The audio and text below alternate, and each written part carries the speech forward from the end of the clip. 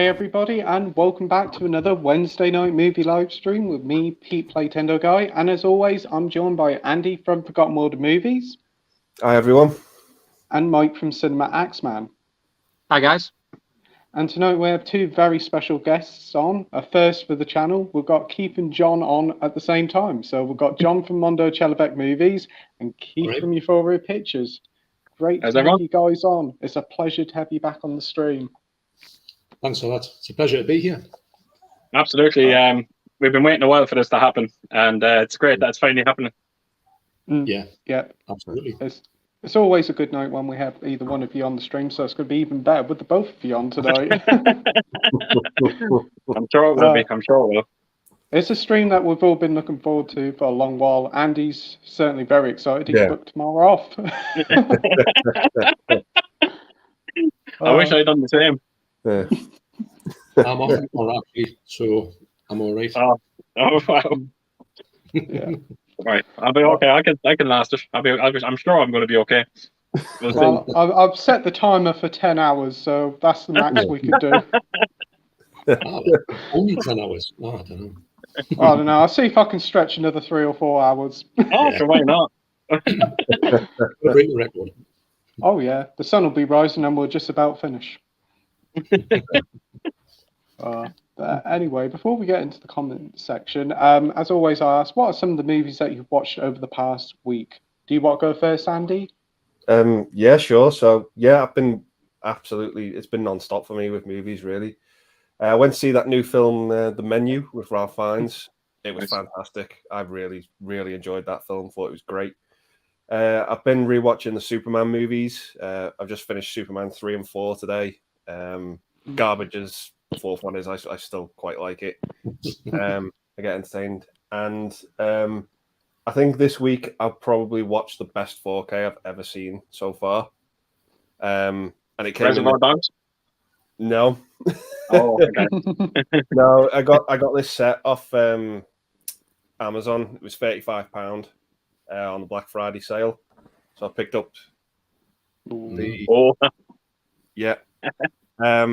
Vertigo. Oh, nice. Vertigo for me has just been the standout. That's my favorite Hitchcock movie. Yeah. Well, I've seen that, and I can agree with you. I've never seen anything like it. It's unreal. The colours in that film. I thought I was actually in San Francisco. Wow. When you see the Golden Gate Bridge, it is insane. Yeah. Oh, right. Great. Yeah. But number one 4K for me so far. That and some of them have taken some beating. Have you watched Psycho yet? And that's it. Yeah, I've watched them all. Yeah. Oh. Yeah, they're all amazing. They're all fantastic. But Vertigo has just been the cherry on top of the cake for me. Absolutely. Yeah. Oh, that's brilliant to hear. There's a scene inside a coffee where they're all sort of sitting around on the table, and it's like a red scene on the red tables and all that. Yeah. I've never seen colours like it. No, it's extraordinary what they've done with that. It's just mind blowing. When I done my sorry. No, sorry, Pete, go on ahead. No, I was just going to ask Andy if he was going to get the second volume, because isn't there like 2 volumes of 4? Yeah. I might do. I'm not really a big fan of the films that are on that set. Just for the price, I can't justify it at the minute. If it had like Rope on or Strangers on a Train on it, I might pick it up. But the films on there just aren't some of my favourites by him. Whereas this first one, I love all 4 of them. Yeah, they're great. It was a no-brainer for me. Brilliant. That's good. Yeah. I know I saw your unboxing of your Hitchcock set, Keith. Yeah. That is incredible with the reels of the films. Such a wonderful set and a really good price as well. Yeah, well, I was fortunate. Let's face it, I was very fortunate with that. That was a rarity. That doesn't happen too often. To get that for like 60, 70 quid. I was fortunate. I was very fortunate. I was just going to say, when I done that video, an actual gentleman, a fellow named Jeff, left a comment on the video, and he noticed that I mentioned them 4K releases, and I didn't actually pick them up. So he's actually sending me the first volume of them releases over sometime in the next month. So it's going to be great to actually see them in 4K. Yeah. Oh, that'd be great. I know the image you showed us, Andy, that you took off your TV looked really good, especially for a film of its age. So I bet in person it looks incredible. Yeah, I couldn't believe it. I was just like, okay, I'm seeing something special here. Yeah. And I wasn't expecting it. Oh. It's like I get excited now when I get 4K and the movie's old. It's just if the movie's old, I just like I know I'm in for a treat. That's like the one that John just showed off there recently in his last video, the Singing in the Rain. Honestly, never seen anything like it. Extraordinary. Yeah. Well, the thing that gets me about Singing in the Rain is the sharpness of it, because Yeah. I mean, Vertigo is brilliant and it's sharp and everything, but Singing in the Rain is like colourful as well, but it's sharper than that, which I've never really seen in an old movie. And Andy's completely right. When I see something coming out in the 50s, 60s in Technicolor, I'm all over it, because you just know you're in for a real treat. Wait till you check out Casablanca. Yeah. Again, I can't compare it because I haven't seen Vertigo, but I can compare it to Psycho, which I thought Psycho was phenomenal. But my God, Casablanca took it a step further. It was extraordinary. Oh wow. What about you, Mike? What have you watched over the past week? So last night I watched The Fly 2. And that was a movie that I always used to hate. Like, I just never liked it, but rewatching it, I actually really enjoyed it. There's one scene in it involving a dog, and I just forgot how heartbreaking that scene is. You think of movies like Marley and Me, or like movies where a horrible dog death, but I'd throw The Fly 2 in there definitely for that one scene with the dog. It's horrible. Other than that, just been watching rewatching a few movies on 4K, like the Evil Dead movies. They're so much fun. Halloween 4 and 5, I picked up those Scream Factory ones recently, and they were good. Other than that's it really. Oh, really great selection there. I haven't seen The Fly 2. I must admit, it wasn't until recently. I think you picked up in your American Haul video that I knew it existed, but I'll have to give that one a go. And would you say it's a solid sequel? I mean, it's nowhere near as good as the first one. I mean, the first one's one of my all-time favorite movies, and it's nowhere near as good. But I think I'd say it's quite an underrated sequel. It doesn't really get talked about very much. Oh, that's good. That's good. Great selection of films you watched there, Mike. What about you, John? What have you been watching over the past week? Well, me and Deborah went to see Black Adam at the cinema. Not yesterday, was it yesterday? Just either yesterday or the day before. And it was funny because I didn't know anything about Black Adam. And when for most of the movie, I didn't really know what I was watching. That's not taking anything away from it, because I thought it was a decent movie and I really enjoyed it. But I'm watching it thinking, all the characters in it, I'm thinking I've missed some movies here because I haven't seen these before. And they were coming across like they'd been introduced before. They were saying, this, and had a bit of a history behind them. And I thought, I'll have to go and seek out this movie that introduces all this, but it doesn't. This is the movie that introduces them. It's a bit, with knowing that now, I think more of it, because I was a bit confused for most of it until I looked and said, where did these come from? And they're just coming from this movie. But I thought it was a lot better than I thought it was going to be, and it's a lot better than it's been received. But if you go into it, if you haven't seen it, and you go into it knowing that these movies are introduced in this movie, you'll probably get more out of it than I did originally. But all the special effects were absolutely brilliant. And The Rock was good in it. He was a good character, and it was quite good. His character was the best character of the whole lot. For how he, I'm not going to go into spoilers, but it's watchable, and it's not. I don't think it deserves all the kind of criticism it gets or hate it gets. But we really enjoyed that, and I've been watching the original Star Trek movies, and I'm down. I've got the first 5. I've watched the first 5. Got to watch the last one. Having a good time with those ones. And what else? I'm sure I watched something else recently that was quite good. War of the Worlds, which was one of the ones where you think, I'm sure I've seen that, but I couldn't remember it. But it was such a good movie that I thought this is not just a daft sci-fi movie, it's a really good movie as well. So the 1953 one, I highly recommend anybody who's seen it, plus the transfers. unbelievable as well. So it's been good. It's but this month I haven't watched that many. But more that thought I'd be watching a lot more, but I've been kind of just out and about a bit more than usual. But but the Star Trek ones, I've been really impressed by them. I know they're not brilliant, but they're very entertaining. I've only ever seen the first Star Trek original film, so I definitely do want to get the box set of the older ones. Have you got them on 4K or have you just got them on Blu-ray? Just Blu-ray at the minute, but I think I'm going to be upgrading to 4K with them. I've had that much of a good time with them that I feel like this box set was going to be my trial to see if I didn't care for them much, I would just keep it at the Blu-ray.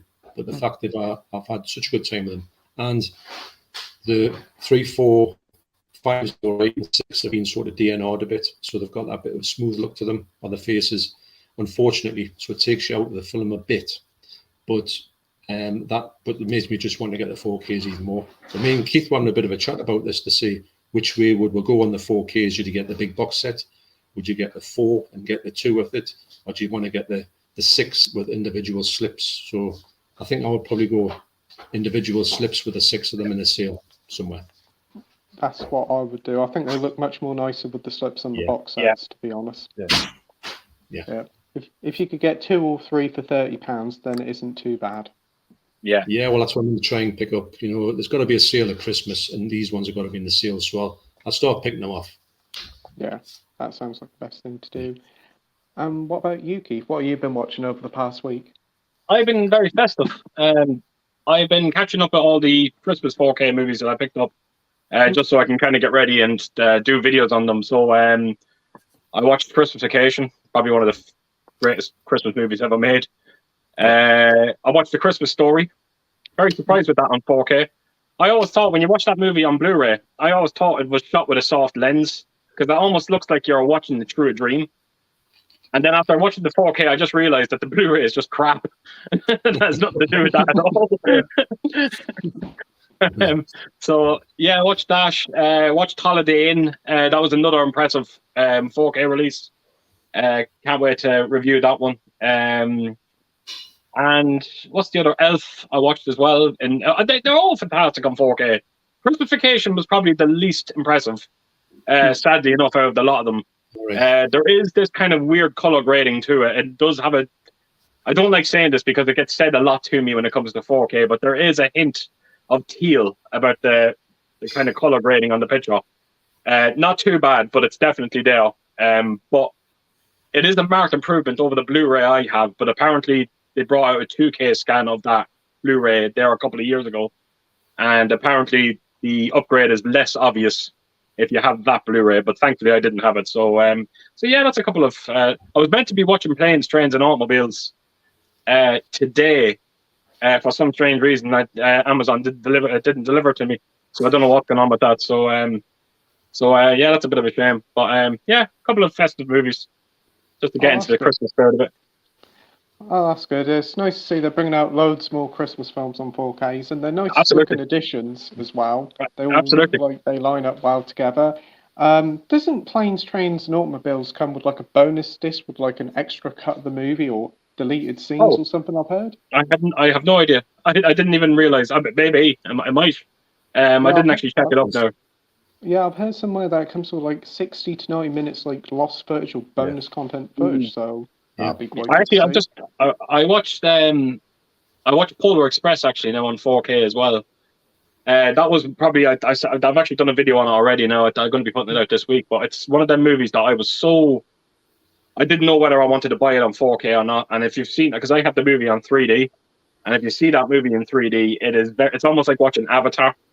Even if they bring Avatar out in 4K, I can tell you that that movie will never be as good unless you're watching it in 3D. And Polar Express is kind of like that. So I wasn't underwhelmed by the 4K release. The 4K release looks extraordinary. It really does, but it just doesn't stack up against the 3D release of it. But great movie. Film that benefits more to being in 3D than it does in 4K. Absolutely. Oh, nice. I did pick up the Vacation movie, Christmas Vacation, in the box set on Blu-ray for about £10 at the weekend, so I can finally watch it for the first time. I've never seen this Christmas Vacation. Really? Heard so many positive things, so I'll give it a go. Brilliant.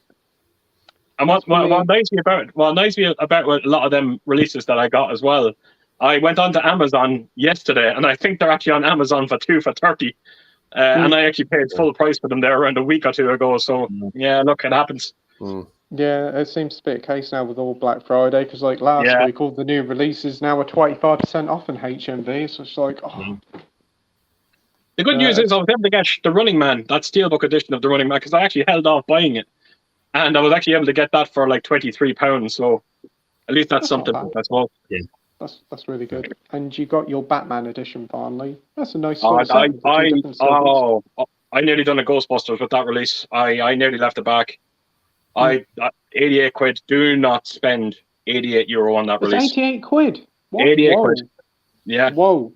I thought it was about 50. I didn't realise it was that much. Whoa. Even now, I'm just sitting here. If you actually see me looking to my right, it's because I'm looking at the plate, the metal plate that you get with it. It keeps falling fucking off. So if you hear a big bang, rest assured it's the plate of that falling off. It's not worth the money. Yeah, I see the plate, and I thought it was supposed to be fitted on. I didn't realise it just come off the box. I thought it was like it was magnetic or something like that, But no, it's held on by a glue spot, and the glue spots have already worn off, and it just keeps falling off. And not only does it keep falling off, because it's in this pod, and I have motion sensors in this pod, and it's triggering off my alarm every time it falls off. So I kind of have to. I'm going to have to take it off. It's pissing me off. Yeah, I definitely understand that. But it was a good idea what you done, putting your other Steelbook in it as well. It's the only reason why I bought it, is so I can do that. Yeah. Yes. Made it quite a nice set with all the 3 Steelbooks inside. Absolutely. For me, I've only watched a couple of films over the weekend. I watched that Bullet Train. A lot of people say it was pretty good. I didn't mind it. It was all right. I thought the pacing was all over the place with the flashbacks and the Thomas the Tank Engine jokes, but it kind of made sense in the end, and the action scenes were pretty good. And I also watched Ben Affleck's The Town, and I really liked that. I thought it was a great little thriller. And I just watched the rest of the TV series Peacemaker, and I'm now starting to watch the Avatar Legend of Aang TV series on Blu-ray, so not too bad. Anyway, before we get on to the comment section, as it's been a little while since you've both been on the stream, do you want to promote your channels to everybody watching at home? Do you want to go first, John? Well, it's what we do, isn't it? We'll come on, you'd show you a few pickups, and we talk about your movies, and hopefully, if I get stuff, I'll try and if I've got something that I think is worth talking about, and maybe passing on the thing of saying go and get this 4K and that. And I hope that people would know that I'm kind of on the level with what I talk about, and if I say it's going to be decent, I think people would get that from us, and I would tell them people if it was bad and stuff like that. So all about the 4Ks, and then obviously there's the Video Nasties that's doing really well, and that'll be starting. It hasn't finished or anything. That'll be starting on first week in December. I think that's when we shifts all aligned, so we can get that back to go for a live stream, and that's all good. So yes, for like pickups, live streams, the usual, and I'm looking to get more music involved, like doing a bit more music, bit like Mike and that, and get involved with that a little bit more and put that a little bit. Not making a complete music thing. I wouldn't have a separate music channel, but I would maybe do a lot more music and talk about it and how I actually record it, because that's one of the things I want to do in the site when I first started, and haven't really done it yet. So I think it might be time to do that, or introduce it slowly, and then lose everybody. Everybody will think I'm rubbish, and that'll be on the channel. Something to look forward to, isn't it? Sounds like a fantastic idea to introduce music. I'll be looking forward to watching that. And what about you, Keith? Do you want to promote your channel to everybody watching? Yeah, I'm just a simple person that just loves movies, and I love collecting anything that's physical media. And I'm big into my collector sets. I love kind of the rarities, the rare editions. I just love collectible pieces, kind of displayable pieces, and I also enjoy reviewing 4K releases. Kind of going into the whole technical side of the 4K transfers and the likes of Dolby Atmos sound as well. I do also a few streams, most of the time with John, or this way. There we go, John. I'm gonna have to get used to that. And look, I'm just, like I said, I love movies. I love talking about them. And if you are into your movies, by all means, come over and check out my channel, Euphoria Pictures. Both fantastic channels. Both you won't regret subscribing to them. Both nice guys. Highly recommend go subscribe to them. You'll certainly be entertained. So many brilliant videos there. So their links are in the description down below, as is Andy's and Mike's. So give them more sub if you haven't already. Appreciate it. Thank you, Pete. Yeah. So without further ado, let's get into the comments. And first up is DVD from Film Bloke saying, hi, I saw quite a lot of films this week. I saw a few Alfred Hitchcock films, The Lodger, which is his most successful silent film, which I loved, and also saw Rebecca. Oh, that's good. Nice. He continues to say, Rebecca was good, but I wasn't overly taken to it. It's a great story, but its execution lets it down. It's not Hitchcock's best. I haven't actually heard of that one before. Have you guys seen Rebecca? Yeah, a long time ago. Yeah, I'm the same. I'm the same. Yeah. It was all right, Wow. but it doesn't stand out as one of his best. I'll agree on that one. And I'm interested to actually see some of his silent stuff because I haven't seen any of it. I would love to see what it's like. I know over his doing films, he's done so many different films, like about 50 odd in about 50 years, is it? Something like that. Some ridiculous number like that. So that'd be interesting to look at all his films. Oh, yeah. The viewer Drew says, hey everyone, what's up? Hey Drew, thanks for joining. Hey, how are you? Hey, Drew. DVD Film Bloke saying hey to Drew. He also says, I saw a made-for-TV mockumentary called Forgotten Silver, directed by Peter Jackson, in between Heavenly Creatures and The Frighteners, and it was great. Oh, never heard that one before. Never heard of it. Guys? No. I've heard of it, but I don't know anything more than I knew it existed. He continues to say, it's about a fictional silent filmmaker, and it was really well made. If I didn't know otherwise or didn't get the humour, I would have thought it was real. In fact, some people did when it was on TV. Oh, so a bit like Ghostwatch, Sounds good, actually. Yeah, it does. I also saw the unreleased film Nothing Lasts Forever, which I was on about a few streams ago. I thought it was great as well. It should have been released, and it's a shame MGM saw no potential. Oh, that's a shame. Okay. Right. Comments loaded up, taking a little while. Continues to say, really, the only problem I had was that it was a little bit too short at around 80 minutes. It could have been another 10 to 15 minutes longer to help flesh out its ideas more. We have Edward here saying, evening everyone, hope you're all well, and what's your favourite Antonio Banderas film? Yeah, thanks for joining, Edward. Edward. That's an interesting question. Antonio Banderas, the only thing I can really remember him for is the Mask of Zorro films. There was one with Stallone done, and the Shrek films as Puss in Boots. So I'll probably say Shrek 2, because I liked him in that. It'd have to be Desperado for me. Yeah, Desperado. Yeah, it's a great, fantastic movie. Hopefully Avatar, the new Avatar movie. Fingers crossed. Because he's in that, I think, as well. Is he? Oh, I didn't know he was in that. Oh, no, sorry. Getting it wrong. Not Avatar, Indiana Jones. Sorry. Oh. He's in the new Indiana Jones movie, sorry. Oh, he'll be good in the new Indiana Jones. Yeah, I think that'd be a good role for him. Oh. What about you, Andy? Yeah, I quite like Assassins. That movie's quite a lot of fun. I always remember him in the Spy Kids movies when I was a kid. Yeah. Spy Kids. Yeah. I'm trying to think what else. I mean, obviously Desperado is just it's classic, isn't it? You know. Yeah, probably just those. That's all I can really think of at the minute. Was he in a movie with Catherine Zeta-Jones once? Yeah, that's the Zorro movies. Yeah. Yeah. Zorro. Yeah. Films. Keep forgetting about them. Yeah. He just turns up in a lot of stuff that you don't expect him to turn up in. You know, it's weird. Every time someone mentions Antonio Banderas to me, I don't know why, but I always think of The Princess Bride. I keep thinking he's in The Princess. You know the main chap that's in that? Yeah. I always think that's Antonio Banderas for some strange reason. Similar sounding names, yeah. Yeah. I'll tell you one film that I keep forgetting he's in, though he doesn't make a very good impression, and that's the Uncharted film. He's in it for some reason. That film. Wow, I've literally blanked that out of my mind. Thanks for putting that back in. Bad movie. Oh, I'll pay full price for that, and yeah, very disappointing with that one. Yeah. What about you, Mike?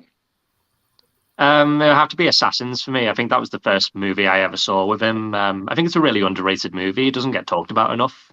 Yeah, that's the one with Stallone, isn't it? Yeah. Yeah, I have seen that many years ago, but Desperado I haven't seen, so that's one I got to get onto quickly. Great, Desperado. It's the best one out of that trilogy anyway, because it was El Mariachi was the first one, which was all right. That's right. Yeah. And then once upon a time in Mexico, I think it Mexico, was, yeah, was okay. Johnny Depp should have been better in that, but he was a gunslinger with 3 arms. That should have been like a bit more it's a bit more, made the movie a bit better, but it just kind of missed for some reason. But Desperado, they nailed it. Are they going to remake that or something, or I'm just imagining that? Oh, I don't know. No, Seems in I hope Hollywood not. they probably are. Hope not. It just springs to mind. I don't know why, but There is a great scene in that Once Upon a Time in Mexico with Johnny Depp, though. You know the bit where he's blind and he does this standoff and he starts shooting and he just hits everything but the people. The way it was done, it was brilliant. Yeah, I know. Oh. DVD and Film Bloke says, Edward, I don't really have one. He also says, I saw a trauma film called Cannibal, the musical, which was a student film from Trey Parker, and Matt Stone, pre-South Park. It surprisingly didn't have much gore. Instead, it was more gags. Oh. Okay. I've heard of it. He continues to say, Cannibal, the musical, was really funny and I loved it. I saw it with a few friends as a double bill with another trauma film and we all loved it. Oh, that's great to hear, mate. Slightly less good was the other film, which was called Period Piece, which is, in fact, no doubt about it, the worst film I've ever seen in my life, and I've seen a lot of bad films. Wow. Never even heard of it. Are you guys heard of it? No, never heard that one. No. Viva Drew saying, hey. We've got the 70s and 80s expert saying, evening, everyone. Evening, hey. mate. All right. He continues to say, DVD Film Bloke says, the best way to describe Period Piece is hardcore porn. Wow. Okay. Really unsexy porn, I might add. Meet public access TV. It's proof trauma will pick up anything, no matter how horrible or disgusting it is. Yeah. Wow. I'm not surprised, because trauma will go for anything, you're right. Yeah. In fact, you know how you're saying you don't like saying a movie is shit because you've never made one, Andy. Watch Period Piece and tell me you can't make a better film. Okay. Yeah. I don't like saying a movie's shit because obviously it's someone's work has gone into it. Obviously, it's someone, no matter what the quality is. Well, sometimes you just can't help yourself. You just feel as if you've been robbed. Sometimes. Yeah. Sometimes you watch a film and you feel like, well, that was a waste of 2 hours. That was Uncharted. Yeah. DVD Film Bloke says, don't watch it for the love of God unless you have a puke bag. I've never seen Pink Flamingos, but I imagine it's easier to digest and at least it has a plot. Wow. Yeah. Well, you definitely put Andy off it, so. Yeah. I couldn't stomach Pink Flamingos, but I get what John Waters was doing with that film, and he succeeded. He did. Yeah, if you went up to him and said, "This movie's fucking awful. Why have you made this?" He'd love it. He'd just be like, he'd just be like, that was his goal, that was his vision, and I have to take my hat off to him because he executed it with flying colours. It's a movie I'll never watch again. That's for sure. It is a tough watch. I mean, I didn't watch it for a while. I got the Criterion. Yeah. And even when I watched it, knowing full well what's in it after seeing it 2 or 3 times, when you're watching it, you still think, I can't believe this is in this movie. Yeah. And then the next thing comes and you go, I can't believe this is in the movie.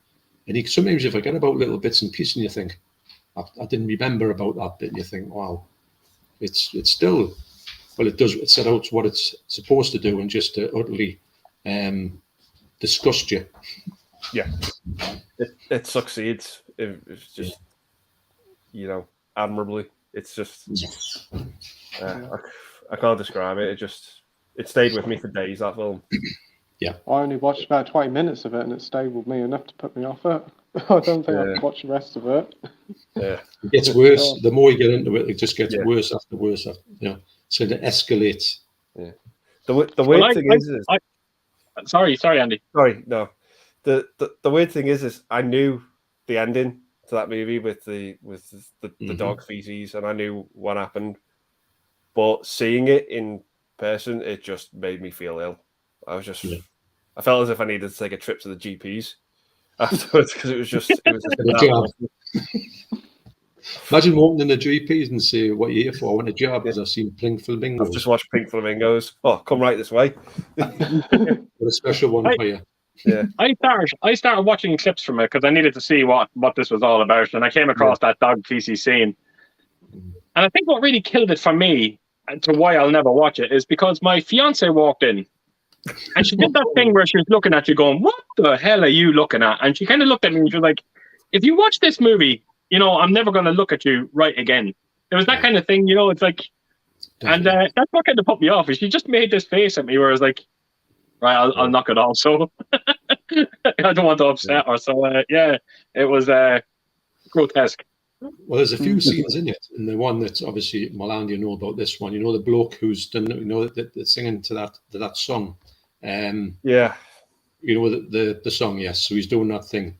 Now, somebody, if you're sitting there watching this movie, which is you can say an art movie, and that bit's on, and somebody in your family walk in the room when that's playing, that's you done. Yeah. There's your bag on the doorstep. You're out of here. Yeah, There's no way getting back in that house. Yeah. That bit where he's on his back and he's singing to the song, but he's not singing with his mouth. he's singing with his arsehole.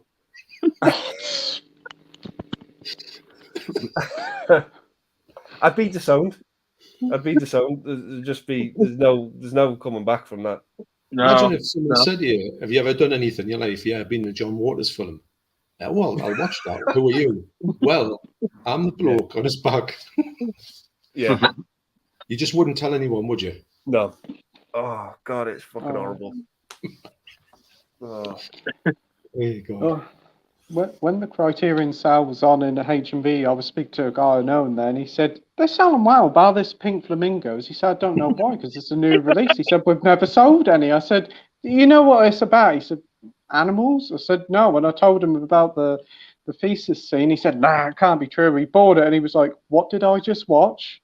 I'm really surprised it got released uncut in the UK. Really surprised. Yeah. They still haven't sold anything by that one copy. Yeah. Well, yeah. I think everyone should at least see it once.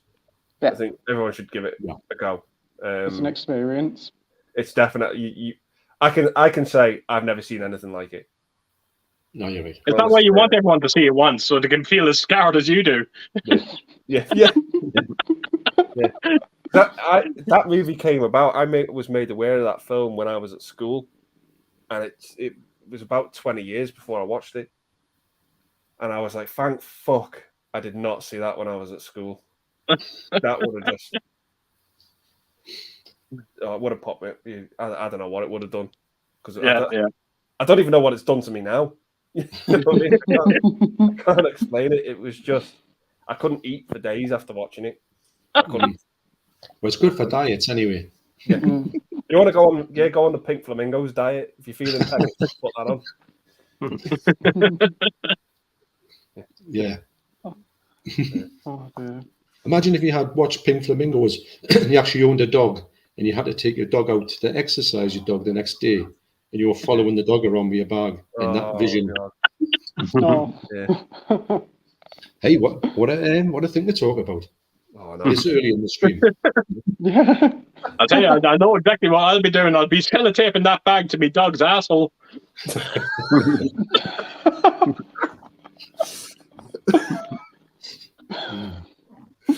Oh. Get out the dog diapers. Oh. DPT from Phone Bloke says, Period Police is pretty much the director's fetish film, paying homeless people to do fucked up things. No wonder he disappeared off the face of the earth in 2015. Wow. As many jokes I make about people living in people liking a movie, I seriously question the well-being and psyche of those on Letterboxd who gave it good reviews. It's not art, it's not transgressive, it's trash. He's almost actually selling this movie to us in a way. You almost want to see just see how bad it is. It's made me want to check it out. I may give it a quick wiki or search up the trailer on YouTube and then be like, oh, I wish I never watched it, but I'm intrigued. We've got the Fever Drew here saying, I have excellent news to share with everyone. I saw Black Panther Wakanda Forever recently. Oh, that's good to hear, mate. I hope you enjoyed it. I haven't seen it yet. I know Andy saw it. What did you make of it, Andy? It's one of the better ones from Phase 4, I'd say. It's still not perfect. It's probably the best acted MCU movie. Everyone acting in it is superb in it. But for me, the big problem is it's missing Chadwick Boseman. It's the elephant in the room when you watch that film. It really is. But I think, given the circumstances, they did make a decent movie there. But I still think it has problems. Definitely. I still think they made the right call with it as well, and not recasting him. I think that's the right thing to do. It's even if it did harm the movie, I think it was the right thing to do. Yeah, definitely not recast him. Mm. Have you seen it, Keith? No, look, I'm not going to lie to you, lads. I'm fatigued. I've gone. I haven't even seen the last Thor movie. I haven't even bought it. I am massively. You're not missing much there. And that, so I need a break. I need a good break from these movies. Unfortunately. Yeah, it's definitely getting far too much. Next year seems to be non-stop as well. I think they're going to fit about a whole phase worth of films in about a year and a half. It's ridiculous. They need to slow down. Like even John there talking about Black Adam. Like I trust everything John says, but I was kind of, when he was talking about it, I was like, no, I can't watch it. I can't bring myself to watch it. I just need time. It's not just Marvel. It is DC as well. It's all superhero movies at the moment. I just need a break from them. There's something superhero nearly every single week now. I mean, like this week we got Guardians of the Galaxy Christmas special. It's just like too much, too soon. Ridiculous. You haven't seen it, Mike?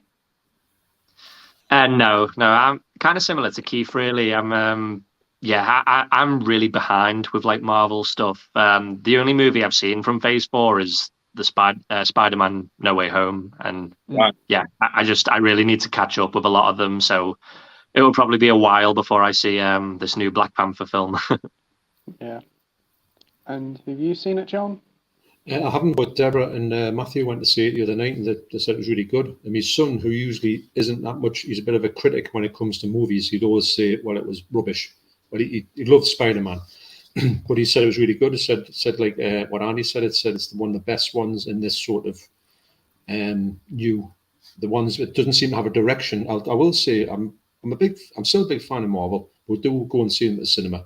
I've never seen Black Panther, and I'm not really want to really go and see this one. For some reason, it just doesn't appeal to us. But we do watch all the other ones, and we do quite enjoy them. We're watching at the cinema, and we'll get something out of them, but we don't feel that it hasn't got that thing that the other sort of coming towards the end game, that whole arc is just gone. And I think if they just come out and just said, look, we're not going to try and do that again. These are going to be more like standalone movies. I think it would have fared better. I think everyone's waiting for the next end game, which obviously isn't going to happen. So they haven't shot themselves in the foot, but they don't seem to have any sort of like end game really. They don't seem to be to go into anything. But I think that's Thor was brilliant, and I thought it was so funny as well. I think that's the one thing I miss with the kind of, with the Marvel movies. I do remember when you watch the first three phases where you were always waiting for that end credit scene to bring you that little bit closer to Thanos and all that, where you're just not getting it now with these new movies. And like I agree with John what he's saying. The fact that it just doesn't seem to be building to anything. You kind of miss it a bit. Now I kind of get it as well. They can't just keep doing what they've done already. But I would like to see some sort of just a bit more of a connection with these movies that's in Phase 4 at the moment than what we've gotten. So look, we'll wait and see. Yeah. Yeah, there'll be plenty of more Marvel films to come, I'm sure. Yeah, There'll probably be about absolutely. 30 to 40 before the decade's out. I'll tell you that Black Panther is going to fall well short of what that first movie made. I was just looking at it in the box office the other day. It's not going to come remotely close. I know it broke loads of records. The first one did, didn't it? I don't know how this one's doing in the box office. Yeah, not as good. It makes you worry for Avatar 2. It's got to make 2.2 billion to break even, apparently. Really? To break even. To break even. And we've got another 4 or 5 films. Could you imagine if it flops? And they've already shot movies back to back. Like, imagine that. The sequel to the third part will be released on Disney Plus. Could you imagine something like that happening? Yeah, part 4 will be on BritBox. But in all fairness, all joking aside, I just seen the recent trailer to Avatar. My God, if anything, it just looks beautiful. Oh yeah, it looks. I know it's going to be a spectacle. Regardless of what the story is going to be like, it is going to be something truly magical to look at, I say. Well, I was looking at a couple of clips today online of Avatar, and it looks great. But when you see the live action people with the avatars in the same place, it looked a bit false, and you think, oh, that doesn't look too good. But when you see the trailer, because I saw the trailer with Black Adam that was on there, and like you say, it's just unbelievable what you're seeing on the screen. And it seems like you think they've had 12 years to perfect what they've done, and you can see that in what you're looking at. And I'm interested to see it. I know it's going to be. I think he's going to follow the same kind of global warming aspect to it, which he's big on, which is fair enough. But I think he wants to put a bit more action into it if he could. For me, did you hear as well that apparently it hasn't leaked? I think it was been revealed, but they've kind of given away a bit of the plot towards the new Indiana Jones movie, where it's going to be held around the moon landing, apparently. Okay. And that's going to be kind of intriguing. I read that, I was kind of going, okay. Once they don't go back to stupid bloody aliens and all that kind of crap. And there was a rumor going around as well that it's going to do with time travel, but it seems like from what I've been reading, I think that's gone now as well, and that's a good thing as well. Yeah, definitely is. Some and of the pictures that have come out looked good, I must admit. And I think it's been revealed as well that this thing, the de-aging of Indiana Jones, apparently it's going to be for the opening sequence to the movie. It is, and I think that's it. I think it's that's it. I think that's all the de-aging you're going to see in that movie. Hopefully. Hopefully it'll be worth the wait and it'll be a finale worth sending off for. But I must admit, Avatar 2 trailer does look really nice. It kind of gives me Waterworld vibes with aliens for some reason, but it does. Yeah. Let's just hope it doesn't end up like a flop like Waterworld. But I'm looking forward to it. Hopefully it will live up to the hype, and hopefully it will make Disney their money back, because they have openly admitted it. If this one doesn't perform well and next one don't, they'll just scrap them all. Yeah. Which is a lot of money and a lot of years of work to put down the bin. I don't mean to sound bad, because you never want to see anything. You don't want to see people losing out on money or anything like that. But doesn't parties not just kind of hope that maybe they do flop, so maybe Cameron can go on and focus on something else? It's such a waste of talent. I would love to see him do something else. He seems to be just bulldozing his way through this whole process of Avatar without blinkers. He doesn't look to the next thing, and you think he was talking about making Alita Battle Angel. Fair enough, because that came out, but it wasn't really him, but it was kind of him. He just needs to he wants to get it out of his system. But the only problem is, if it flops, he's in the muck. And also, it's going to take him that long to finish the rest of them off, because you can't just do them all 1 year after another. They've got to space them out a touch, and he's like living on borrowed time in a way, because he's effectively blocked off like 20 years of his life to focus on this. When you just think of how many like different projects he could have done, and I think he could have done some excellent films, possibly in that. But he might be known as just a man who made them massive flops towards the end of his career, because he might not have a career if these are the ways going. Which is a shame. Do you ever notice with James Cameron as well that I noticed the movies that he produces, like for instance, Alita: Battle Angel, when that came out and it kind of got the fans loved it. He made sure that he was strongly behind this movie. But then when Dark Fate came out, he was like, "Oh no, I had nothing to do with that. That's not that's the one thing I do notice with Cameron." Yeah, I do. He doesn't like flops, does he? No, he doesn't. Piranha 2. Piranha 2, yeah. In all fairness, he only directed around half of that movie, didn't he? Yeah, because they kicked him off. Imagine I got thrown off of Piranha 2 on your resume. What makes it even worse is there's a story going around that he actually tried to break into the studio and steal all the film that he recorded. Now, he hasn't admitted to it, but he hasn't kind of denied it either. So, I could see him doing why he wanted to steal that heap of shit, I don't know.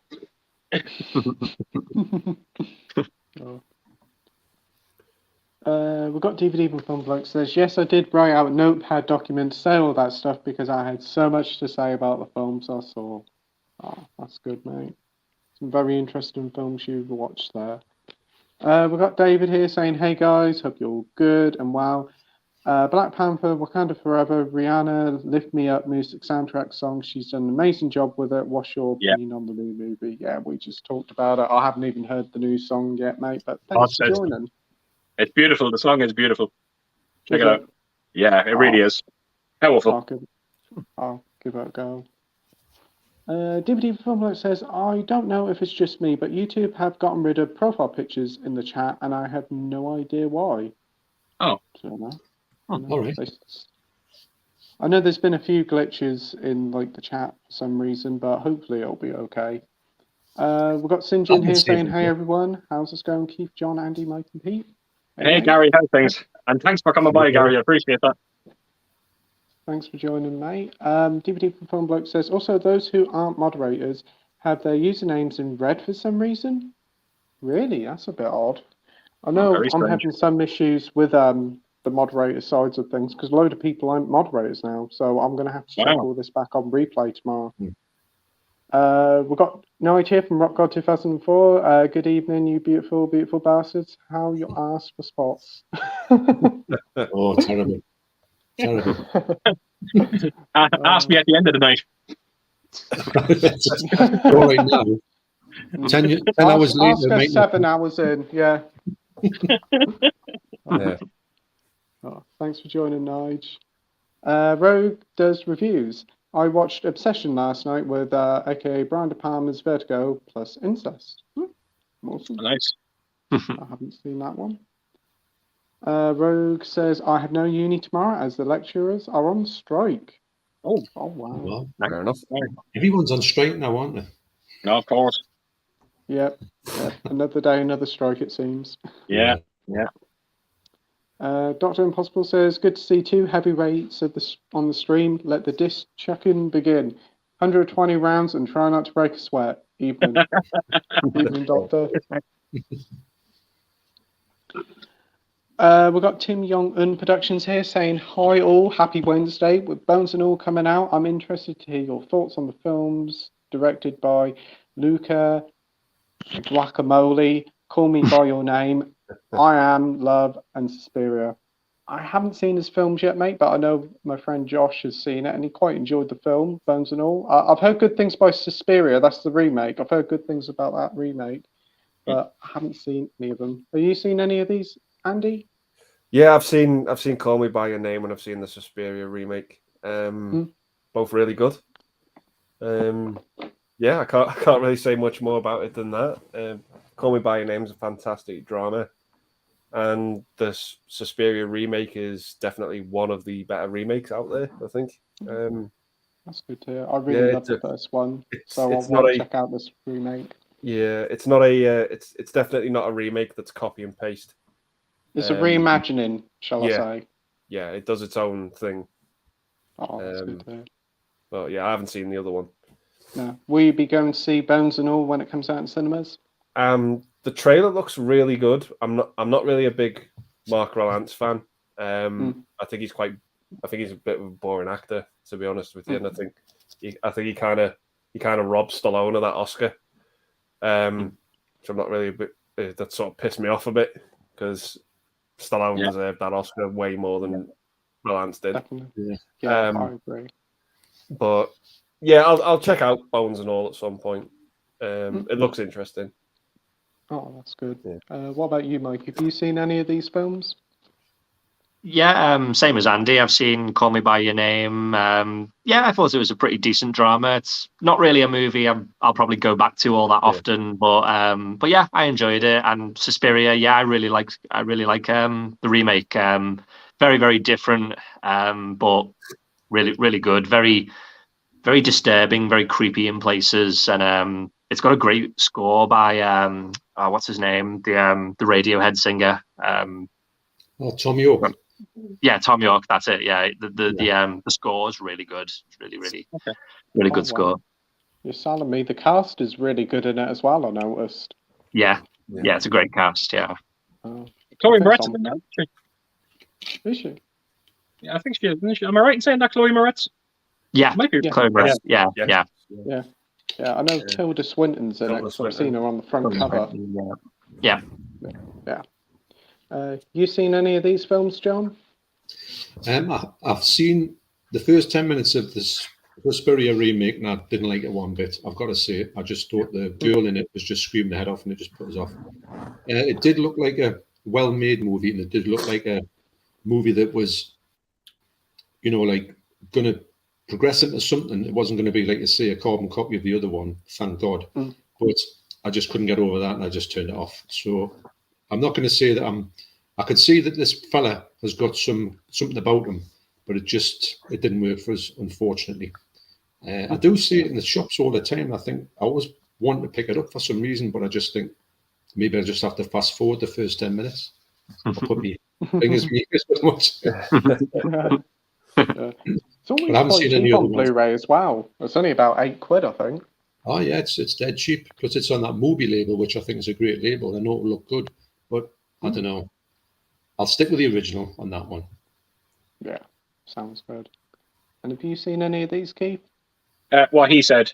No, I done one better than John because I got around 13 minutes into Suspiria, and I had to knock it off. Maybe it's just the fan of me who just loves the original so much that almost resented this movie. But I do appreciate the fact that they were definitely doing something very, very different with it. And maybe someday I just need to look past it and just appreciate it for what it is. I have a lovely release for it, so and I should actually look at it. And so hopefully someday I will. Just have to get me in the right mood. I haven't seen the rest of it. Well, it's definitely not put me off him as a filmmaker. That's for sure. It's not as if I would say, I won't watch any of his films. That's not the case. It's just, I think they could have started off in a different tone, rather than just having this screeching going on. And I thought, wow. Yeah. We have Sinjin saying Keith has an amazing Hitchcock collection. Absolutely agree with you there. Yep. Thanks, Gary. I'm very proud of it. It's a lovely release. It really is. I'm very fortunate. It is tremendous. David says, Andy, will you upgrade Superman movies on 4K to complete the collection? Probably not. I've got to be honest. The Blu-rays I've got are still really nice. To be honest, I don't know if I was to upgrade them. I'm definitely not in a rush to. If you see the first 20 minutes of Superman on 4K, I guarantee you'll regret it. Okay. No, I've done a video. I've actually done a collaboration video with John Clancy about that movie, and it's clear to see that the first reel of that movie was obviously badly damaged, and it's why maybe the first 20 minutes of it on 4K looks as poor as it does. But my God, when it kicks in, it's a stunning looking 4K movie. It's one of those 4Ks that just never seems to budge on price. I don't know why. It's weird, strange. They are actually re-releasing the other Superman films on 4K next year, Superman 1 to 4, I think, and they are remastering this one as well, the first one. Yeah. So they'll probably do another really? box set of them or How can they individual remaster releases. how can they remaster the first one again if they've I already remastered it honestly from the don't original print? know. I honestly It's don't know. There was a little title that came out today saying, "Oh, they're also remastering the first one again, so it looks a little bit better." But what can they it's probably do? the DNR edition. Yeah, that's probably what they'll do. Yeah. Yeah. I watched both cuts of Superman 2 as well last night. Right. Yeah. It's amazing how different they are, isn't it? You think that it'll just be like a little bit here, a little bit there, but it's like watching a different movie. It's mad. Yeah. I've never seen that. Like, is it Donna Cut? Is it the second Donna one? Cut, yeah. Yeah, I haven't seen that. I have got the box set with it in, so I'll have to give that a watch because it's been a while since I've seen I've watched Superman 2 1,000 times. It feels like it, so I know it off by heart. Yeah. And then when I watched that, I was like, wow, how can that be so different? But I love Superman 3. I can't get I've got pictures to say that. It's like a comedy, really. But Superman 4, there's nothing you can do with that movie and make it good. No. Part 4 was the first movie I went to see in cinema. Wow. So you haven't been back since? I've never went to the cinema again. Yeah. Well. We've got Tim Young in production saying, "What is everyone's favourite film in the Cornetto trilogy? Mine is The World's End." Yeah, good choice there, mate. They're all great films. For me, that's a hard choice between Shaun of the Dead and Hot Fuzz. Or Shaun of the Dead, just by a whisker. What about you, Andy? Yeah, I'd probably have to say Shaun of the Dead as well. I think I kind of had a bit of like a love-hate thing with Hot Fuzz the first time I watched it. I was just like, I wasn't really too sure what the movie was trying to do or where it was going to go. But I think over time rewatching it, I absolutely love Hot Fuzz now. I just think it's fantastic. The World's End for me is it's probably the weakest of the trilogy for me, but I still like it. It's still a good fun film. But my love for Shaun of the Dead was pretty much instant. Just on the first viewing, I knew I was watching a great movie. Yeah, fantastic film. Always catch the repeats on ITV2. I did when it was on. Yeah, I kind of forget how funny that movie is in parts sometimes. It cracks me up. Just the bit where they're like up at like 4 a.m, just got the fucking music blasting. I don't know why it cracks me up that. like why are they just up at like 4 a.m, just listening to music? It cracks me up. Yeah. Oh, such a great film. Yeah. What about you, Mike? It's probably Hot Fuzz for me. I just love that movie. It's just so much fun. I think my least favorite is probably The World's End. I remember when I watched it, I just hated how at the beginning of the movie, I feel like Simon Pegg just spends like the first half an hour of the movie just trying to get his mates to just have a drink with him, and it just got to a point with me where I was like, oh, come on, guys, just have a drink with the guy, it got very tiring for me, that movie. And then the second half, it was just a bit all over the place. But I love the first two, but I'd have to say Hot Fuzz is my favorite. Yeah, I definitely do agree with you there about The World's End. It takes a little while to get going. Yeah. What about you, John? Well, exactly the same as what Andy was saying. Just exactly what he said. I did see the World's End with my son at the cinema, and we enjoyed it. But we both knew that when we come out, we both looked at each other to say that wasn't as good as the other two, because the other two were perfection. I mean, Shaun the Dead is perfection. I mean, every single thing in it is funny. And no matter how many times you watch it and you know what's coming, it's still as funny as it was when you saw it for the first time. So that's the mark of a great comedy. Hot Fuzz is equally as good, although it's not as funny, but it's good how they took it in a different direction. It's not as if it's like but I thought it'd just be like a remake of Shaun the Dead to a certain extent, but it's not.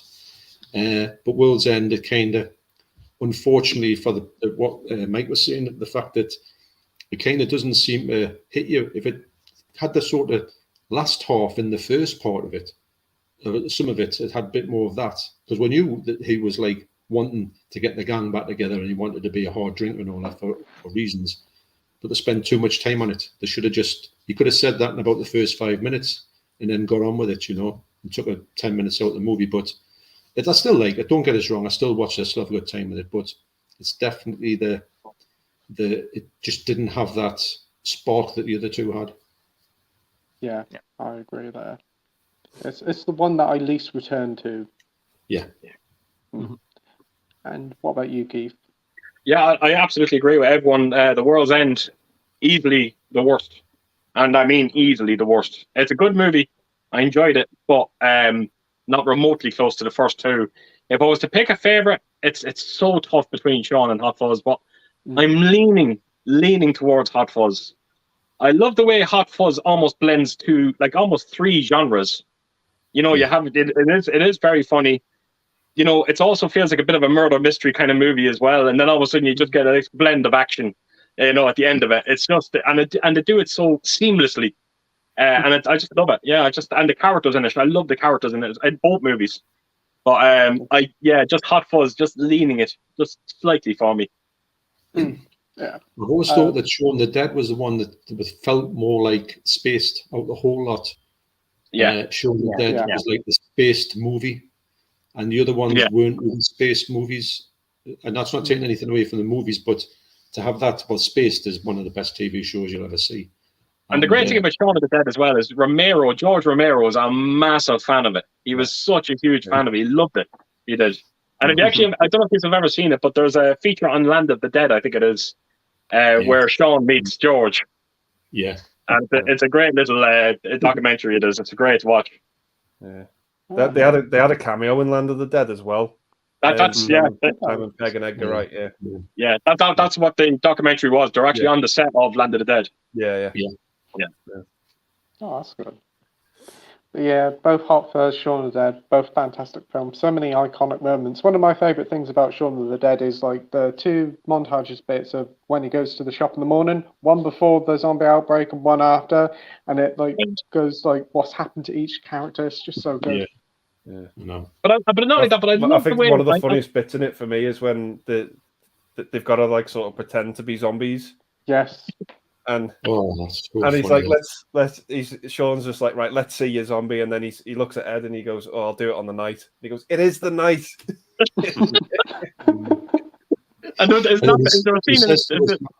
Sorry, Keith, what are you saying? No, I think I was just going to say what you said, John, where they looked at the mother and they went, oh my God, that's very good. And she was like, what, dear? Yeah. That was it. Oh, that was brilliant. What did you say? Because she's miles away. Oh, hi. Yeah. But the mother actually, when they're walking through the zombies and they're all doing the things, and it comes to where the mother is, and she's going, or something like that. It's just all these little bits are so absolutely just brilliant, man. Yeah. It's really good. Yeah. I keep forgetting Bill Nye's in the film as well. Yes. So many great actors in it. So good. He's in all of them, isn't he? Bill Nye. I think so. Yeah. I actually love. I'm a big fan of Bill Nye. I'm a big fan of Love Actually, that movie Love Actually, and it's largely down to Bill Nighy's story. I think he's incredible in the movie. I'm a big fan. I love him. Yeah, he's certainly one of the highlights of the film. Yeah, absolutely. Yes, Antor Deck.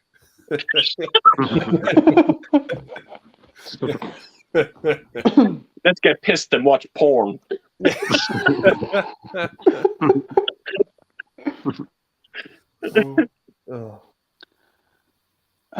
Right, we've got Friday and 247 here saying you guys picked up Reservoir Dogs on 4K yet. Steelbook is perfect and the transfer is jaw-droppingly good.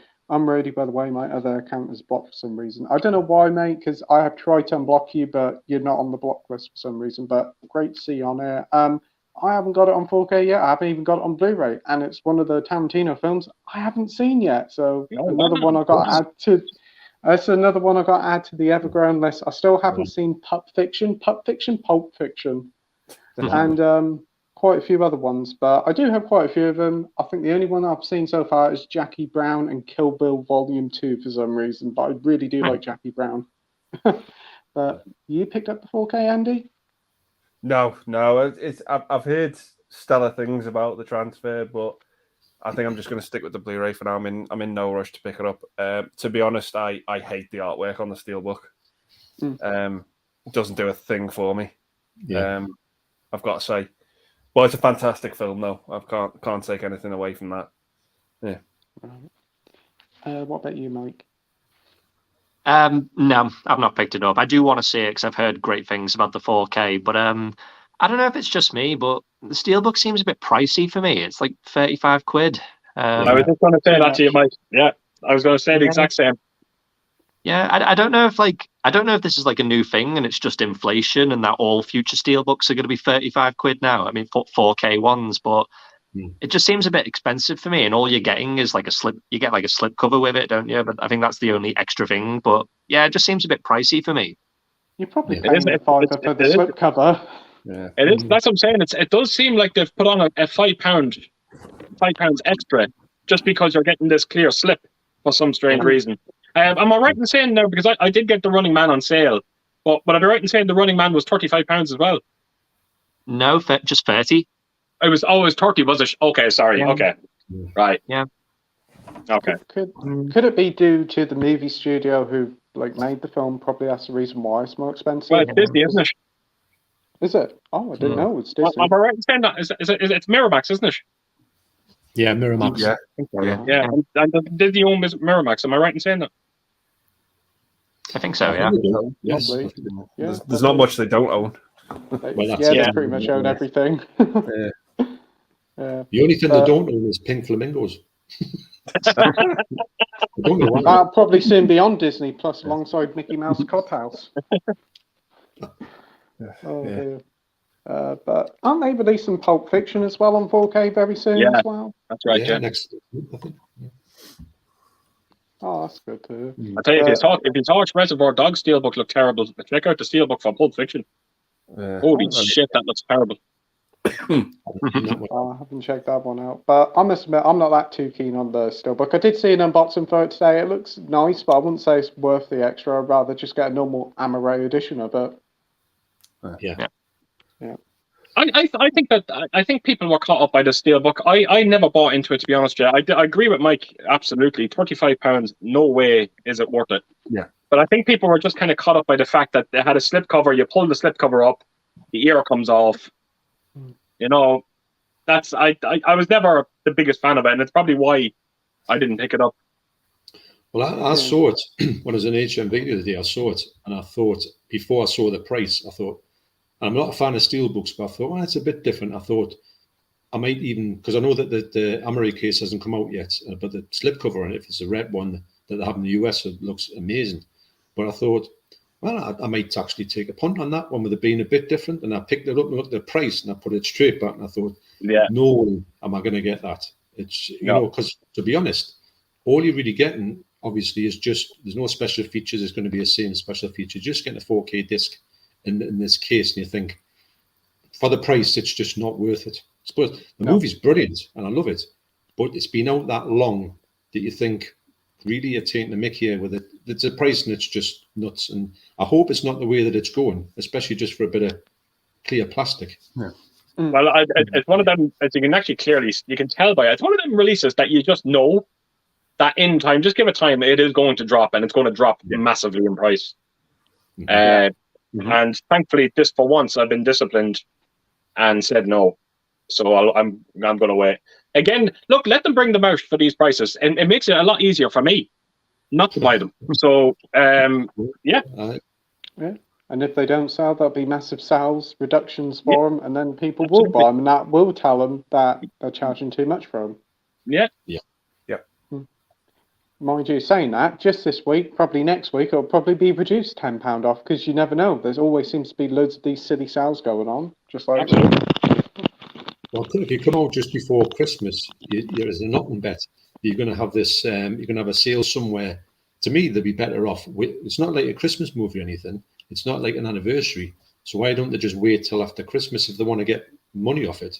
Because really, like in February, they should have released it because it's going to be a sale for Christmas, New Year's sale. It's going to have to hit all of them ones. It'll never keep its price. And if it does hit its price, that's at 35 and you're getting some great deals on all the other ones. You're not going to go near that one, are you? No. I'll tell you, to put it this way, I was only just talking to someone about this today. I went on to Amazon Italy, and I picked up. Now I've never seen these movies, but I've heard great things about them.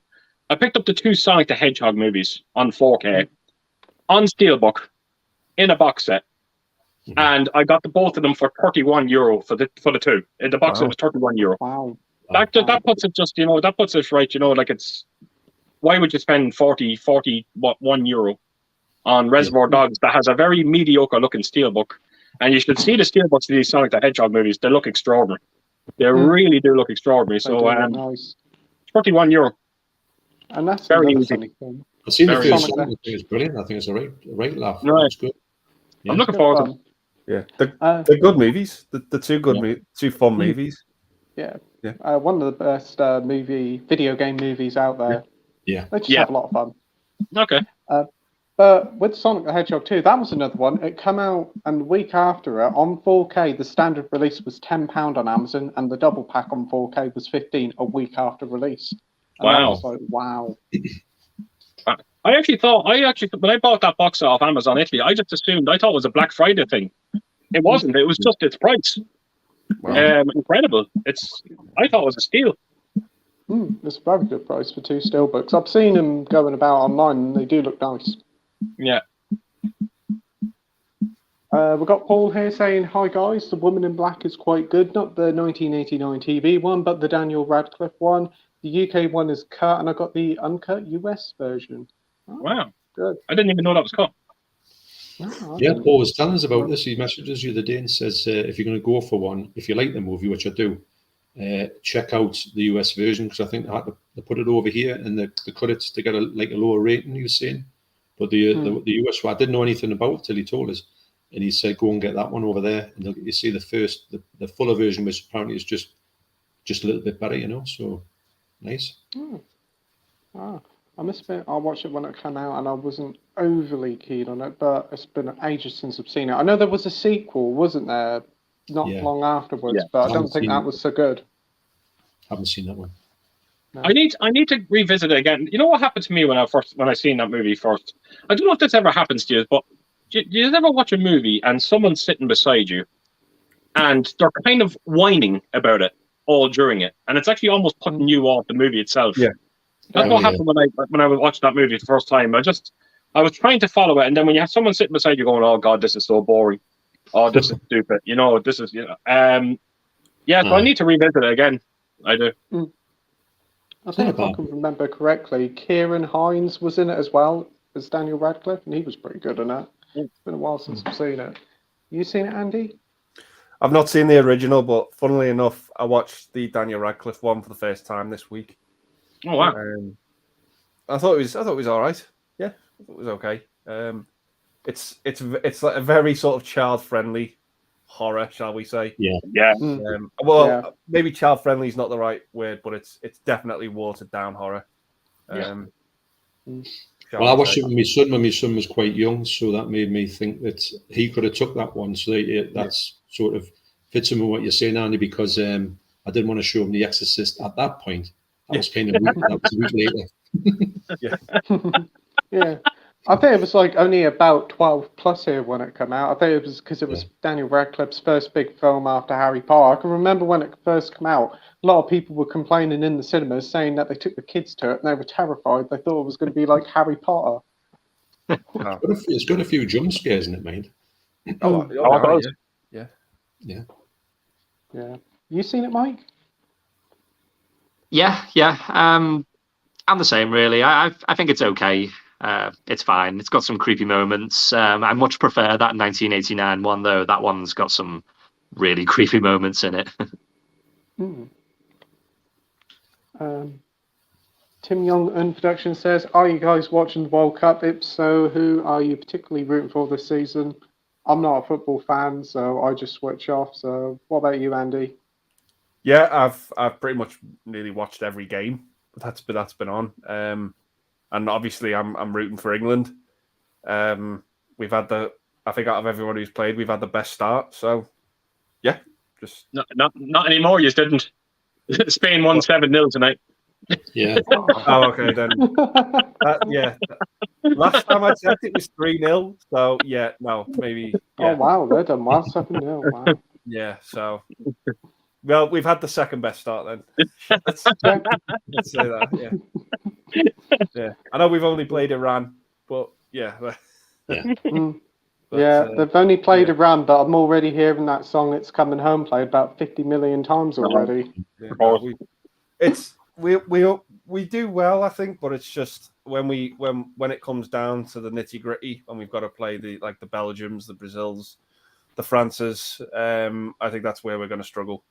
To be honest. Yeah. What about you, Mike? Do you watch football? Yeah, I watched England. Yeah, it was good. It got a bit boring after a while because it was just so one-sided. But yeah, no, I'll be rooting for England. Yeah. John, you've been watching football? I haven't watched any of it, but I'm interested to see what the Newcastle players do in the England team, because I think they've come together that well for Newcastle. Yeah. That if they can give England a little bit of that team spirit, but I think it lacks in some of the players. I think some players are a little bit kind of I am the team. So if they can, especially Trippier, if he can say, look, we're in this together, I think he might be able to give them the right mindset for it to get them through a little bit. But usually when they get to the tough ones, they seem to buckle. And I think England are a bit of a boring team to watch. I don't really I'm interested in the results, but I'm not really following it to watch them, I never have watched England, but I'm intrigued to see. And what I want to do is I don't want any of them to get injured, because I want them to be getting back to Newcastle with 2 legs instead of coming back on crutches. That'd be great. And what about you, Keith? You've been watching the World Cup? I'm a massive Liverpool fan, but I don't know what it is with international football. I just don't like it. I do not like it. I find it boring. I don't know what it is. Maybe it is because the players don't play with each other that much. That it's just I just don't find the football as entertaining. So no, I haven't been watching any of the World Cup, to be completely honest. I do keep an eye out for the scores, and I do check out some highlights, but other than that, I don't really care. But Belgium are winning at the minute. But, what's the score? It's 1-0 to Belgium against Canada. Okay. How long's the football going on for? Is it going on all the way up to nearly Christmas, like the 20th? It's until the 18th. Wow. Because it's normally in the summertime, but because it's in, is it Qatar? It's in the summertime there for them, which is winter here. Yeah. I'm almost certain I heard someone said to me 2 days after it ends, Liverpool plays Man City in that League Cup. Crazy. Absolute crazy. Yeah. Oh, man. I think it's so hot out there, the grass catches fire, so you've got to be on the ball. You've got to run away from the grass, never mind playing football. Chasing around like a sort of, pitch fire. But I've heard the temperatures are really high. I think it's crazy to be honest. I think it's crazy without getting political. I think it's crazy to do this because it's just too hot, and it's proved a point that the fact they're completely taken away from their hot season to get anywhere sort of doable. And that to me should have been a red flag to say, look, we can't really play in a country like that. But it's money talks, but never mind. That's enough of that. Right. Moving on, we've got the Viva Drew saying, have you guys seen the Expendable movies? If so, what's your thoughts on them? I think they're fun popcorn entertainment, but they aren't movies where people should go in expecting Shakespeare. Now, the first one's really entertaining. I quite like it. The second one isn't too bad. The third one, wasn't keen on it at all, but apparently we're getting a fourth one. It's supposed to be coming, but I'm not really that bothered about it. Andy? I really enjoyed the first one when I went to see it at the cinema, but for me, I don't think it holds up. The second one is probably my favourite. The cast in that one, it just gets to do so much more, and it's fun. The third one is a complete mess. It's got some good parts to it. It's got some new fun cast members like Kelsey Grammer and Harrison Ford, Mel Gibson, but it tries to pass the torch within its own movie, and it doesn't work. What a mistake. Yeah, it's flawed, completely flawed. The third one, And I'm almost certain they toned it down as well, didn't they? They gave it like a 12 certificate. 12 plus over here. That hurt it as well. Yeah. I'd say just stick to the first two. The first one's good, but I just think it gets worse on a rewatch, that movie for me. But the second one's probably the best. The second one's probably the most self-aware, but it knows it's having fun with it, and you can have fun with it. And the plot is just, it's paper thin simple. You know, Van Damme's the villain. That's it. Really, it's just throws every action star at you, and it's just fun. It's funny because I was actually only just watching that scene with Van Damme at the start of that movie when he first comes into it, and I was looking at it and going, "You are the craziest motherfucker I've ever seen in my life." Some of the dialogue that was coming out of him was just making no sense, and this was coming from him. This wasn't scripted. This is all Van Damme. But I love the movie though. I think it's a good fun movie. Yeah, it's great. It uses Chuck Norris as well to it has fun with Chuck Norris. Yeah, it's good.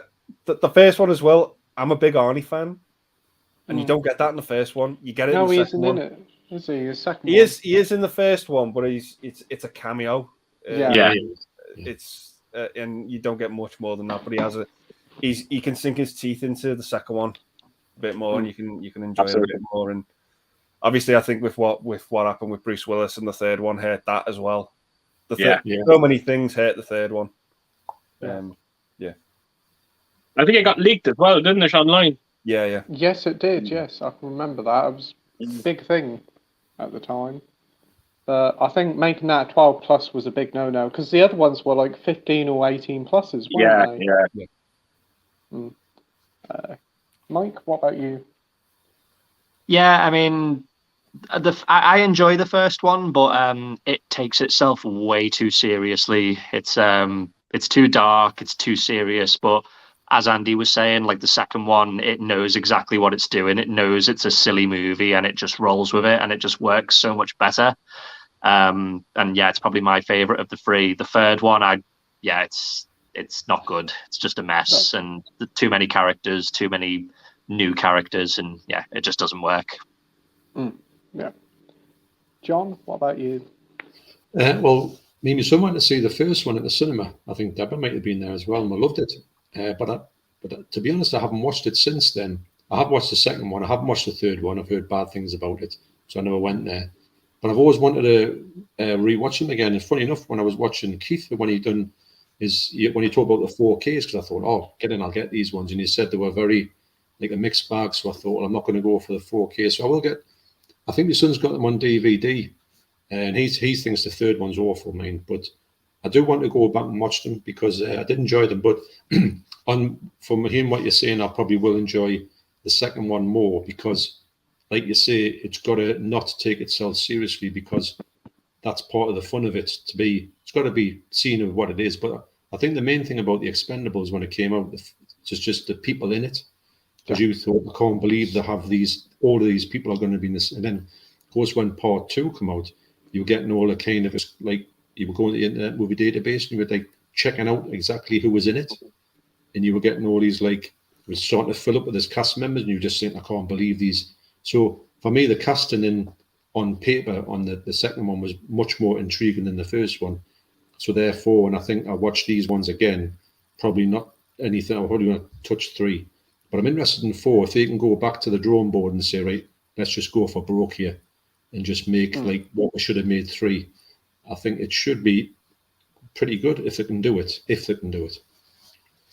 Yeah, I think it's coming out next year, I've heard. So hopefully not too long to wait. And what about you, Keith?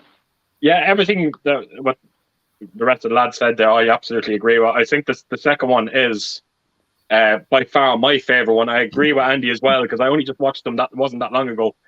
The first one I went to see it in the cinema, I loved it, and then when I watched it on 4K, I was kind of going, "Oh, Jesus, it's not the movie that I remember seeing in the cinema." Yeah. The one thing I will say though is, and I don't know if I did say it in that video, John, or not, but when I did pick that movies up on 4K, it was so funny. It was one of the funniest things that's ever happened in this room. But I think it was the first Avengers movie, because the sound on them movies, regardless of the picture, I think the sound alone is worth picking them up.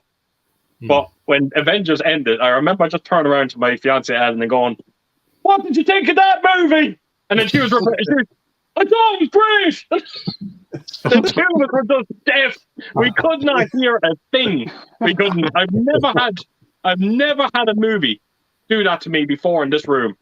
And I have seen some movies, but my God, the ending, the last half an hour of that Expendables movie, holy shit, brace yourself, because it's just relentless. It doesn't stop. Yeah, that was real funny. That was. Sounds great. We've got DVD from Film Bloke here saying, random question, in your opinion, what is the worst alteration to the original Star Wars trilogy, to the dance party in Jabba Palace in Return of the Jedi? Ooh. That whole singing and dancing thing in Jabba's Palace is just awful. That's the one thing that I do skip with that film. That's why Andy's got it right with that unaltered trilogy set that you got. Yeah. That's the only way I'll watch Star Wars now. I hate the Jabba the Hutt scene. I bloody hated it. Him stepping on his tail. Yeah, it just looked awful. It looked awful then. It looks that's the worst one. Ridiculous now. It does. Yeah. There was no need to go back to those films. They were fine how they were. Yeah. There's no point in even having that scene in. I mean, all right, it's a little appearance by Jabba, but he wasn't even there. It was just some standing bloke. I didn't even have a character for him, and you thought, just leave it out. You could have even put that in the deleted scenes and just says, look, this was a thing, we're going to do it, but we didn't do it. And I don't think anyone minded at all.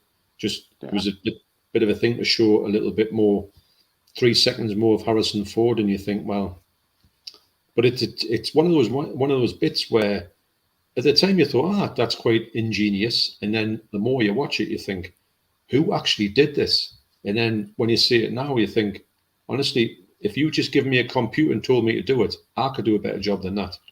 Yeah. I think it was the same person that done the Scorpion King.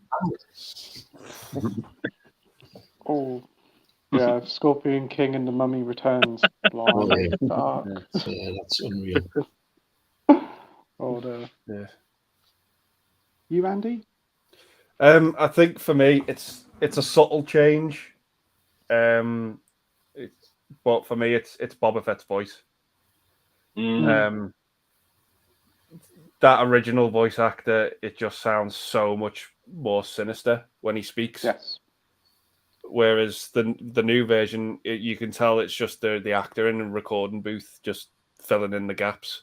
Yes. The original voice is just, to me, it's iconic, and it just whenever I see the character, I hear that voice.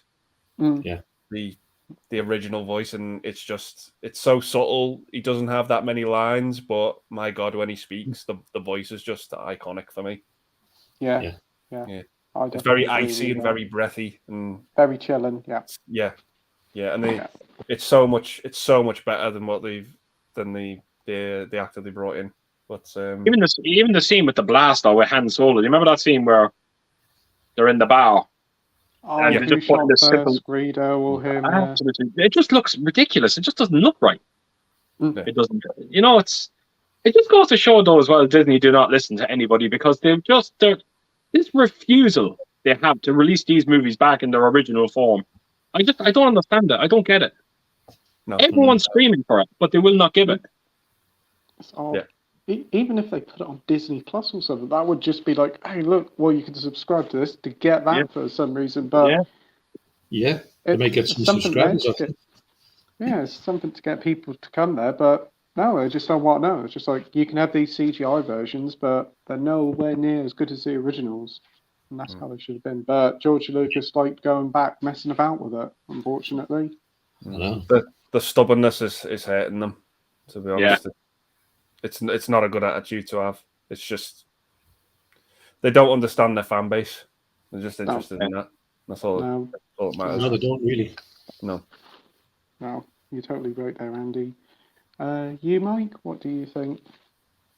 Yeah, there's one change he made when they released the movies on Blu-ray. I think it was back in 2012. There was like a change he made at the end of Return of the Jedi when the Empire's like electrocuting Luke, and then Darth Vader picks the Empire up and throws him. He inserted like audio of him screaming "No!" And it just sounds horrendous, and it completely destroys the scene, completely destroys it, and I hate it. That's my absolute least favorite.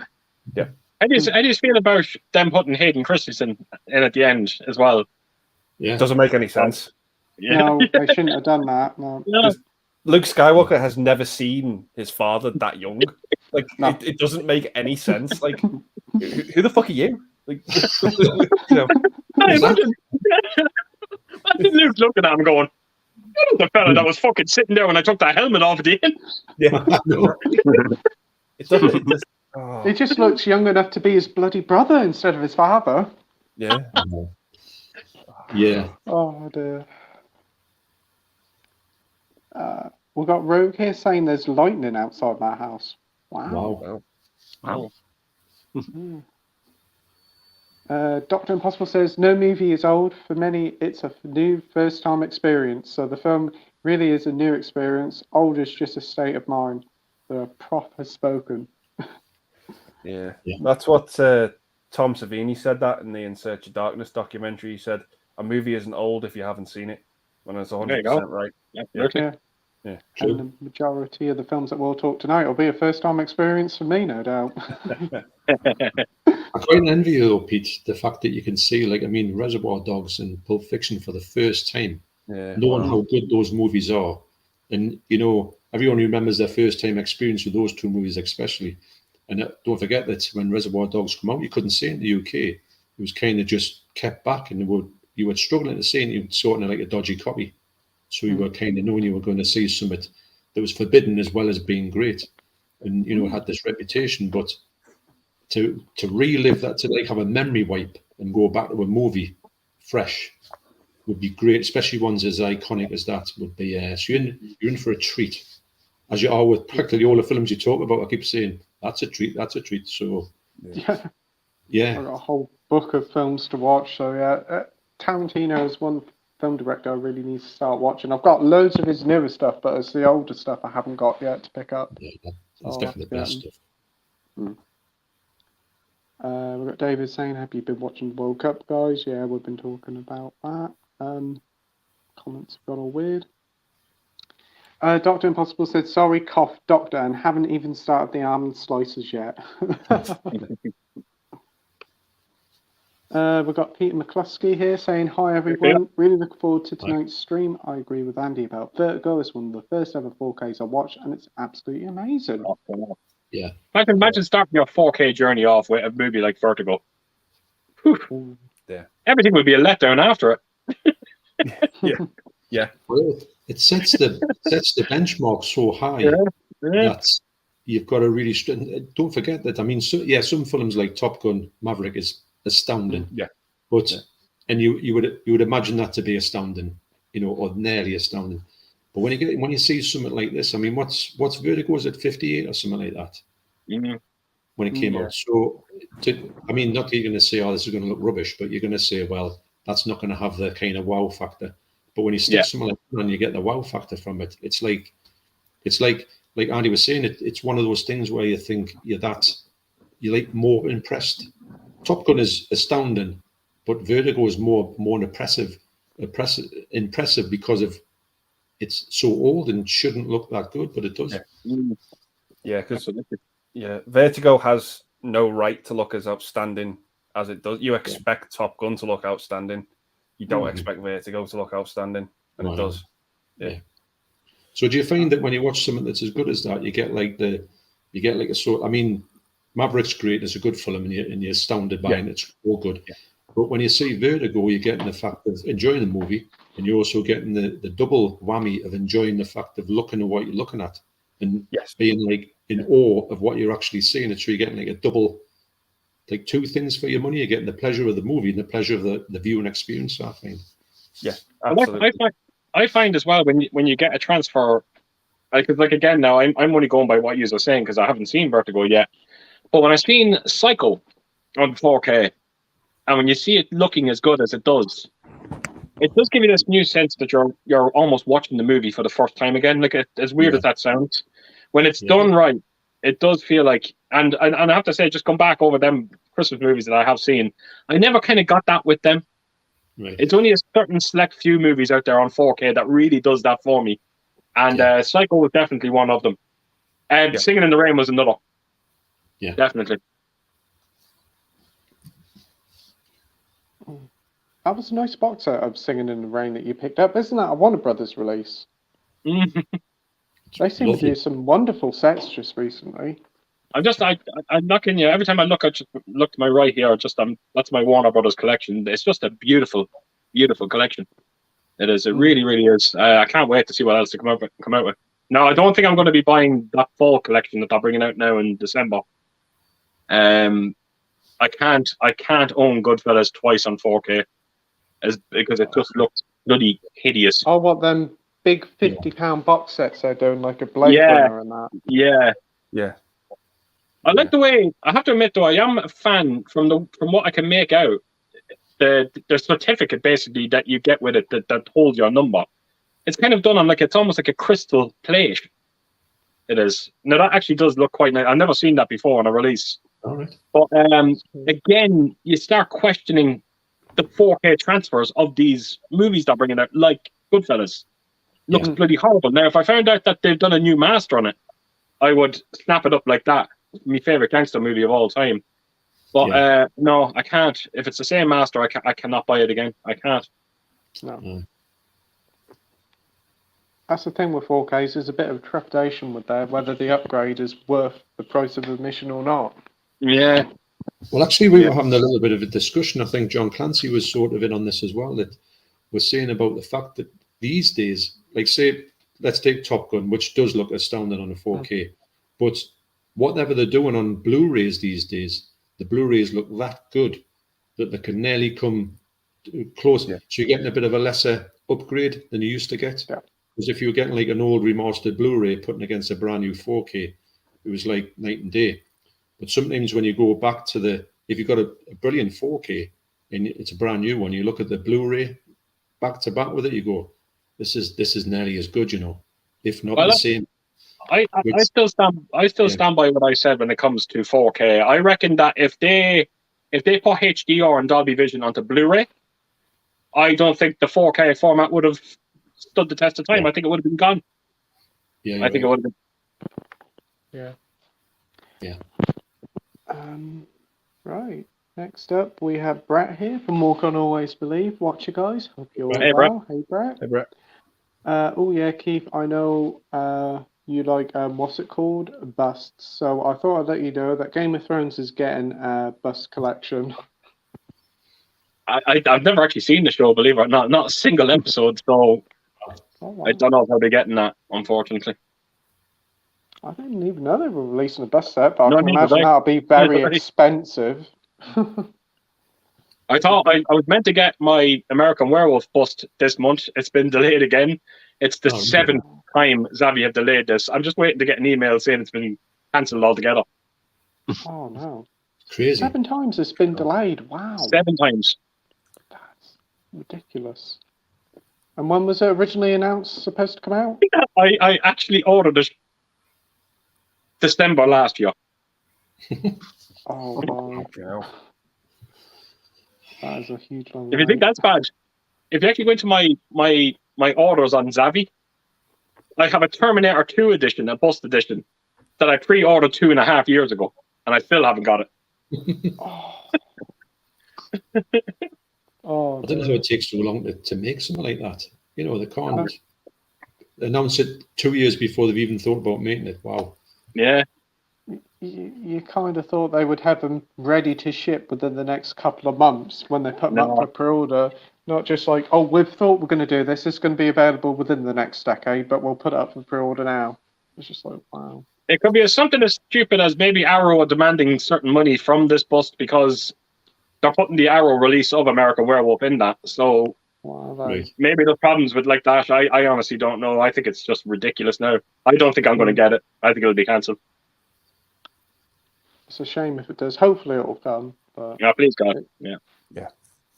We've got Gary here, the Blu-ray addict, saying, hey all. Hey, Gary. Hey, Gary. Hey, Gary. Hey, Gary. Rogue says my local park just got struck by lightning. Wow. Oh, Jesus. You be careful. I wonder where he lives. Mate. Is it in the UK? Because it's all right round here. I think he lives in Wales somewhere. I'm not being funny, but is that the same fella that said there was lightning outside his house? Yeah. Yeah. Did it happen just now? This must be about an hour ago, I should imagine, because we're Right. quite a fair bit in the comments. We've got Josh saying, hello all, just saw Bones and All today. I thought it was pretty good. It got lost towards the middle, but picks back up again. Will you be watching it? Hey, Josh. I've heard you really enjoyed it. I've seen the trailer, it looks pretty good, so I may give it a go when it hits streaming. Andy? Yeah, I'll check it out at some point when it comes out. Yeah. Mike? Yeah, I've not really heard too much about it, to be honest, but I'll probably check it out at some point. John?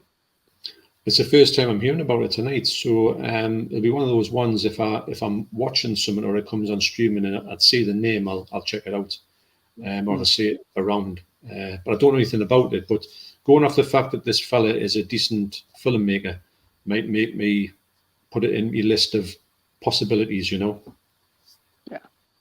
Definitely. And you, Keith? Yeah, this is the first time I've heard of it myself tonight. I've never seen a trailer to it. I'm going to check it out after the stream, see what I think. Awesome. DVD Film Bloke says, with Jedi rocks as well as the new song behind being awful. The original song was called Lapti Neck, the appalling in-your-face CGI, and it feels out of place and overstays at welcome. Absolutely. Yeah. Absolutely. He says, it's also really disrespectful to the original puppeteers and puppet makers. Absolutely. Absolutely. Yeah. Yeah, you're right. We've got Ian here, the Ramblings. Hi everyone, hope you're well. What's your favourite film soundtrack album? Hey Ian, hope you're well, mate. Do you want to go first, Andy? Soundtrack. I mean, and talk about the scores or the actual soundtrack, like the songs. Yeah, I don't know. I mean, there's in terms of scores, there's too many. Vangelis with Blade Runner, Danny Elfman with Edward Scissorhands. I tell you what, John Williams with Superman. Jesus Christ, I forget how good that is. Yeah, absolutely. The music when you first see Krypton is just that's like the DC fans anthem. That music, it's amazing.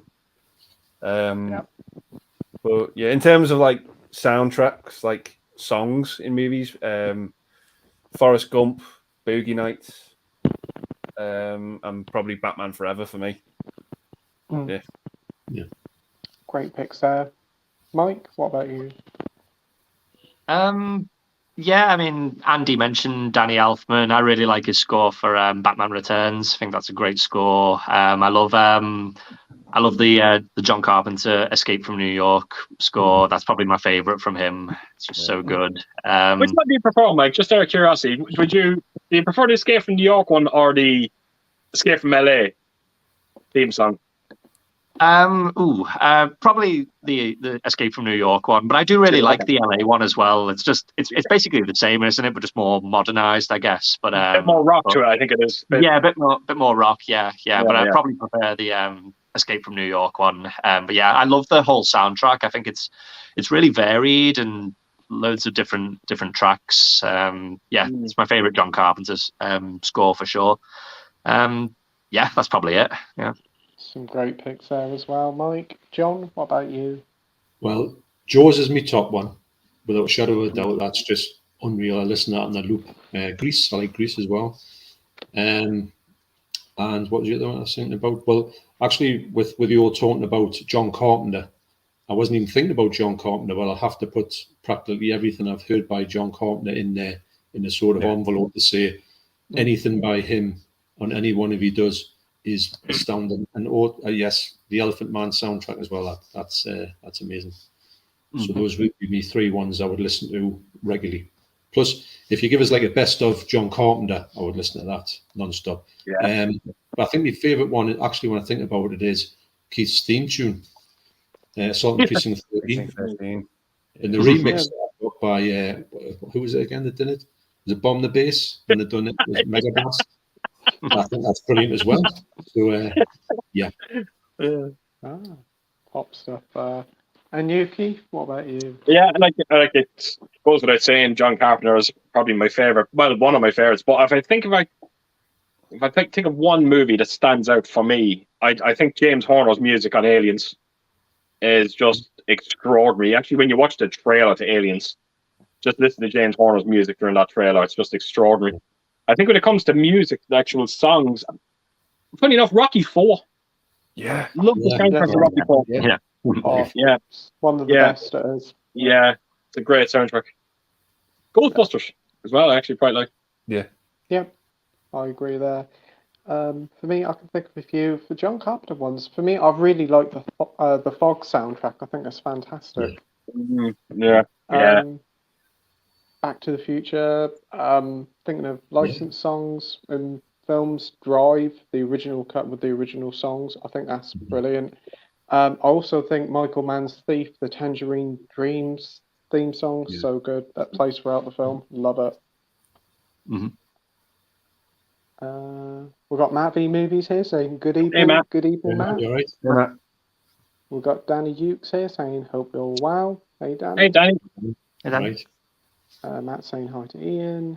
Ian saying hey to Matt. We've got Tutor here saying thumbs up host. Thanks for joining, mate. We've got Brett here saying what film comes to mind on a film you didn't expect to be good but ended up loving it? And what film comes to mind on a film you anticipated on liking but was disappointed by? So one film that surprised you and one film disappointed you. I can give you a good one for disappointed. I have to say the new Elvis film. I was so excited for that. Big Elvis fan, but I watched it did not like it. My mum absolutely detested it. She did. Wow. She was like, turn it off, don't like it. But we watched it through, but I did not like the first half of it. The second half of it, I kind of warmed to it, but yeah, massively disappointed for that one. And one of them that I didn't expect to be so good was probably A Star Was Born, the new one with Bradley Cooper. I wasn't expecting much of it, but watched it, absolutely loved it.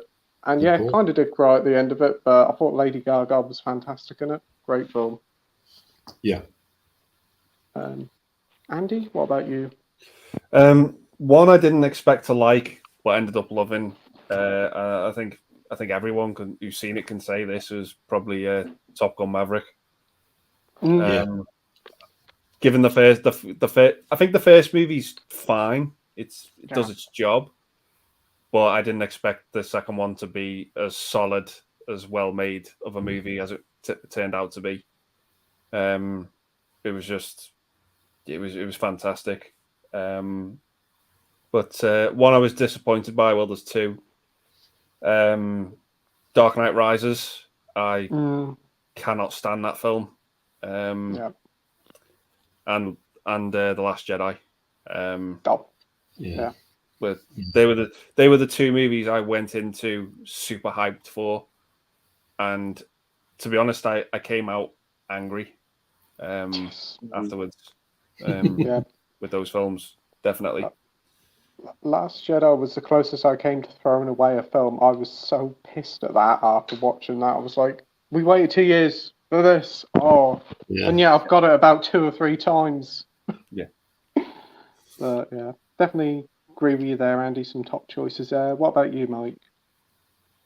Yeah, I've just been trying to think of movies. For the one I didn't expect to be good. It's not that I didn't expect it to be good. I just didn't expect it to love it as much as I thought. And it's a film called Little Miss Sunshine. I absolutely adored that film. I just thought it was fantastic, and I didn't expect it to be as good as it was.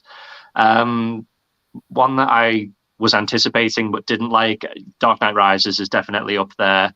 I'd also probably say Seventh Samurai as well. I was a bit let down by that one. I think just because all I'd heard about it was so much, everyone just loved it. It's a masterpiece, and I did like it, but I was a little bit underwhelmed by it. Great picks there. I haven't seen Seven Samurai yet, but Little Miss Sunshine was a lovely, pleasant surprise. I agree. Such a great cast in it as well. Yeah. What a movie. Picked it up from Poundland for £1. One of the best pounds I ever bought. You're right. John, what about you? Well, To be honest, I could say everything everybody said here. I agree with everything they're saying. Top Gun Maverick was one of the ones where I was a bit. Top Gun was, I didn't see it until very recently, and I thought it's all right. It is what it is, and it's an 80s movie, and it's a bit cheesy, but it doesn't really connect with us that much. But I've seen it. I did like the aerial stuff, so I went in thinking that how can they make Maverick now? A film coming out that length of time, it should have been a massive flop. It should have been, because they're all flops, aren't they? They never come back with anything better. But my God, that movie is so good. It's one of those ones where you just think, if they do carry this on and they make the next one equally as good, I can't imagine how they would do it. But it was astounding. But there's a film that Leon talked about, and he actually sent it to us. It was called Route 66, and I thought it'd be okay. And Leon talked very highly about it, and I thought I'll give it a shot. It's one of his favorite movie. But hey, that movie is just unreally and like so good. And I got everything he was saying about it, and I couldn't believe what I was saying. It's just such an amazing movie. So Route 66 for me. But the disappointing one was there's two of them actually. There's one where we went to see Spy Hard. Remember that movie? Oh yeah. And I could tell by the halfway through the credits when it started off, I turned on to Devon and goes, "I'm really sorry for dragging you into this because we're going to go and see something else." And I says, "I want to go and see Spy Hard." Do you remember that, Deborah? Biscuit, eh? So so it was absolutely abysmal, wasn't it? And then the other one that really got us was Independence Day. I honestly thought that was. I saw it at the cinema, and I thought it was awful. Now, the reason why I thought it was awful was because the first half of it was really good. I thought it was like quite a serious movie and quite a sort of a good tone to it. And then it went into a bit sort of like an action romp and just a bit stupid. And I just said to Deborah, I said, I can't stand this film. And everybody, when I come out, I was saying to people, "Have you seen that Independence Day?" And I'm going, "Uh-huh." So what do you think? So it's the best thing I've ever seen. I goes, "Do you not think it was rubbish towards the end?" No. So anyway, so Independence Day for me was the one that I was really disappointed with, as well as Spy Hard. But you can't imagine Spy Hard to be. But another one for so good, wasn't expecting to be, was Citizen Kane. I thought that would be one of the ones where I'd have to sit through and think, well, I've seen it. It's one of those ones where I don't understand why anybody said it's the best film ever made. But when I watched it and actually paid attention to it, what a movie that is. Yeah. It's so good. I love that film. Yeah. It's got so much to it. It shouldn't have that much to it from the time it came out. It's just amazing. It's got one of the best endings ever. Oh, the ending, man. The ending is so good. But without going into any spoilers at all. But you know the ending's coming, and you're thinking, how on earth can they make this end? But they do it, and it's perfection, isn't it? And bearing in mind, you kind of see the ending at the start, but you don't realise, do you? No, you don't realise it. In the whole movie to say, what on earth is this going? How is this going to wrap it up? Yeah, and it's literally the last second, isn't it? Yeah, because the whole plot of the movie is they're trying to figure out what Rosebud is. That's it. The whole plot of the movie, and then right at the last second, we get it, and you get so many things just fall into place. It's like a game of Tetris.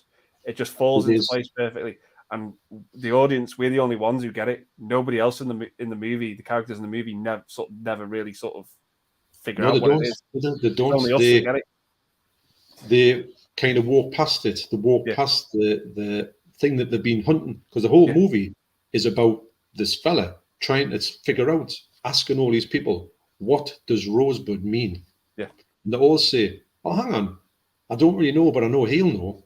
And he goes and sees that person. Well, I don't know, but they know. And then eventually they don't find out, do you? But you find out. Yeah, you find out what it is. And it just makes so much sense. Yeah. You know, when you go into it, you think it's just going to be like a newspaper drama, political drama. You think, oh, that's tosh. But it's not that, is it? No. It's so much more than that movie. Yeah, wow. Yeah. Wow. Sounds really ahead of its time. It's big time. I think it gets, because everyone said it's the best film ever made, it makes people think, I I'm not going Put you off it. Yeah. It does, right? Yeah. It makes you think, I'm not Yeah. bothered.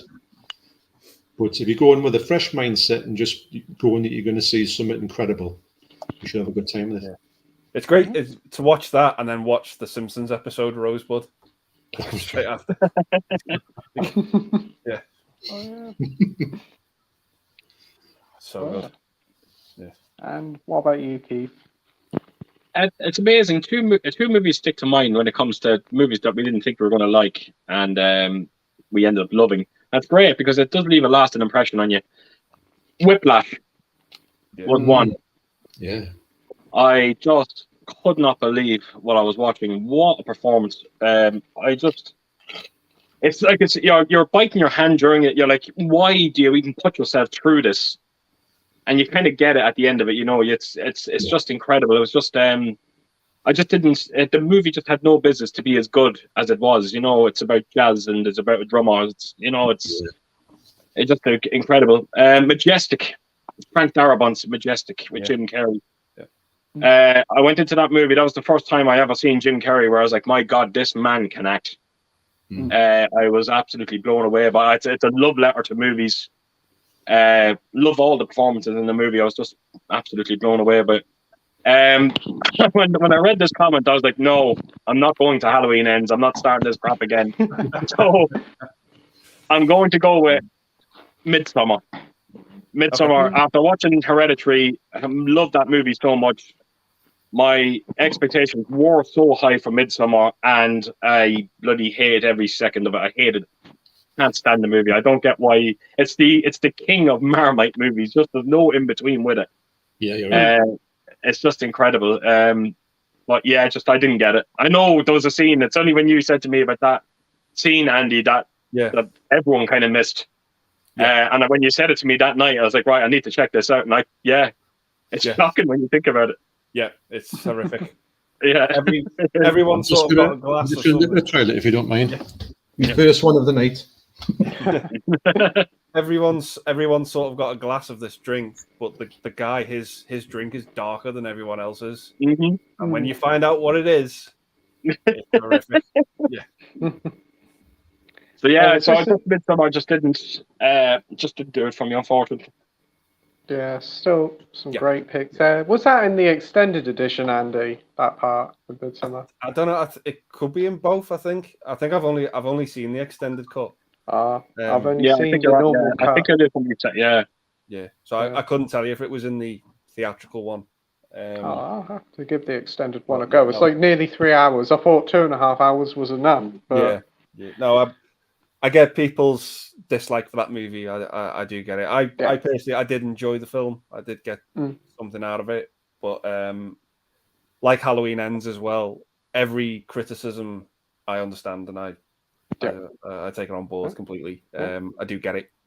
I was just someone who liked those movies. I took them for what they were. But it is what it is. I completely 100% understand the criticism. Yeah, absolutely. Of course.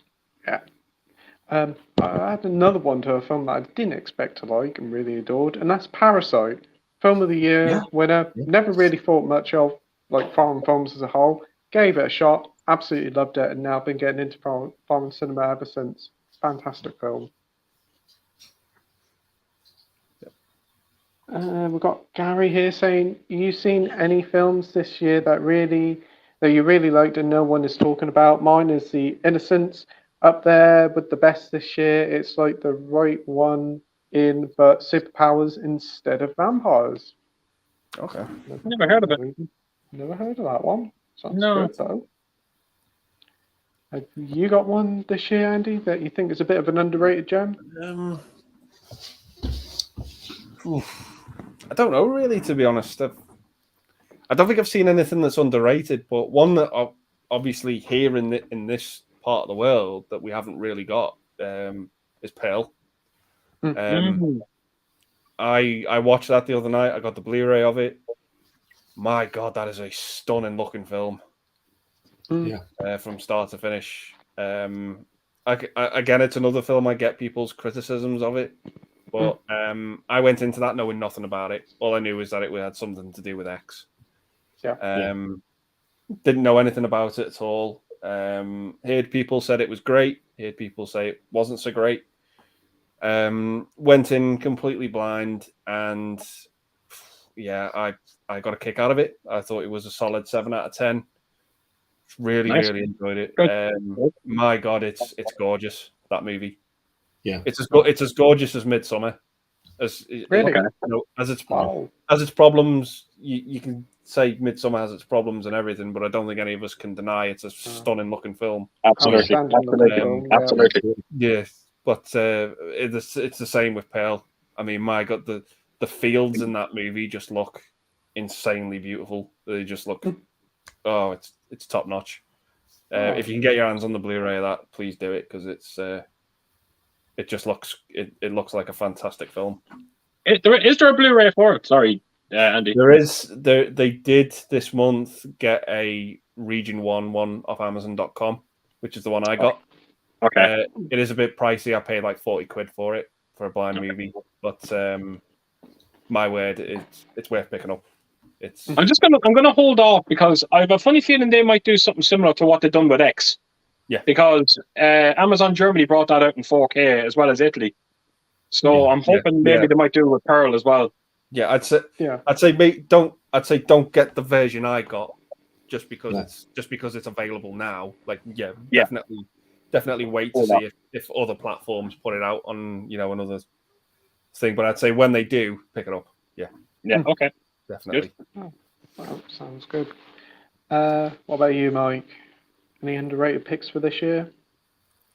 Yeah, so this isn't like a new movie or anything. It's quite an old one, but there's a new boutique label coming out in the UK next year called Radiance Films, and they announced a few titles, and I was just having a look at them, and there was one that I was reading about, and I just thought that sounds really interesting. I've got to check that out. And the movie was on YouTube, and I'll definitely be picking this up day one. But it was a movie called The Man on the Roof.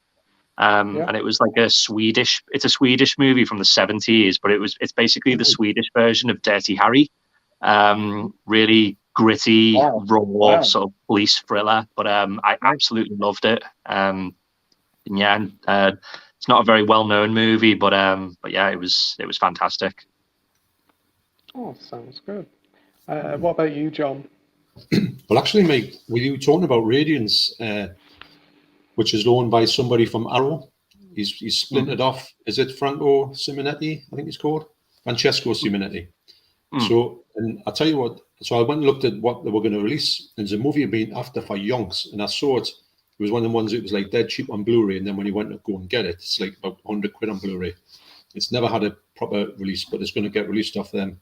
It's Miami Blues, and it's I don't know if anyone's seen it. What's it called again? Yeah, Alec Baldwin. Yeah, Alec Baldwin. Yeah, I've seen that film. Yeah, but his performance, Fred West is in that one as well. Not Fred West. Fred Ward. Yeah, we'll put a pin in that one. Fred Ward, and what's the girl called again? Can't remember her name now, but it's an amazing performance from him because he's just this lunatic because you think he gets a cop badge, doesn't he? He pretends to be a copper, and he's just a psychopath, and he's got this girl in tow with him, and everything goes wrong. So I really want to get that. But the film that, I mean, it's not one that no one is talking about, but the film of the year for me in that respect could be X. I just thought it was just absolutely astounding. Can't wait to see Pearl. But I know, well, I haven't seen anything to do with Pearl, but I know that X looks that good, and the way they've made it look as if it is literally a 1970s movie, and it's got that feel of Texas Chainsaw Massacre. It's as if they've taken the stock from Texas Chainsaw Massacre and made a movie with it. Yeah, it's absolutely amazing. I mean, it's nothing like Texas Chainsaw Massacre, but X just ticks all the boxes for me. But people know about it. But what a movie! But I agree with Keith. I'm just going to hang about. It'll come out in 4K eventually. I'm not going to go and get like a Blu-ray of it. I'm just going to wait. Well, especially after hearing what Andy said about it there, if it is as beautiful as he's saying it is, I can only imagine what it will look like in 4K then. Oh, yeah. Yeah. Particularly the first half of that movie is just... Right. I couldn't believe it. I couldn't believe it. I was just like, my God, this is stunning, this. just when I was watching it. But Right. I'm sort of hearing people say that if people enjoyed X, they don't really like Pearl, and if they enjoyed Pearl, they don't really like X. That's the sort of vibe I'm generally hearing amongst the community. Right. But I enjoyed both of them equally. But do you not think it's clever what he's done? He started off in like the middle of the trilogy, done the X, told you the backstory. Now you're gonna, and then it's made the ending of it more. You're gonna get all it fleshed out, and the ending's gonna mean more than if you just done it the other way around. Yeah. If that makes sense. That's true. Yeah, like Star Wars. Well, and what about you, Keith? And nothing that I can't think of a movie that nobody would have heard of. I still go back to what I said already. My favorite movie of the year, Black Phone. The only reason why I'm saying Black Phone is because, funny enough, when it came out on Blu-ray, I didn't see a single review on it on YouTube, so there didn't seem to be much talk about it. But it's such an extraordinary movie, and I suppose that movie could have actually went into that list there as well of movies that I wasn't expecting to love as much as I did. But quite comfortably at the moment, my best movie of the year. I thought I was going to say Ethan Hunt. Ethan Hawke, I thought was just absolutely extraordinary. I felt that every time he walked down to this basement, you just feared for that child. It's amazing. Especially for an actor to do that, even though you can't see his face, it's just incredible. So I think the Black Phone will be my one. Oh, again, everyone's heard of it. I still need to see Black Phone. It's one of those ones that I've been wanting to watch for a little while. Because isn't it Stephen King's son that wrote the script for that, all based on the short story? Oh, really? Clive. Is it Clive Hill or something like that? I can't think of his name. I think so, yeah. I'll have to give that one a go. Because it's from the director of Sinister as well, isn't it? And I thought Sinister that's right. was And Doctor fantastic. Strange. He directed Doctor Strange as well, didn't he? I think, as far as I remember. Yeah, I think so. Ah. Shame he didn't come back for the sequel. For me, I can think of two. Men. I thought that was quite a surprise. That could have gone on the other question as well. I thought it was a really good, cool sort of horror.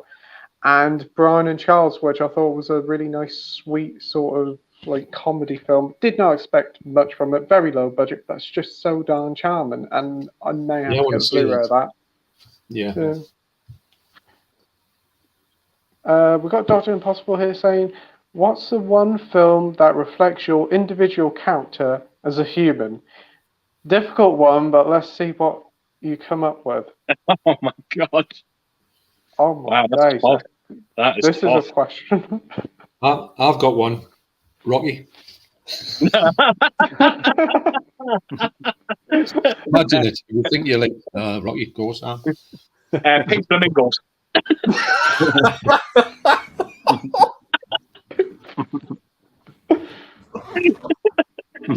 Jesus Christ. What about Boogie Nights? Yeah. That's actually a great question. It has to be said. It's a fantastic question. Yeah, definitely. That's a thinker. Wow. I haven't got a clue yet, but I know a lot of people reckon this Dirk Diggler from Boogie Nights is pretty good, so I'll say I haven't got a clue. He's well known for something. Yes, yeah. Again, still need to say that is a really hard question, Dr. Impossible. Couldn't fit it in frame. It's an impossible question. It is, very. It's a tough one. It is a tough one. It is very hard. Has anybody got any answer? For me, I'd have to probably say Edward Scissorhands. There's just something very relatable about that film when I watch it. I think that was kind of me when I was younger. I was a very sort of nervous and shy person and a bit naive, shall we say. But I relate to that film quite a bit, and I think there's a lot that goes on in that film that I think is more relevant today, like the sexual harassment in it that doesn't really get touched on. I think, but it's just for me it's a flawless movie. Because I know whenever I've talked about that movie with someone who hasn't seen it, they're just like, "Oh, is that the one where that Johnny Depp cuts people's hair?" and I'm just like, there's so much more to it than that. Yeah. It's so deep, and it's so deeply rooted with its themes, and it's just a stunning looking movie. I just think it's the best movie in my opinion that Elfman, Depp, and Burton have all worked on together. I think the three of them complement each other so wonderfully in that film. They're just the tripod that holds that movie together. It's phenomenal. But yeah, that's one I think that I relate to, or reflects, which I say reflects me quite a lot.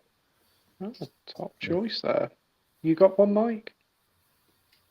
No, not really. I can't think of anything, to be honest. So if I can't think of a serious answer, I'll just have to say something silly. So I'll just say John Rambo.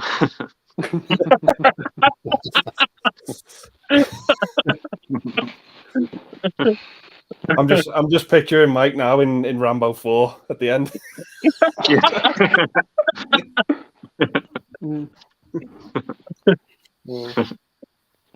John, you? Well, I'm gonna say, and it's not really, but it is kind of. You remember Gregory's Girl? You know Gregory from Gregory's Girl.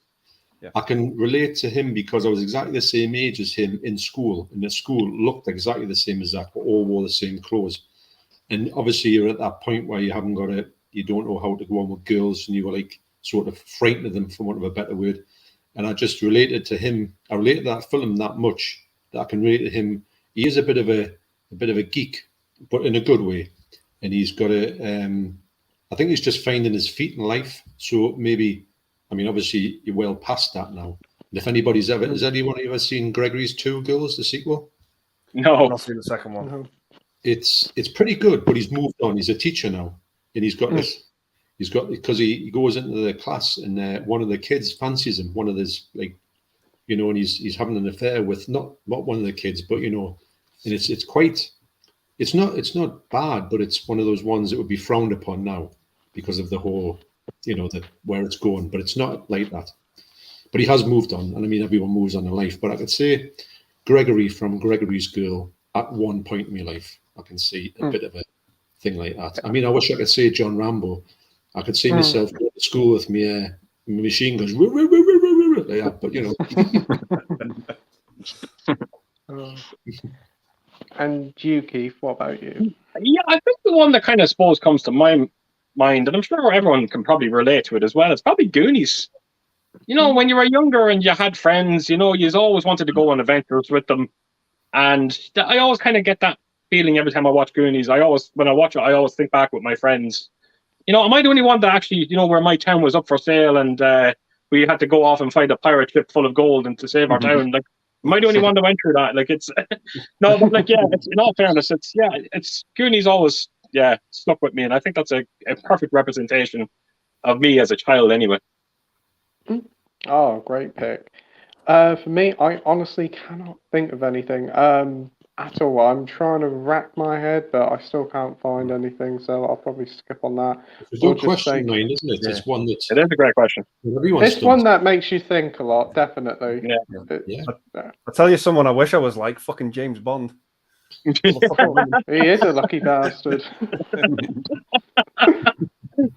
How that man doesn't have AIDS, I don't know. Okay. I'm just imagining now James Bond lined up condoms for the next film. Oh god.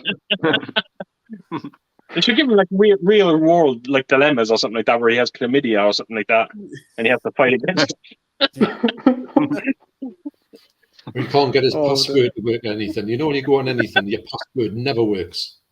So he might be spending the whole thing looking for his password, like everyone else does in real life. Oh wow.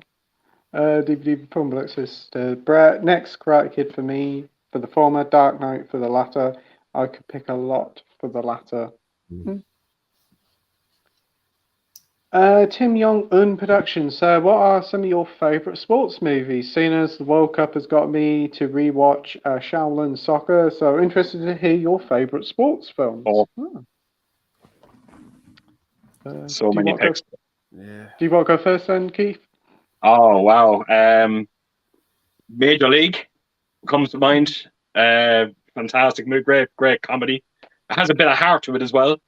at times. I love it. There's a movie called, not many people know about it, but it's called The Replacements, with Keanu Reeves and Gene Hackman.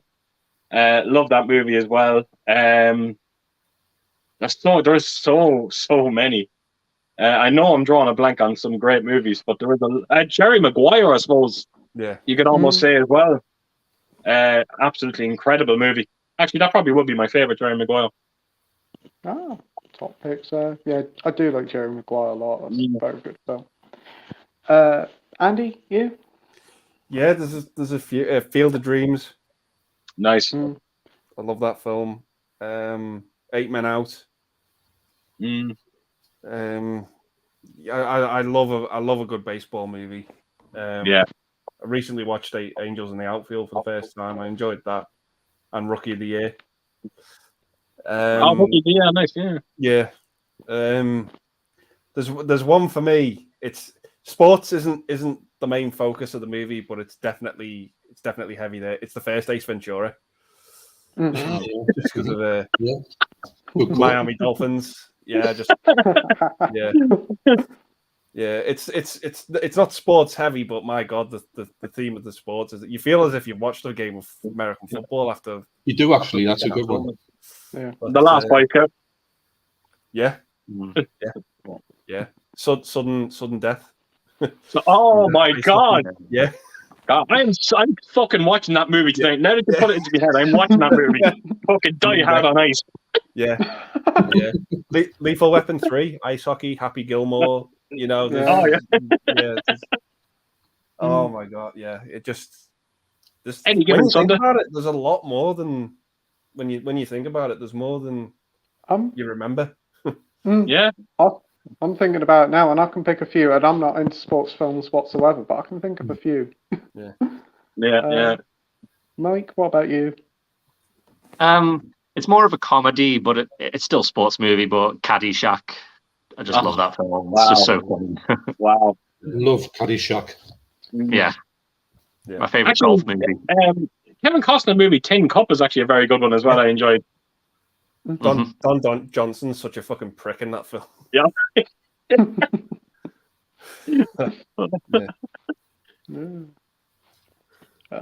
And G. John, what about your picks? Well, Shaolin Soccer is an amazing movie. I love that movie. But I'm thinking Raging Bull, obviously. I love boxing movies. I don't like, well, I do like all the boxing movies. And the big boxing movies I like, but I prefer the ones a little bit under the radar. Like, there's like Journeyman's a good one. What's the one with, what's he called again? I've got it upstairs, but it's not been on a Blu-ray. Can't think what it is, but it's what's he called? You know, he's Mickey Rourke, and he was a boxer, and he was a punch-drunk boxer. Anyone remember that one? Not the wrestler. It's anyway, so he's good in that one. He's got a broken jaw, but he actually looks like he's got a broken jaw in it. I think he's called Johnny Walker as the boxer. You know, he just keeps getting flattened all the time, and he's punch drunk and all that. But there was another one I was thinking of there. But Caddyshack, I love that movie. One movie I would just pick and watch immediately. Caddyshack 2 didn't do it for me, unfortunately. No. Yeah. But you know Ted Knight in Caddyshack, and he's like Spaulding. You know there's like sort of the kid he's going to look after Spaulding. Spaulding, get your foot off the boat. Everything he does, Spaulding, he's like on his back with him and all that. But I just think it's an amazing movie, and I like what's his name in it as well, who I don't really care for in most of his films. I can't remember. It's Out Ghostbusters. What's he called again? Bill Murray. Bill Murray. He's great in that movie. You know, and he's not like funny as if he's got a broken jaw as well. And he's John, you know what movie you could have put in there as well for yours? It's a bit of a cheat, but in a way it is kind of a sports movie as well. But I suppose you could Rollerball in there. Do you know what? I was thinking in the back of my mind, I thought, when you were talking about it, I thought Rollerball, and it went out my mind. Yes, Rollerball, because that is a sports movie. It's a bit like Ace Ventura, because it's sports, but it's not really about the rollerball, but yes, it is. So I'd say Rollerball and Raging Bull, you know, that type of thing. It's just, I think that's my favourite boxing movie, and I'm a big fan of boxing movies. Fantastic picks there. For me, I'm thinking Happy Gilmore, Bend It Like Beckham, Dodgeball, and also The Blind Side with Sandra Bullock. I quite enjoyed that one as well. How can we forget the immortal classic Space Jam? Oh yeah, and the new one, the new Legacy. Yes. Don't be daft, Pete. Leave that one alone.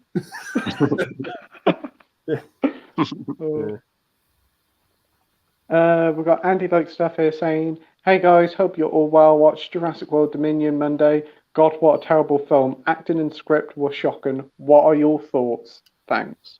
Thanks for joining, Andy. I didn't mind it. I was expecting absolute rubbish after Fallen Kingdom. I didn't like that one. Went into wasn't really looking forward to watching this one. Went into it and honestly really enjoyed it. I think it was way too long, but it was nice to see the cast back. But the dinosaurs definitely took a back seat in a film about dinosaurs. And I honestly don't really give a crap about Chris Pratt in this film franchise. I've never been a big fan of him in it. What about you, Andy?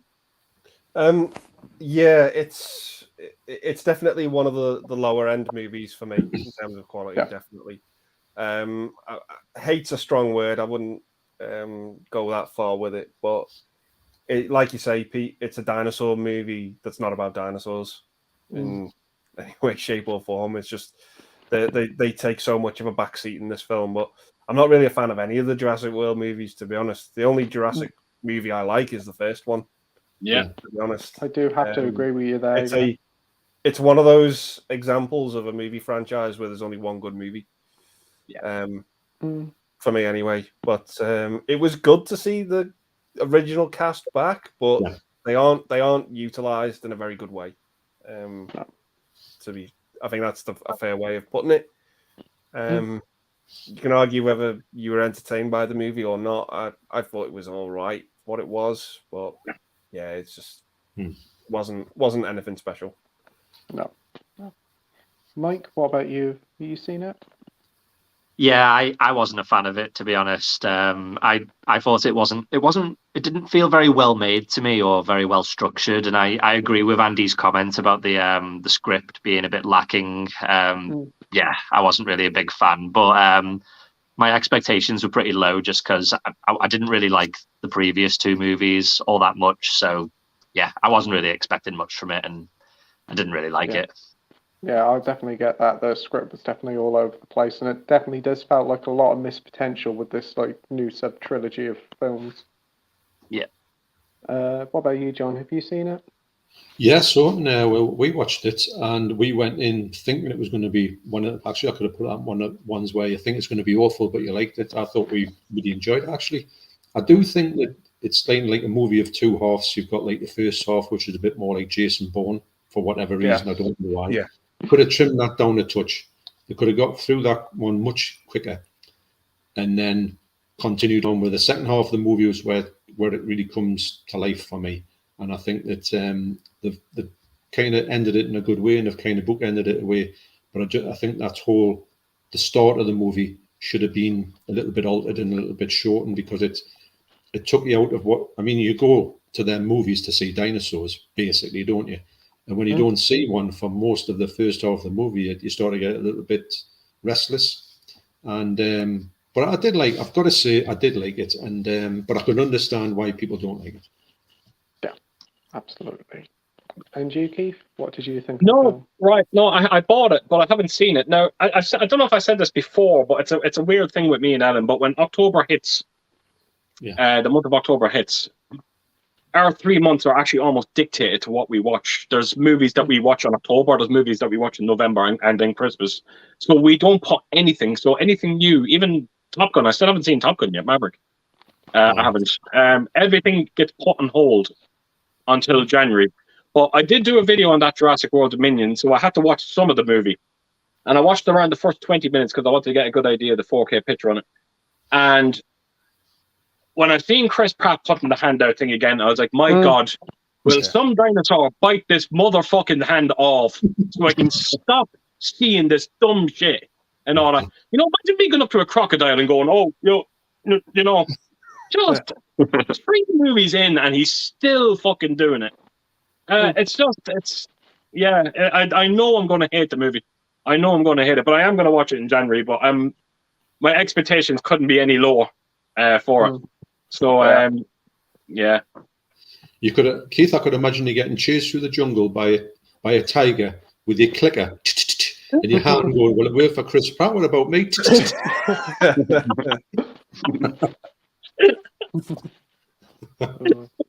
Yeah, the whole dinosaur whisperer thing with Chris Pratt just doesn't work for me as well. It's one of the darkest things about it. I was kind of hoping to do that in the movie. I really did. I thought they were going to, play it because they played it to death. And I was hoping I was hoping it would happen in the third one where he put his hand out and the dinosaur just lops the hand off him. Yeah. That would have been brilliant. And put a fucking end to it. Yeah. Oh, yeah. He acts like the dinosaur's his best mate, like he's going to have him round for tea or something. Is that ridiculous? and now he's fucking Mario. Jesus Christ. Yeah. Yeah. A strange one. It's a very odd choice for Mario, I do agree. Did you hear as well, Harrison Ford? Because apparently Chris Pratt was massively in the running to be the next Indiana Jones movie. But I think Harrison Ford came out and said, Harrison Ford is done when I'm done, and that's it. Simple as. Now, whether Disney agree, I don't know. But I don't know about any of you, but I don't think I could go watch an Indiana Jones movie and not have Harrison Ford in it. It wouldn't be an Indiana Jones film. No. 100% agree. Yeah. That's why I haven't seen Solo. I've kind of refused to watch it because I just can't picture anyone else playing Han Solo other than Harrison Ford. Yeah. Yeah. It's weird, Mike. I enjoyed the movie, right? I'm not going to lie. I actually enjoyed the movie, but I have to tell you, not once during that movie did it feel like, that I was watching Han Solo. Yeah. And I think once I was able to take that out of my head, I was able to enjoy the movie. Yeah. As silly as that sounds. Yeah, I do agree. The guy who played him didn't feel like him. I think the guy who played Lando was pretty good. I can't remember what his name was. Yeah, he's really good. Yeah. Yeah. We've got Brett here. Just going back to that Solo as well. Do you know what I was kind of hoping? Do you remember River Phoenix at the start of Indiana Jones and The Last Crusade? Do you know the way he got the mannerisms so perfect? That's what I was kind of hoping that we were going to get with Solo, but it never happened, unfortunately. But my God, River Phoenix done such a wonderful job at the start of that movie. Yeah, you did. It was incredible. Yeah. Yeah, I love that third film. Yeah, it's my favorite. It is my favorite as well. It's just such a great and entertaining film and a fantastic end to the trilogy. There's something about Harrison Ford doing a Scottish accent in that movie. That is incredible. Yeah. Him and Sean Connery are a great double act that just works so well. Please. Oh my God, it's so funny. The bit with the Hitler I thought was brilliant in it. Yeah. Yeah. Very entertaining. Oh God, just what a movie. Well, I'll tell you one thing, Sean Connery, could you imagine how bad that movie would be if Sean Connery wasn't in it? He really does make that movie. He does. He's incredible. Yeah. Even when you first see him and with River Phoenix and it's not you just see his hands. Yeah. Oh God, you know he's just got that much of a presence. Yeah. Brett says he's never seen a Karate Kid or a Batman film. Wow. Oh wow. I can understand Karate Kid, but Batman. Wow, not to see a Batman movie, but it's quite difficult not to see one because it's just everywhere. Yeah, so many, and a lot of them are very high quality films. So wow. Can't really escape Batman movies, to be honest. There's always one releasing. Yeah. We've got Rogue here saying South Wales is being hit full force by a storm. Wow. You stay safe, mate. Absolutely. Yeah. We've got Dr. Impossible here saying, Keith, give me 2 sci-fi films that you don't own that you would like to see as a 4K release in the future. Oh, Jesus Christ. Oh, my God. Give me 2 sci-fi movies that you don't own that you would want to see.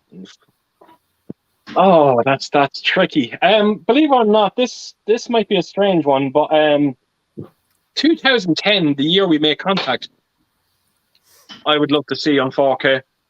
I'm a big fan of the movie. I actually wait a minute. No, John, you sent me a copy of that, so I do own it. So sorry. That's on the premiere, the HMV premiere, wasn't it? Yeah, that's right. I forgot about that. Sci-fi movies that I don't own. Honestly, I every sci-fi movie that I want, I own. Simple as. It's Yeah. Nothing comes to mind. Absolutely nothing. No. I'm sorry, I can't. I don't mean to be boring, but again, like I said, if it's something I like, I have. Simple as. I've got something that comes to mind that you could kind of say it's sci-fi that I would love to see on 4K because the Blu-rays look absolutely amazing, and that's the original Planet of the Apes, the 5 of them. Yeah. I'd love to see them on 4K because Yeah. I was looking at the Blu-ray actually of the first one the other day just for whatever reason, and it looked absolutely stunning. And that's the Blu-ray, and I mean it was remastered a while ago, so and they all look good. So I can see that them looking exceptional on 4K if it ever came out. I think if it was two sci-fi movies that are not out in 4K that I would love to see, I definitely think I would love to see 2010. I'm a big fan of that movie. I thought Peter Hyams did a wonderful job directing that movie. Don't get me wrong, it's not even in the same league as 2001, but I found it to be a very faithful sequel. I did. So yeah, I think 2010 would be a nice one to get. Oh, great picks. We've got Andy Lake stuff here saying today is Doctor Who's 59th birthday. If you watched Doctor Who, what was your first Doctor? Mine was Tom Baker's last 2 seasons a long, long time ago. Wow, that must have been in the 80s, wasn't it? Mid 80s? For me, He first finished Doctor Who. 81, so I would say that was probably maybe 79, 80. Yeah. Did he finish 81? Was it 84? I honestly don't know. I'm Yeah, I sure think it was it's either 81. it's like early That's mid what 80s. Yeah. I Because think he started 74 and finished 81. Yep, So you've that's got what I it. would say. Yeah. For me, it probably Chris Eccleston. The first episode of the new one is at Rose. But if you go before that, it'll probably be one of those Peter Cushing Doctor Who films, even though they're not official canon, but they're great. They are. What about you, Andy? I was never really a big Doctor Who fan growing up. I got into it. The first episode I saw properly was the Dalek one with Christopher Eccleston. Fantastic episode. And then I sort of got into it from there. And then I went back and watched the older series, and it's frightening how much of a minefield the older series is because of how long it was on for, and the way that show sort of works is it's not one episode is one story. It's like a story could be several episodes, and it goes over a season with several stories. Not like how it is today. But yeah, Eccleston was probably my first one, and then it just blew up for me with the Tennant era. I don't think for me it's never really been as good as that time when David Tennant was at the helm. I completely agree with you there. And whilst I'm looking forward to David Tennant coming back, I don't think it'll be able to hit those highs as it did back in the mid 2000s. No. I won't ask Mike because I know he hasn't seen Doctor Who. John, what about you? Don't ask me either. Oh, you haven't seen Doctor Who as well, Keith? Not a single one, not one episode. Have I seen? Not one. I think you would like it, Keith, if you went in the right, if you got into it in the right way. Yeah, that's again. I wouldn't even know what the right way is. Getting into that, it's a tough one. You have to see a good episode to get you involved with it. If you saw a bad one, you would never go back with it. A good episode to see is Blink. It's a fantastic, just like one-off episode, and the Doctor really isn't in that much. It's just a terrifying episode. Yeah, the Family of Blood as well was that was an incredible story. That. Oh yeah, with the scarecrows. I mean, it's the what's the one with the children with the gas masks on? Oh, Oh the god. Doctor dances and the whatever. Can't remember what the first one's called. But it's set in World War One, isn't it? Yeah, and it's, do you know that the people with the gas mask are you, my mummy? I thought Yeah. it was Oh, quite it's terrifying. spooky, that one. Yeah. It's You know? amazing how such a simple premise can be so terrifying. Well, the thing with is it Blink where they can't blink because Yeah. imagine this. The I Weeping mean, Keith, Angels. this is a great premise for an episode. The fact is that there's these things and they don't move. When anyone's looking at them, they don't move. But of course, when you blink, you're not looking at them and they can move. So you've got to try not to blink these Clever. things. You know, when they're trying to, they're coming up to them, and then when they're opening it, they're getting further and closer to them. And when they touch you, that's when you're done. That's a really Oh, wow. Yeah. that's a brilliant episode to That start sounds off great. with. That sounds great. Yeah. And for me, my first Doctor was John Pertwee. I caught him, I would say, he finished in 73, 74. I think it was about 72 when I first started watching him. And but Tom Baker was the man for me when he hit. That was it for me. Loved him. Yeah. I can imagine when Tom Baker was in there, it was like the David Tennant of that sort of classic era. Everybody was watching Doctor Who then. It was like literally when the David Tennant blew up. That was our version of it blowing up. It was always good, I heard from other people, but it was very kind of just meh. And then John Pertwee was good in it, but he didn't have the sort of, because he was like locked to the earth, wasn't he? He couldn't go anywhere because he was like had that punishment, which was a bit stupid, like. But and then when Tom Baker he went back in the TARDIS, didn't he? So he was a way to go all over the place, and it was made it more of a like you didn't know what was going to come the next week and all that, you know. And it was just, I thought all the monsters used to frighten the life out of us as well. So it was just, for me, it had everything in it as a young kid, anyway. Yeah, it had some very creative monsters back in the Fourth Doctor's era, and also K9 as well. Yeah. Yeah. The 70s, 80s expert is sub to you all. I appreciate that. Thank you. Sure, really appreciate that. We've got Ian Hill, the Ramblins here, saying the Thunderbirds 2004 Jonathan Frakes directed was a box office and critical failure. Is that a lesson that an iconic children's TV series should never be remade? I have to admit, young me absolutely loved that film, and the soundtrack, the Busted theme song, is always catchy for me back in the day. But I think I did watch it about 5 or 6 years ago and still didn't mind it. It's not good, but I didn't mind it. What about you, Andy? You know who the best part of that movie is? Bill Paxton. Oh, yes. Yeah. Bill Paxton. If he's in a movie, you know it's gonna be tolerable. And I've seen the movie as well. Yeah.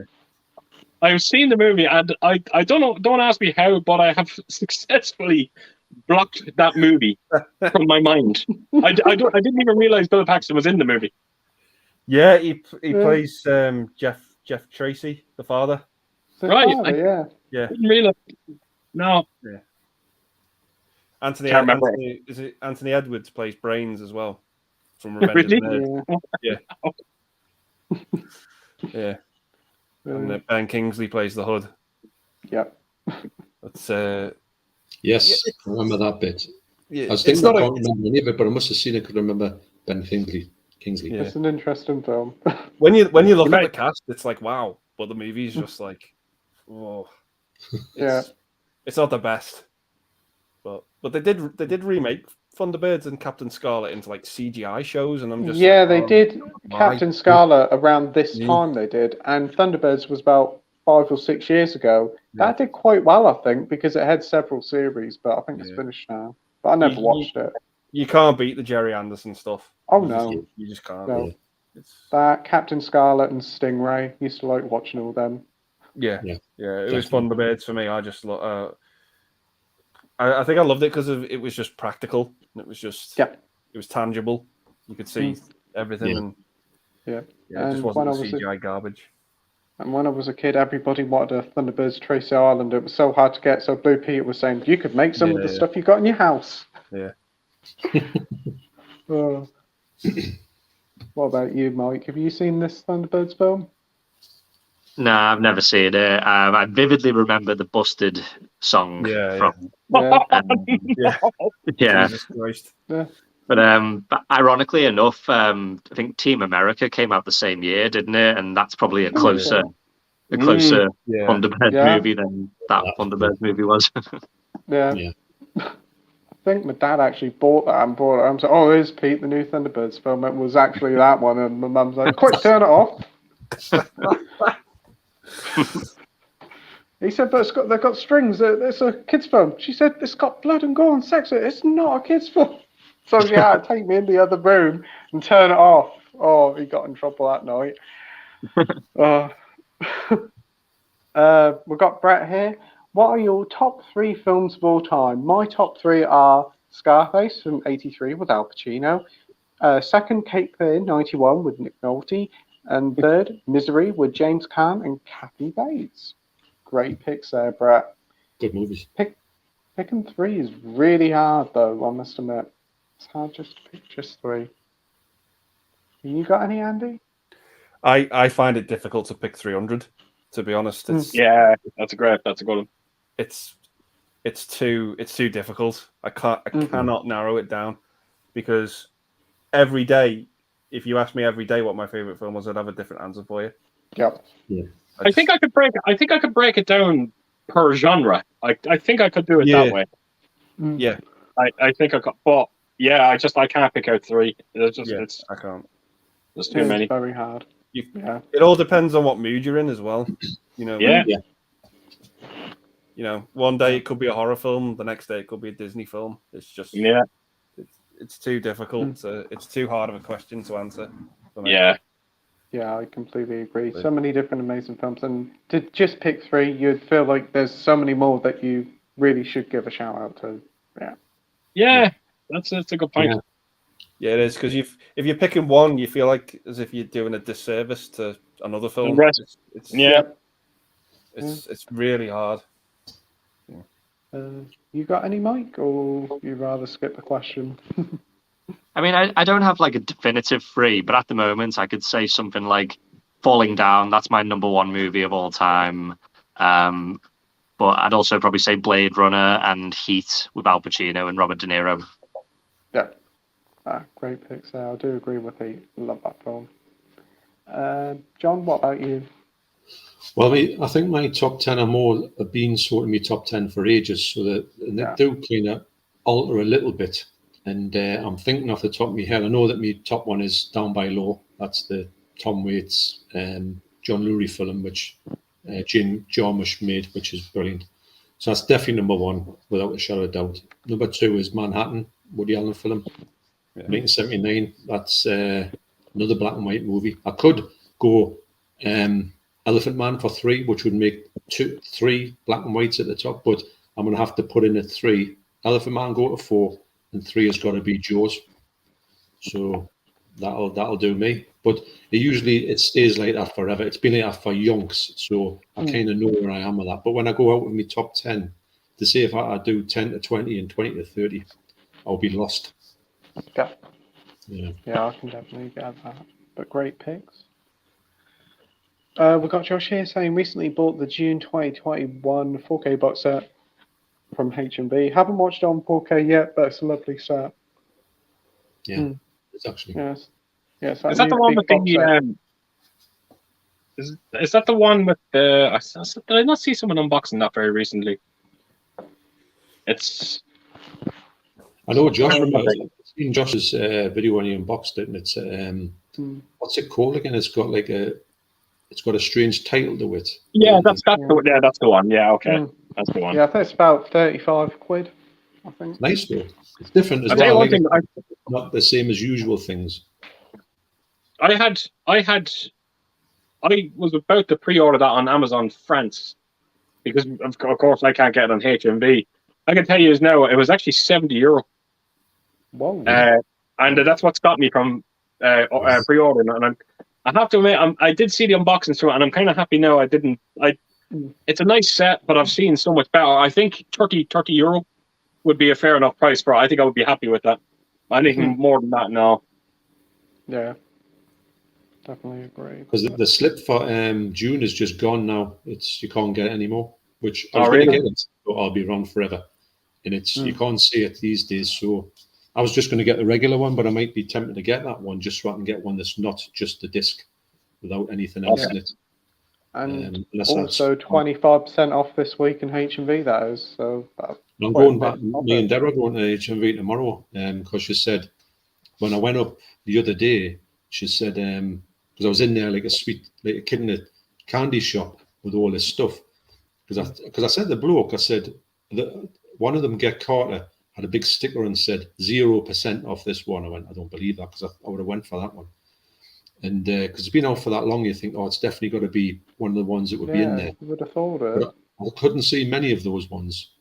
And luckily, Singing in the Rain was one of those ones. But I said to the bloke, is everything in here 25% off? Is it just me thinking it is? He goes, no, the whole lot, apart from them stickers. So when I saw all this stuff, and then I bumped into Philip Coghill, and I was talking to him actually. So we're having a bit chat about in the 4K section about this and that, and what was good and what was not, and what he was interested in, what he was thinking about picking up.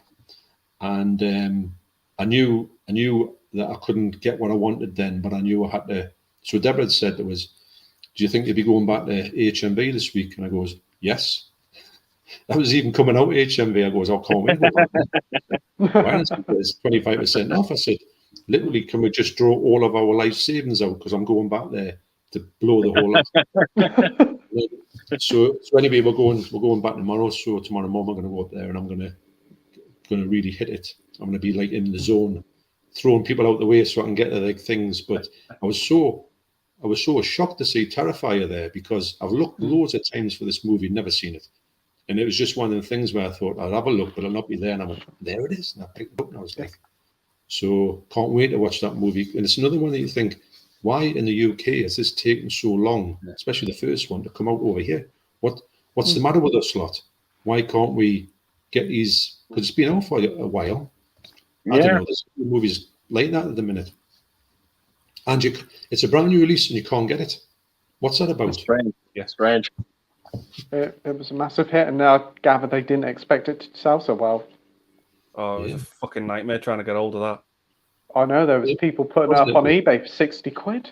Yeah, I got mine off eBay. I got it off eBay for about 26. And I was like, I'll pay that for it because it'll just put the fucking hunt to a fucking end because I cannot fucking be bothered looking for it. Everywhere it had sold out, HMV, CEX. Everything had gone, and it was about, like you said, Pete, 60 to 70 quid on eBay. And I saw there was someone selling them for 26 quid on eBay, and I was like, I'm getting it. They've had good reviews. They're selling quite a few of them. I was like, I'll pay the extra 7 quid just because. Put the hunt to an end. And it's funny though when you get in the zone with a movie. And you're fixated with that movie, and it doesn't matter what you've got to get it. It could be anything, couldn't it? Yeah. It just ticks the box, and you just think, and then when you get it, it's like you've won the lottery. Yeah. I was running to the thing and going, look what I've got, and the bloke was probably thinking, what's the matter with him? It is, you see, you put it to bed, haven't you? Says, right, I can move on with my life now. I've got it. I cannot think about it anymore. Yeah. It's a weight off when you see other people pick it up, and you're going out yourself, and it's just like, oh my god, I've got no chance. But everyone was picking it up. That was the thing that got me, and I'm thought, am I doing something wrong here? Do you have to have a special code or a handshake when you go to HMV and say you got doing that special stuff behind the shelf? Yeah, Terrifier. There it is. Yeah, cost you 50 quid. Doesn't matter. I want it. But it's a funny one, but. Every now and again, you get War of the Worlds has been a hard one for people to pick up. They've been like talking to me on me, being comments to say a lot of people have ordered it and it's out of stock and they can't actually physically get it. And when they've said that, I went back to HMV and had a look and thought, oh, there might be a few in there I could maybe get for people, but there's none there. So, but apparently they're coming back out again. They're going to get more stuff in, and people are starting to get them now. But it shouldn't be like that in the new release, should it? No, they should have enough to meet certain demands. I have a beautiful edition lined up for that War of the Worlds. I desperately want it. It's one of my favorite sci-fi movies, and thankfully I was able to stop myself from buying the 4K release because Imprint in Australia are bringing out a release for it. Now it's going to cost me around nearly €100 because the delivery charge alone is nearly €40 to get it sent over to me. But when they released the artwork to it, it's a steel book. It comes in a hardened box as well. It has a lenticular cover on it as well. It just looked extraordinary. One of the nicest steel books I've ever seen. The artwork on it is just so creative, so beautiful, and beautifully vibrant as well, just like the movie. It just suits the movie so well. Can't wait to get my hands on it. I think it's the 12th of December. Now, I'm hoping nothing is going to go wrong because Ellen is actually, believe it or not, I don't know if any of you have seen it. I told John about this, but this company called Via Vista, I think they're called, they brought out this deluxe edition of Saw, where it comes in a bear trap. Now, everyone's sending me links to this. It's almost like everyone wanted me to buy it so I could show it on my channel. But it was £300. It was a lot of money for it. And I straight out told everyone that I'm not going to buy it. But Ellen seen it. And Ellen went, I want to buy it for you for Christmas. So she ordered it there around a week and a half ago. I haven't heard a thing. They took my money a week and a half ago. Hasn't been dispatched. I was emailing them. I got a generic email saying that we're going to talk to the warehouse and see what's going on, but no sign of it at all. And I think that's the same company that's doing that War of the Worlds release as well. So I don't know. I don't know what it is, but I fucking hate companies that take money before shipping. I hate it. I do. I don't mind Amazon the way Amazon do it. Amazon take it out that day and then they ship it out that day. That's grand. Yeah. But this thing of taking money off you a week and a half ago and not doing nothing, it's very hard to get your money back when it goes tits up.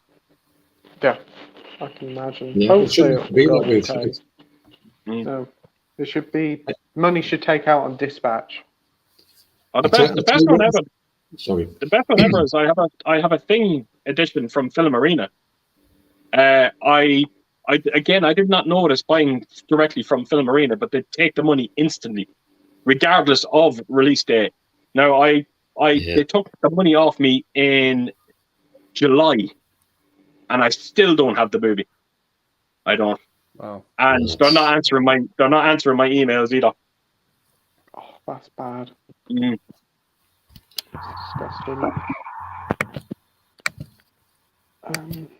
Right.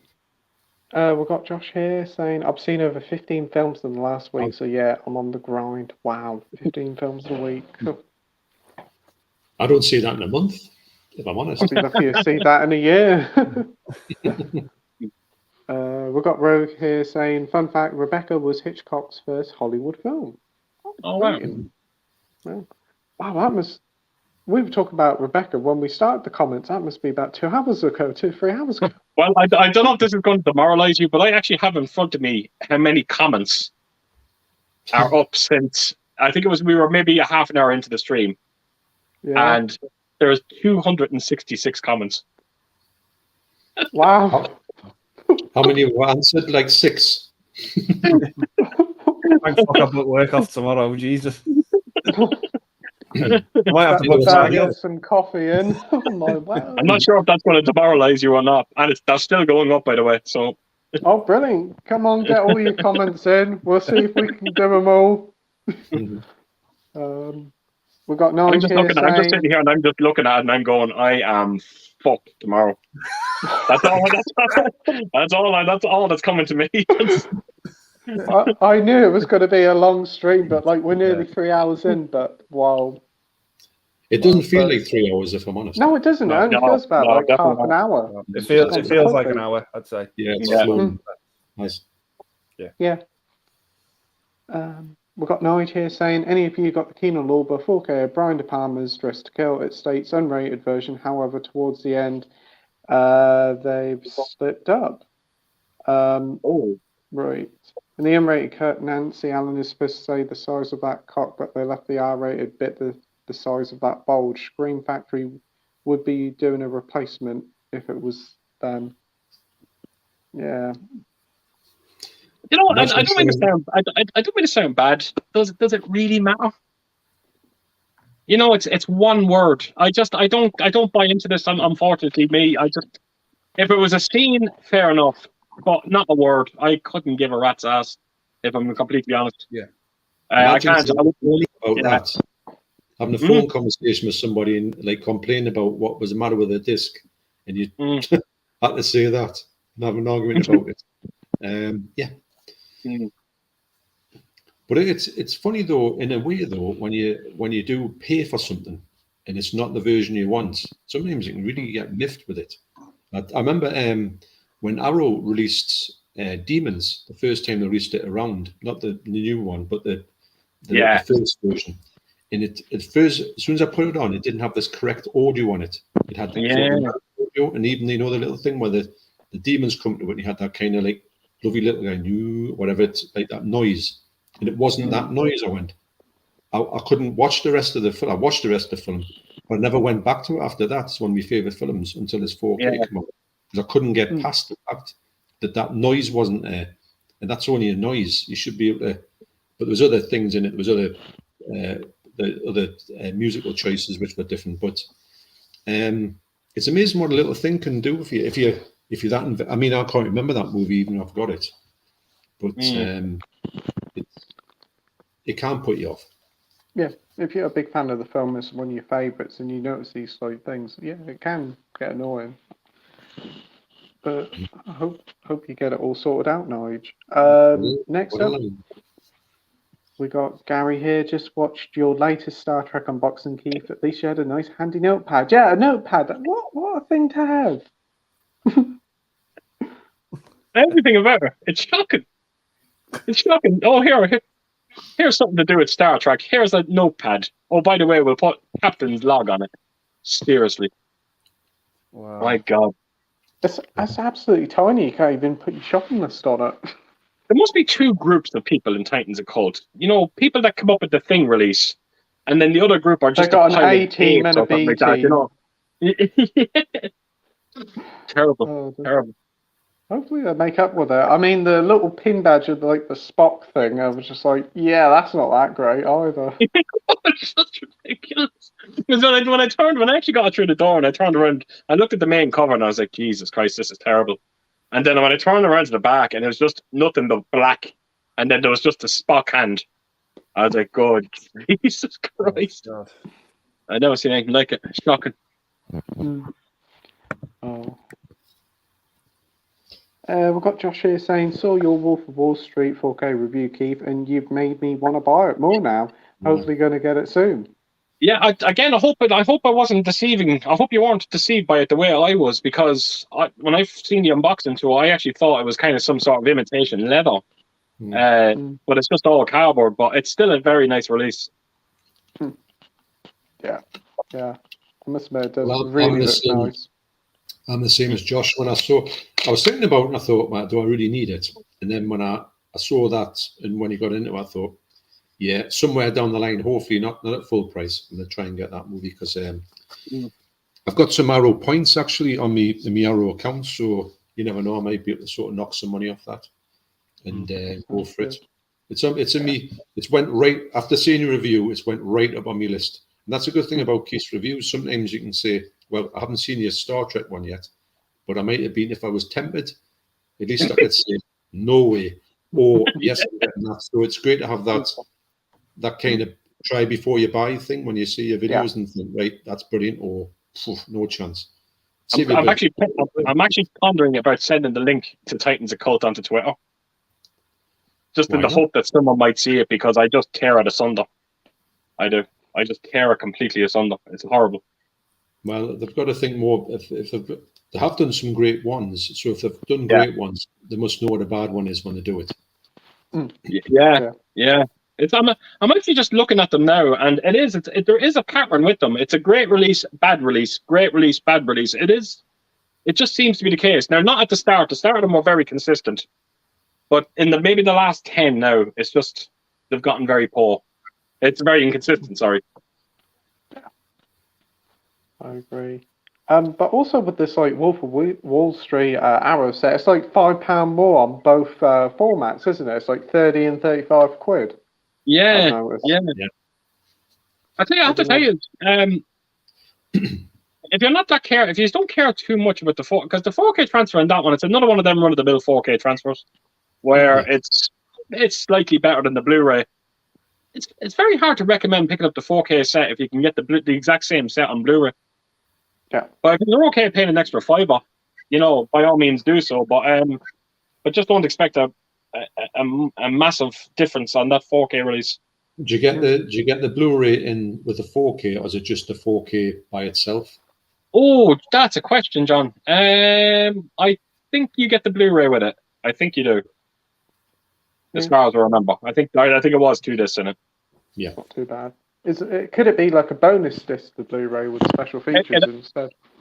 Yeah, it could be. It actually very could be. I'm not quite sure. Funny enough, I can't remember. Yeah, because I know like Arrow don't seem to put like Blu-ray versions of the films with their 4Ks. I've noticed that. Not really. They seem to be doing it funny enough with a lot of the Argento ones, don't they? Yeah. We've got Dr. Impossible saying, "What? Rebecca? You've just sinned, John. Repent right now. Hands and knees and also bark." I don't think I've got the strength. I'm saving me strength for the rest of the next 10 hours. Yeah. We've just hit the 3-hour mark, so we've got another 7 hours to go. Nige says, yet the unrated bit is still heard in the special features. Oh, well, that is a bit odd. It is, isn't it? Actually. We've got Gareth here, Video Tasties. Hey, all. Hey, Gareth. Hope you're Right.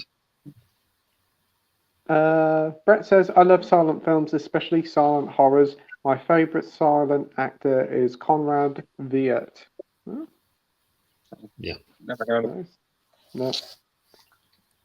Sinjin says you won't be disappointed in Desperado, Pete. Wow, this must be like 2 hours ago. But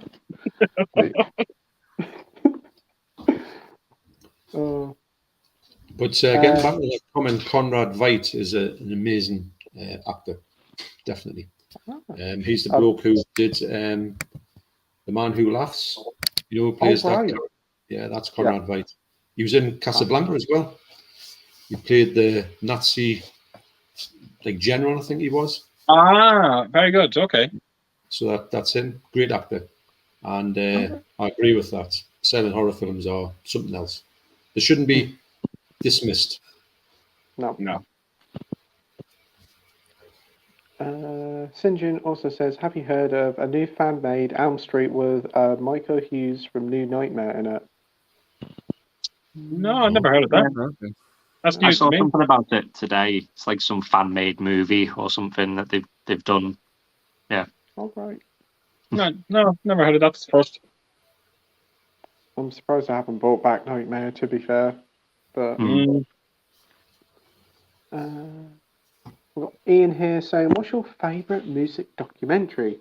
For me, Woodstock is an amazing historical record, which I constantly enjoyed. The Hendrix performance is so iconic. That's a very good one there, Ian. There's quite a few music documentaries to think of. I did watch one last year that was very good. What's his name? The Sparks movie, directed by the guy Wright. Yeah. Edgar Wright. Yeah, thought that was fantastic. Some great animation work in there. Whole host of people.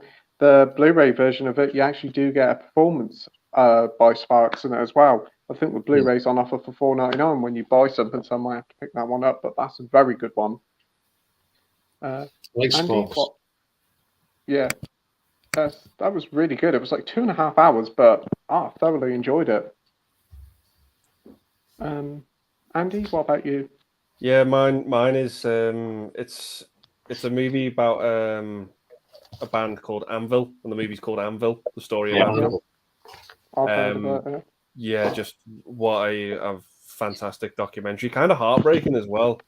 Sort of about this metal band that just didn't get the recognition that they deserve, because the start of the film, they're interviewing all these big musicians from the metal genre, and they say that one of their big influences was Anvil, and they're just a band that just went completely under the radar, didn't get the success they deserved, and you kind of see them later in life still trying to get that success, and it is kind of heartbreaking.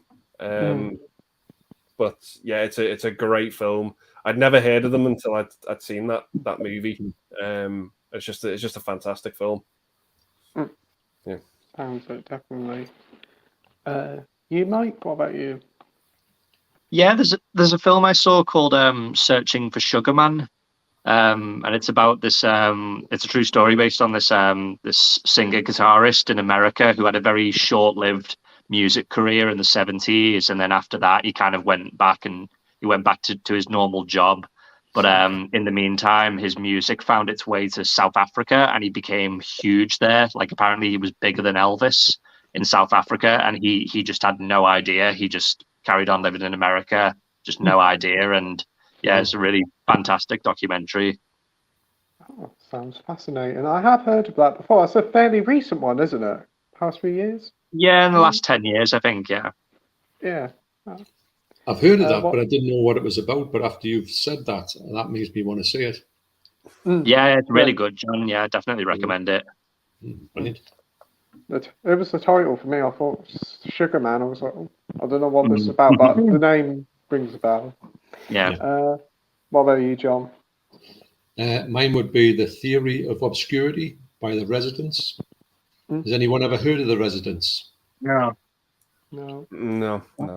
Well, they're a band. Have you seen the picture of, there's a band and they've got eyeballs for heads? You ever seen that? Yes. Picture? Yeah, The Residents. So the short story is nobody knows who they are. They've been a band for, well, be coming up to 50 years now. And they've never really put out who they are. Nobody knows who the members are. Currently, I think they're meant to be the people in it, if they're still the same people, are meant to be a tribute band to themselves. That it's just nuts. The music is pretty awful, mind. There's a lot of things in it that they reckon that was the Beatles used to be The Residents, because you know the really obscure song, the really stupid songs on the Beatles albums, like Honey Pie and stuff like that. Yeah. They were saying that because the Residents sound like that, they were saying that George Harrison was doing this for a laugh. The Beatles were doing it for a laugh. They weren't, though. I don't think they were. You kind of in this documentary kind of get a feeling, if you know there's a bloke who speaks for the Residents, because the Residents don't talk, they don't do interviews, they just stand there while this bloke does the interviews for him. But the bloke has got to be the singer, because his voice is like how the singer sounds. But when you look at him, because you can see the singers on some of his masks, they always wear masks, you can see his chin, but his chin's not the same as the fella. So it looks, is that his brother? It's just a constant. But all of the songs and the music videos have got are really like arty, and experimental, and some of the things you can't listen to, they're that horrendous. And sometimes I play The Residents in the car for my wife, and I put a couple of songs on which are barely listenable. And she goes, "God, get that off. That's Residents, isn't it?" I goes, "But it is, but just stick with it." And she goes, "I can't, because it's just awful." What they'll do is they'll do a lot of Elvis covers. But when they play the Elvis covers, they will, when you play a song in tune, they'll take the tune down. Say it's played in a certain, the certain chords. They take the chords down to the what's it called, the sharp, the flat notes. They play the flat versions of the records, and they sound off key when they do a cover version. It's crazy, it's nuts. But this documentary is all about this supposed true story of the Residents, which it probably isn't. It's probably all made up. But you've got loads and loads of stars in this movie. People from Primus and stuff like that, who say everyone reckons the singer from Primus was in the Residents, but he wasn't. But he's played the Residents quite a few times. There's another bloke called Snakefingers who was in them, but he died. But you knew he was in them. I don't know. It's crazy. But anyway, that's my favourite documentary because it's just so bizarre. And I like the fact that nobody has ever found out who these people are after 50 years. Oh, It's still the same people that are still alive. I don't know. Yeah. That sounds like a There you really go. interesting one. Oh. And what about you, Keith? What about you, the music documentary? Yeah, two pop to mind. I think one of them is called "When Bob Meets Harvey." I think that's what it's called. It's the whole thing about Live Aid and how it came about. It's just such a fun watch. Bob Geldof is one of the biggest bullshitters you'll ever fucking meet. Some of the crap that he came up with, telling people that oh, we have Paul McCartney when he hasn't even made a phone call to Paul McCartney. And the reason why he was doing it was he was like, oh, I'm going to announce that Paul McCartney and David Bowie and all that are in this concert, even though they haven't been asked. And they were like, but what happens if they say no? Well, let them try and say no. That's the way he looked, and I thought it was just brilliant. But there's another documentary, I have to admit, Flight 666, Iron Maiden, them embarking on it. I think it's like a 6-month tour with Bruce Dickinson flying the plane. I just thought, what an insight. It was the first time when you finally got to see the, behind the scenes footage of Iron Maiden and seeing them like you've never seen them before. And when you see the scene at the start of it, when they load up the plane and all the equipment is on it, and you can almost see the fear of Bruce Dickinson's face when the plane is taking off. It's almost like, I hope this doesn't come straight down again. It's, oh my God. That documentary actually put Ellen onto Iron Maiden. She's a massive fan of them there because of that documentary. I love it. I do. Brilliant. Yeah, you're right. Oh, wow. That sounds like a great one. Another one I can think of came out last year was The Beatles Get Back on Disney Plus. I thought that was fantastic. A great little insight into Yeah. It was wild to see all that stuff that's never been seen before. Amazing. Yeah. Yeah, it was like 9 hours worth of footage. Incredible stuff. We got Josh here saying, seeing She Said on Friday, After Sun again on the 12th, then Avatar on the 16th. Busy few weeks, huh? Absolutely. Plenty of films to watch. Yeah. Hope you all enjoy them, Josh. I'm gonna try and see that She Said this Friday. I haven't even heard of that one. No. Yeah, it's about. I think it's about the Harvey Weinstein scandal. Right. Yeah. Yes. I think it rings a bell now. The film. Brett says, for the longest time in Punisher 2004, I thought the Punisher was Christopher Lambert instead of Thomas Jane. And in Mortal Kombat 95, I thought Raiden was Thomas Jane, but it's Christopher Lambert. Honestly, that's such a good call, that, because I honestly used to get them mixed up all the time. Wow. And because they do really look similar. And in a certain light, you think, who's that again? Because you just, which one is it?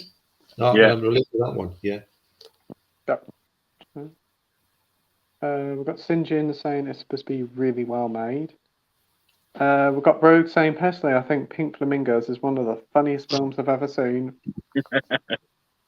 It is. I can't argue with that. It has got a lot of humour in it, if you can see past certain things. We've got Dr. Impossible saying, have any of you, including Pete, seen a Derek Jarman film? For me, I've seen two of his films, one called Jubilee and the other one called Caravaggio. Caravaggio. Thank you, John. I only know because I've seen it. All right. Right. I'm going to have to Google his name. But John, what do you think of his films then? Well, I've seen Jubilee. I think it's a great film, but it's a bit dated, mine, because it's about punk. It's got Adamant in it and Toya Wilcox. It's pretty good. It's got Jordan, who was not the Jordan we know, but the pre-Jordan, who was just died just recently. But the character there's amyl nitrate, and it's a good thing, but it's a bit arty. Caravaggio is they're all arty. I've seen another one of his films called Blue, and it's just a blue screen for the full movie, nothing else on it, which is nuts. He did the music videos for the Smiths song, The Queen's Dead, and a few other ones. And there was also one called Sebastian, which was a bit, well, I'll not go into that one. Let's just say, couldn't believe what I was watching. But I thought he was interesting. It was funny. It was one of those ones where at the time when he was out in the when he saw his films always on the TV, he was like the art director of the time. and he was all right. He was quite how can I say, a bit like Peter Greenaway. He's got that kind of little bit of a strangeness to him. Well, I think that actually the music in Peter Greenaway movies is unbelievable. It's so good. But he's definitely a one. If you watched Sebastian, you wouldn't watch another one of his films. Put it that way. That's all I've got to say about that. Okay. It's not a bad film. It's just not what I really wanted to see in a movie. Right. When I watched it on the back, I watched other ones that I really enjoyed, and I thought, oh, Derek Jarman, Sebastian. I went, whoa, I'm not watching that again. Yeah. What about you, Andy? I can't say I've heard of him. Nope. I've just looked up his filmography, and there's only 2 films I've seen that he's worked on, but not as a director. Other than that, yeah, just not seen. Yeah. Not seen anything. I've googled him. I've heard of Blue, but never seen it. You've seen any Keith Nunn? No. No. And you, Mike? No, the only one I recognise is The Tempest, but that's just because it's Shakespeare. Actually, The Tempest was quite a good movie. Toy Wilcox was in that one again. Yeah, it was all right, that one. Yeah, I knew there was another one I quite enjoyed. That was on TV all the time. Always on late at night, though, and you knew, because of the stuff he put in it, it wasn't stuff you could show any other time. We've got Rogue here saying John Waters was the pioneer of shock cinema. He certainly sounds it. Yeah, definitely. But I actually like his later stuff, to be honest. His later stuff for me, like Crybaby and Pecker. I think that stuff I can get on. That's the type of stuff of his I can get onto. Just not Pink Flamingos. Have you seen that last one that he did? The one with Tracy Ullman. It's got A Dirty Shame, I think it's called. No, I've not. I've not seen that one. You know how his movies are that out there. Well, what's happened was in this one, she's like a straight-laced sort of woman who's got like a perfect like house and marriage. It's not really, because all the obviously you got son who's into like all this madness, and the daughters, you've got to see her to believe her and all that. But she's straight-laced, but she gets knocked down by a car and hit in the head, and she turns into a sex demon pest woman that she's just going crazy for sex, basically. And the things she does in it, because you think, it's Tracy Ullman, she's a bit of a respected star for, a certain thing. And the things, I mean, I'm not going to say anything what she does, but the bit with the bottle in the middle of the street, you go, surely not. Okay. And then you're just sitting there and you go, I can't believe it. And they go, well, of course I can believe it. It's a John Waters film. What else is he going to do with it?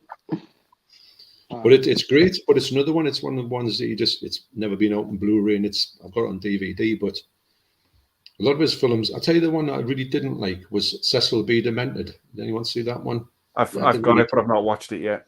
It didn't really do it for me. I thought it was, neither something or nothing, which is strange because I love all his movies. Yeah. Next up, we've got Peter standing silent, saying that's kind of like if you walk up to Playtendoguy in the street and ask him, "These live streams are awful. Why do you do them?" He would also love that. Oh, come on, Peter. I know you're a big fan of these live streams. Let's live stream on YouTube, so there you go. Oh, absolutely. Thanks for saying that. Mm-hmm. It is. It is. It's an absolute fact. It wouldn't be nothing without Andy and Mike and obviously the guests, you guys, and everybody watching at home. So to be honest, everybody. Me and Keith have talked about this quite a few times, even on our streams or just together. The format you've got and the vibe you've got in here is the best, and long may it continue. And every time you get a guest on, you get great guests on, you have great chats, you have great banter, and I think anybody who comes on here feels at ease and can just come on here and just have a great stream and enjoy it, and that's what it's all about. So the fact that you've all been able to create that for guests, you've got it. I mean, we're not just saying that because we're here. We're saying it because it's true. And It is. You're It's absolute fact. You're doing a great job, and you just got to stick at it because it's, like I say, it's the best stream on YouTube, and that's the truth. It's never repetitive. You know, it's never repetitive. It's always different. The three of us have a great dynamic between the lot of yous. Like John said, you just feel so comfortable. And again, I think the reason why it's not repetitive as well, and I suppose a lot of credit have to go to your subscribers, the people that are actually leaving the comments, because you just don't feel like you're answering the same questions. It's amazing. So a lot of credit has to go to them as well. It's amazing. What a gift. Yeah, thanks everybody watching at home, giving all these questions. Yeah, I do agree with you there, Keith. Every week it's always something different talking about. It's never the same thing repeated. Absolutely. We've got Classics of Race saying hi. DVD and Film Bloke saying hey to Liam. We've got the Classics of Race saying saw a few films this week, mainly ones DVD saw as we screened them together. Period Pieces is indeed the worst film I've ever seen. Oh, so you've seen it as well, mate. Wow. I'm going to have to look this thing up. DVD and Film Bloke says, yeah, I'm surprised I haven't killed you. The Classics of Race for showing it us. Josh says, I showed my dad the trailer for Bones and All, and he didn't want me seeing it. Said, it's too gross for me. I'm nearly 20. Wow. It kind of has like a near dark vibe to it. Oh, wow. When you watch it, it's got nice. like it's kind of like a group of like people like similar to the vampires in Near Dark. They're all like sort of different ages and different backgrounds. That's just the vibe I got from it. Very good. That's a great way to sell a movie to me. Yeah, if you see the trailer, you probably know what I'm on about. But it's I definitely got that vibe from it. Good. Awesome. Rogue says Pink Flamingos was like all early John Waters films. It's just a group of weirdos that came together and made a few movies. True. Well, it's all his mates, isn't it? He's just got his pals and just said, "Yeah, make a movie." Yeah. That's it. You've got to commend it for it, because I know a lot of people say making a movie is not a very easy thing to do. Definitely. But you know, he must have. All right, it was zero budget when he first started off. He must have had something about him because he made Hairspray, which is an amazing movie. Hairspray is great. Amazing sort of musical. So he's good. It shows me giving some money and do stuff. I mean, obviously, he had to tone it down a lot for Hairspray, but he could not have put the stuff in that. If he put all his stuff in Hairspray, it would have never made any money at all. No, of course. No. We've got Sinjin saying, talking of Pink Flamingos, the Greasy Strangler is a weird one. I've heard. Never heard of it. Have you seen that one? I've not seen it, but I've heard it's something. The Greasy Strangler. No, it's great. Absolutely great. Especially the old bloke in it, who is the Greasy Strangler. That's not giving anything away. He's because he covers himself in grease, so he can't be caught, which is quite good, isn't it? I suppose quite clever. And what he's doing is he's got this they're always swearing at each other, these two, with this bloke who's living with him. I think it's his son. But he actually, that fella, I think the only other thing he's been in was the video Dead. I think he was in there because he got killed immediately in the video Dead, right at the very start, and he's back in this movie. But the strangest thing about that movie is the fact that he doesn't really wear any clothes for the full movie, and you should see the state of him. And wow, so yeah. So there you go, and he's covered in grease as well. So, oh wow. But it's a great movie. It's made by the same bloke who'd done what's the other one that I really love? An Evening with Beverly Loughlin. An Audience with Beverly Loughlin. He made that one as well, which is amazing. So he's an English bloke as well. So good. We've got a Classics Array saying, also saw a slightly 80s political thriller called Defense of the Realm. Phenomenal cast, Gabriel Bryan, Denholm Elliott and Robbie Coltrane, and an equally compelling plot. Sounds good. Wow. Anybody seen it? No. Not heard of it until now. Yeah, sounds good. You seen it, John?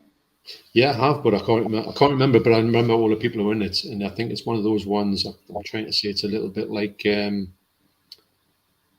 it's a bit like one of those political, like a sort of what's it called? I can't remember his name now. Like it's sort of like say an action movie like James Bond without the action in, if you know what I mean. Yeah. That type of thing. That's probably not even speaking about it properly, but it's a bit more like a political drama than an action drama. But it's like spy thing, I think. Yeah, it was all right. Espionage sort of stuff. Yeah, espionage, that's the one. That's, they say one word will take off all of that shite that I've been talking about for the past 5 minutes. One word. See? That's what they need. Oh. We've got Dr. Impossible saying, Pier Paolo Pasolini, John, do you have any of his films in your extensive collection, and would you consider adding any Pasolini to your collection? Yeah, obviously I've got Salo, which is the one that everyone talks about. But there's other ones that I've got. Is the Summit, the three that he's got. The Summit of Life, the movies of life. It's not that, but there's three movies. Tom Baker's in one of them, and they're quite good. There's another one, the Gospel According to Matthew, which I'm not really interested in. We didn't make that many because he got killed, didn't he? By a jealous lover, I think it was, who ran him over with a car, and ran him over a few times, flattened him basically. So in a car park. So yeah, I think he's good, but he's very controversial, and obviously Salo is the most controversial thing he did, which is everybody knows about that one. But he's a good director, but I think he was a bit too controversial for his own good. We've got Rogue here saying, but Multiple Maniacs was worse than Pink Flamingos, in my opinion. Not seen it. No, there's nothing worse than Pink Flamingos. Yeah, I don't know. It may be worse as a movie, like as a sort of it's not a better movie as in production movie, but if it's like worse for bad stuff in it, Pink Flamingos is by far his worst film. DVD and Film Bloke says, actually, it makes me want to watch Pink Flamingos now. It's a great way to wash my mouth out after period piece. Well, I actually watched a bit of it on YouTube. It was on YouTube about 6 months ago, so it might still be on there, DVD and Film Bloke, if you want to watch it. I don't know about washing the taste out of your mouth. Fucking hell. Yeah. I do think that Divine's amazing in that movie. Yeah. That. What's his name in that one? Because he's always got terrible names in his movies. I know in Polyester he's called Francine Fishpaw, which I don't know. Yeah. I can't remember what he's called in Pink Flamingos. I'll have to look it up now. Is it Bunny somebody? Let's have a look. What's it called? Pink Flamingos. Not oh, here it is. Oh dear, what are we going to get? Doesn't actually say. Doesn't actually say. Actually, she may be called Divine in it, if I'm honest. It does say Divine, yes. It's called Divine. Right. I tell you what's a great video to watch about it is watch Red Letter Media's review of Pink Flamingos. It's an amazing review of the movie. Right. Yeah, I will. It's about 40 minutes long, but it's what an amazing review of the film. It doesn't show anything nasty that you see in the film. It does, but the way they talk about the movie, it's you'll just get lost in their reviews. They're absolute rabbit holes. Has anybody ever seen Polyester by John Waters? Yes. Yeah. That's great. You know, yeah. When because she's living with that bloke, and then obviously she sees that fella that she thinks is the man of her dreams, but everything's going wrong for her. And she's in the kitchen, she's trying to hang herself in the kitchen, and people are just pushing her out the way and that. And I just think it's so like dark. Have you got the Criterion? No, I've got the DVD polyester. Because the Criterion's got, it's a scratch and sniff movie. When it Yeah. says scratch one when you see this. And she comes in the house, she's going, what's that smell? So you've got to scratch it and smell the thing. Well, it's got in the Criterion, got the scratch and sniff thing. Wow. Wow. What I've had to do is I've had to put it in a bag because it's not scratched. I haven't scratched it. I don't dare scratch it, but it stinks. So you've got to literally put it in a seal-proof bag so the stench doesn't come out of this thing. Wow. Wow. There you go. Oh, that sounds like an experience. Mm. Classic Sorry saying DVD for film bloke says the only reason I downloaded it was because of the scene where the old guy shoots himself, then wakes up and says, "I'm dead," and that was the only bit that was actually funny. Yeah, the shooting scene was the only funny thing in the film. Classic Sorry says also finished watching Blake 7 last night. It's a show I'm very mixed on. There's some great episodes, but a fuck ton of filler. Never seen it. No, I've not. I saw it on the TV. I thought it was quite good. But I haven't seen it since then. Might have seen 1 or 2 episodes, but never seen enough to make an opinion on it. Very cheap. DVD. Isn't there like a DVD box that you can get of it? I'm pretty certain I've seen about. Maybe. DVD from Film Bloke says, I think Period Piece was on YouTube uploaded by Trauma, but I think there's a reason their account was terminated. It's on the Internet Archive, I think, because they have no standards. I think Period Piece could even violate Pornhub's term of service. Fuck. Jeez. Wow. Oh my days. Did not expect that. The Classics Array says, I also celebrated the 59th anniversary of Doctor Who today by starting a marathon and watching An Unearthly Child. Caveman stuff was better than I remembered, and the Unair pilot is interesting too. Awesome. Yeah, I've seen the Unearthly Child years ago. Pretty good stuff. That's all right. Yeah. I do want to get a lot of the older stuff, but again, a lot of the Patrick Trout and William Hartnell era is all lost, isn't it? I know they've tried to recreate it with like animation, but I'm not too keen on that animation style. Not the same, is it? No, it's bare bones animation. It's there to just fill in the gaps. That's all it's there for. Yeah, it's not even good in animation. You're right. Yeah. I agree. Yeah. We've got Peter McCluskey here saying, I've got zero interest in Marvel, just not my cup of tea. Can't say if they are good or bad, as I've never watched any. That's fair enough. Yeah, fair enough. Yeah, if you don't like superheroes, there's no point in watching Marvel, is there really? No.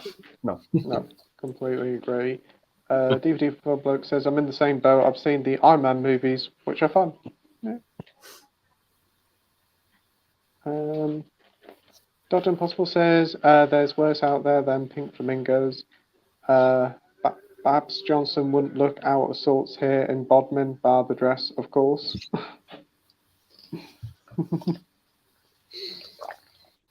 DVD from Film Bloke says, Avatar 2 will make its money back because people are insane. I'm not saying nothing yet. I won't say nothing. I don't know. Because that movie has to make a lot of money. I can tell you that now. Yeah. When you consider the likes of Indiana Jones and the Kingdom of the Crystal Skull, when that came out, that movie had to make close to 600 million just to turn a profit. So you can imagine what Avatar was going to have to make. Avatar 2 is going to have to make to kind of get into the profit zone. So I'll say nothing yet. It's like putting the eggs into one basket, though, isn't it? It's like a huge risk. I know that they took a massive risk with the Lord of the Rings. If the first one failed, then they hadn't got used the money to finish the two off. So that was a huge thing, but it did work massively. But I just think for it to fail, it'll probably be the end of him, really. Yeah, I agree there. Like Tim Youngan production says here, I feel like Cameron said that the movie needed to be the 3rd or the 4th highest grossing film to break even. I think he meant domestic, not international, but still a heck of a lot of money to make. Money. And cinemas still aren't at that Nope. like, making the money like they used to. No, Top so Gun was a fluke. is there a saying third or fourth highest grossing domestically? So that means it has to be making over 600 million domestically around that mark. 600, 700 million. Big risk. Too big of an ask, I think. Yeah, Tim Yong-un says, Yes. because no matter how good or important the sequel is, there's no way that this movie has anything as high as a 1 to 2 billion budget. But it's been delayed it's been in development so many years. I don't know. Disney's took over, all marketed and everything. It wouldn't surprise me if it did cost quite a fair bit, though. Yeah. Sinjin says, I'm looking forward to the third movie in the Young Guns franchise, Guns 3. Hopefully soon they will drop a trailer. Is that actually happening? Wow, that's I never even heard of that. I didn't even know that was happening. That's cool. Is that like Amelia Estevez and everything back? I'll have a look. I hope they don't recast it. Jesus, I hope not. Yeah. Well, apparently it says here Emilio Estevez and Christian Slater's in it, so it's happening. That It's it? in pre-production now. It's like Lou Diamond Phillips as well. That's just Okay. 3 cast members. So I don't know. Yeah. Sorry, did you say Louis Diamond Phillips? Yeah, How the hell are they bringing him back?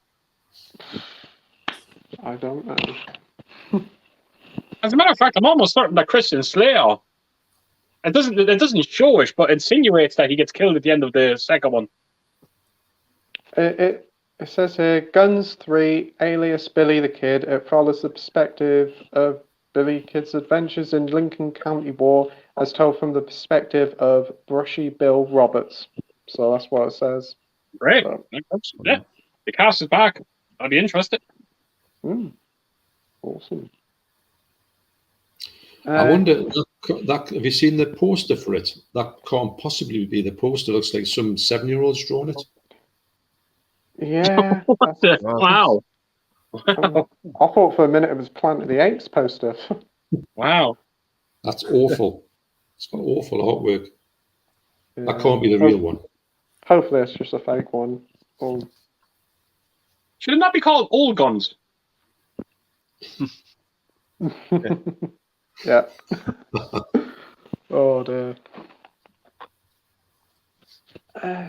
DVD from Filmbloke says, going back to Cannibal the Musical, it has the only good song about building a snowman. No, not that shitty song from Frozen. Wow. Dr. Impossible says, Christ, Young Guns 3 going out in a blaze of Zimmer frames. Apparently, Estevez is directing it as well. Oh, wow. Wow. That's quite interesting. Intrigued.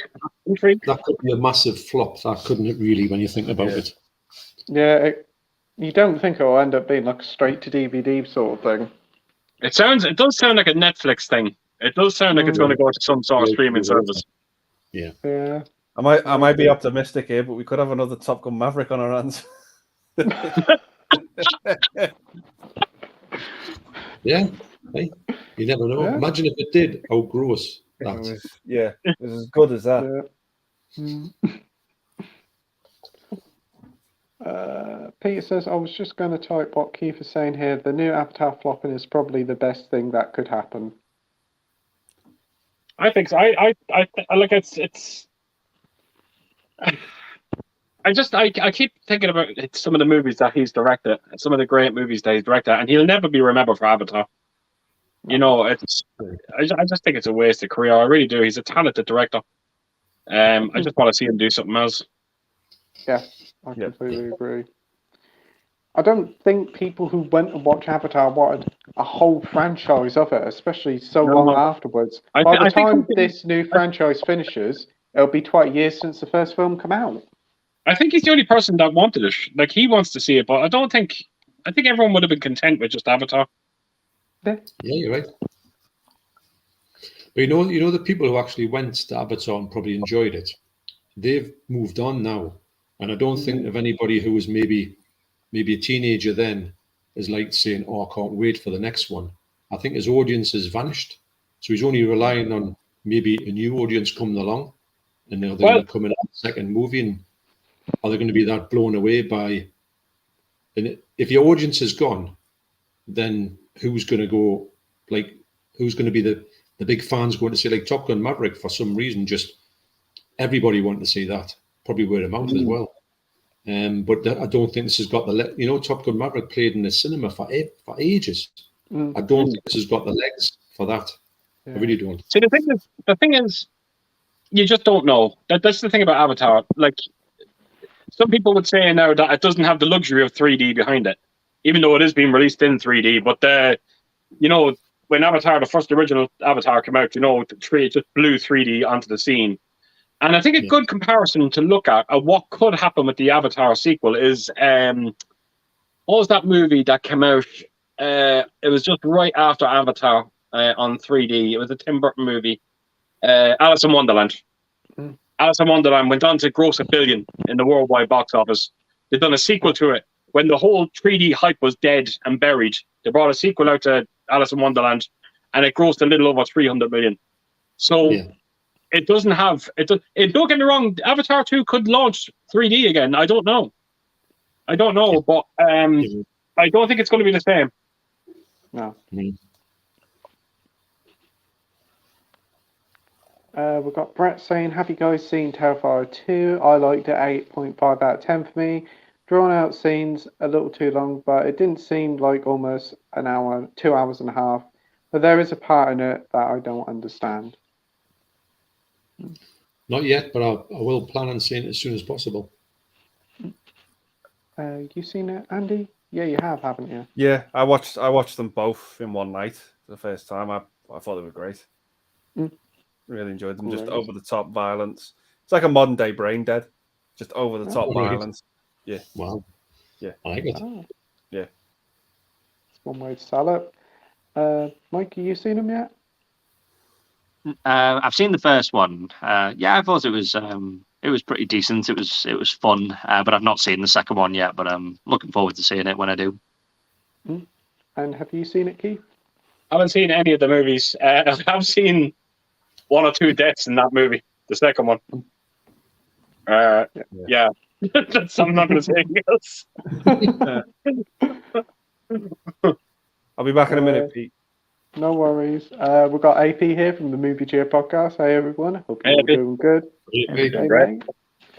And thoughts on 3D movies? Yeah, 3D movies were pretty cool when they came out. Avatar was definitely the big one. It's a gimmick, definitely, but like 3D has died out completely now. I don't think you can get 3D TVs. Release of 3D films on physical media is pretty much non-existent in this country. Yeah. It all lives and dies on Avatar. If it can bring it back, then brilliant, but it's got a hard job to do it, I think. Absolutely. Yeah. I think... Yeah. Sorry, go on ahead. Yeah, go on. No, I'm just saying, what do you think, Keith? Yeah, look, it's... Hollywood are... They caused all of this, the death of 3D, bringing out pointless conversions to movies that just never needed them. And instead of doing it the way it should have been done, the way Cameron wanted it, where he wanted movies shot in 3D. And when you do look at some of the movies that have been shot in 3D, they're some of the best on the format. And because of that, I can't watch these movies other than 3D. Martin Scorsese, Hugo, is one in particular. You are massively losing something if you do not watch that movie in 3D. I just mentioned it tonight, Polar Express. It's a magical movie made even more so in 3D. It has to be done right. It has to be done right. It has to be shot in 3D. And if it's shot in 3D, it's a fantastic format. It really is. Yeah. What about you, Mike? I've never really been that big into 3D. I mean, there's been some movies that I've seen in the cinema in 3D, like Avatar, and it was like a really good experience. But other than that, I don't really tend to watch movies in 3D. I don't have the capability to do it at home. So yeah, just one of those things, like you say, it's kind of died out now a little bit, but maybe it'll come back. We'll see. No. What about you, Andy? What do you think of 3D movies? It's a fad that comes and goes, isn't it? Yeah. It's been that way for years, back to, far back as I can remember, the House of Wax, the original one. Yeah. And then obviously it came big again in '83 with Friday the 13th 3 and Jaws 3. It's one of them. It dies off and then it rears its head again. But yeah. I think it's gimmicky, to be honest. That's the problem with it. It was used as a gimmicky tool, but I still maintain that when it's done right, it goes beyond the gimmick. Yeah. I think that's what James Cameron accomplished with Avatar. There's one movie I think where I've seen it and the 3D is actually added to the movie, and that for me was Gravity. Oh, I forgot about Gravity. I went to see that in 3D because I'd heard Mark Commode do a review on it, and he said this is worth seeing in 3D, and he hates 3D. He is someone who does not like 3D at all, and he said Gravity is worth seeing in 3D. It's the only film I can say is worth seeing in 3D. So I went and watched it. My God, yeah, it was just like close to being in that outer space as you could be. I was just saying that before you came back. Martin Scorsese's Hugo as well was just, my God, extraordinary. Extraordinary. And what about you, John? What do you think of 3D? Well, I think, like Keith was saying, if it's done right and the movie is shot with 3D in mind, I think they're brilliant. I don't have 3D capability in the house, but if sometimes if I get a disc out and you can get your stupid little glasses on, you can watch it on the TV. You can get a bit of a half 3D experience, which is quite good. And if it's got plenty of gimmicks in it, it's good. But it's this whole thing with, it's exactly what Andy was saying. It does come in waves, and then it vanishes as if it was never even invented, and then it comes back again with a different thing, real 3D, and then that goes. And of course, Cameron reckons he's going to get it to a point where you can go and see it without actually needing glasses, which God knows how he's going to do that. But he's never going to accomplish that, because the problem is you have to find it. 3D has a sweet spot. And you just can't find multiple sweet spots in a cinema. I don't think I just can't see it working.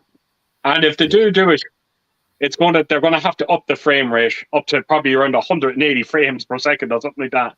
And you've seen how people reacted to Gemini Man. By upping the frame. So I can't see it happening.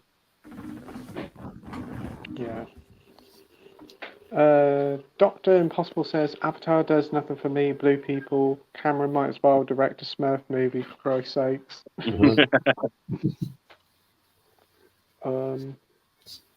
Brett says I'm terrified of clowns. I've had a big phobia due to a childhood trauma, but I'm fine with Terrifier because he doesn't look like a traditional one. Art looks very unique. He does. He's a scary fucker. Yeah, he does look like a terrifying one. Josh says, I heard yesterday through... Oh. He's back. Josh says, I heard through yesterday that James Cameron allegedly told a Fox executive to get the fuck out of my office when they mentioned Avatar being shorter. And rightly so. They should never have a say on anyone's vision. No. Yeah. I completely agree. I think it's going to be over 3 hours long, about 3 hours and 10 minutes, I think. So quite a lengthy film, but we've got SoundLab Studio saying it's Playtendoguy. Hey mate, thanks for joining. Hi. Josh says the Rihanna song is probably my favourite song of the year. It's such a beautiful piece of music. Yeah. I can hear those guitar chords all day. Yeah. I'll definitely check that song out. Really? Peter says to Rogue, I like De Palma's Obsession a lot, but people seem to rarely mention it. DVD from Film Bloke says, I have no interest in watching Avatar 2, but I'm scared if it's that long. How long would it be? 5 hours. The director's cut probably might be, but I thought it's only 3 hours. Cora says, Dr. Impossible, you're Mr. Old Get Out, yeah. Sinjin says, if Avatar fails, Cameron will be going back to making more Piranha movies. Yeah, Piranha 3. Yeah. Yeah. Soundlab Studio says the only reason Avatar made so much money was for the effects, which are dated now. Yeah. I think it was actually, tell you the truth, I thought it was the 3D more than anything is the way it made the money it made more than the effects. Because at the end of the day, like, I still watch Avatar and I still think it's groundbreaking when you look at the visual effects on it. I don't have any trouble watching it when it comes to a visual standpoint. But I do think that the reason why it made its money is because of 3D. Simple as it. Yeah. Yeah. It came at the perfect time when 3D was about to head off with the TVs and other films were doing it. Absolutely. Yeah. Do you think that when before Avatar, like 3D was more like it's like it was like a static thing where you would see some setup where in Friday the 13th Part 3 when they've got the yo-yos and they're doing that and it's coming towards the camera and going back again. But the fact is that Avatar took it into this world where it was literally going flying around and just going crazy and nuts and showing this from every possible angle in 3D, which you didn't really get that before, did you? You got like a screen where bits come out and then some would shoot out and some would go away. Do you think that was a different game changer for the motion capturing it? Yeah, because believe it or not, because 3D, when you see scenes like that, like for Friday the 13th 3 is just full of them. You know, where someone's pointing a finger and, you know, it's right at the camera. They're almost seen as jump scares. People hate jump scares. Yeah. And I was the same with that when it comes to 3D. When it becomes so unbelievably gimmicky, where people are pointing towards a screen and, you know, instead of it being a natural process, you know, where, you know, it's just, again, just not gimmicky. Like when you watch Avatar, Avatar in 3D, it's just infinite depth. That's it. Yeah. You know, it's that, and that's what he done. That was so different to 3D. But yeah, just like I said, it just people used it for the wrong reasons after Avatar, and it suffered. Yeah, because every film seemed to be getting a 3D release back then. Oh, everything. Yeah. It was unbelievable. But with Avatar, I can imagine it felt very natural as it was built around the 3D, not just to have 3D gimmicks in it. It's amazing. Like some of the movies that I like, I'm just looking at my 3D collection. Like Top Gun in 3D, Predator in 3D, just ridiculous movies. Yeah. To be brought out in 3D, it's just stupid. World War Z. Has anyone ever seen the camera work in World War Z? And someone decided to do a conversion in 3D. Yeah, it's silly, just wrong. It's Hollywood's fault that the format is dead. And if Cameron does bring it back, chances are they'll screw it up again. Yeah, possibly. We've got Josh saying, Luca is one of my favourite filmmakers. Call Me By Your First Name is so great, minus the cannibal. And Suspiria is one of my favourite horror movies. Great to hear. Yeah. Soundlab Studio says Cameron was a much better director for all 2 Terminator films. Definitely. Absolutely. Dr. Impossible says Cameron won't lose much face or cash if the bombs. He'll just retire to Pandora with some blue babes at his side drinking Blue Crush vodka. Yeah. The Blue Man Group playing music behind them. He'd be watching that Derek Jarman film, Blue.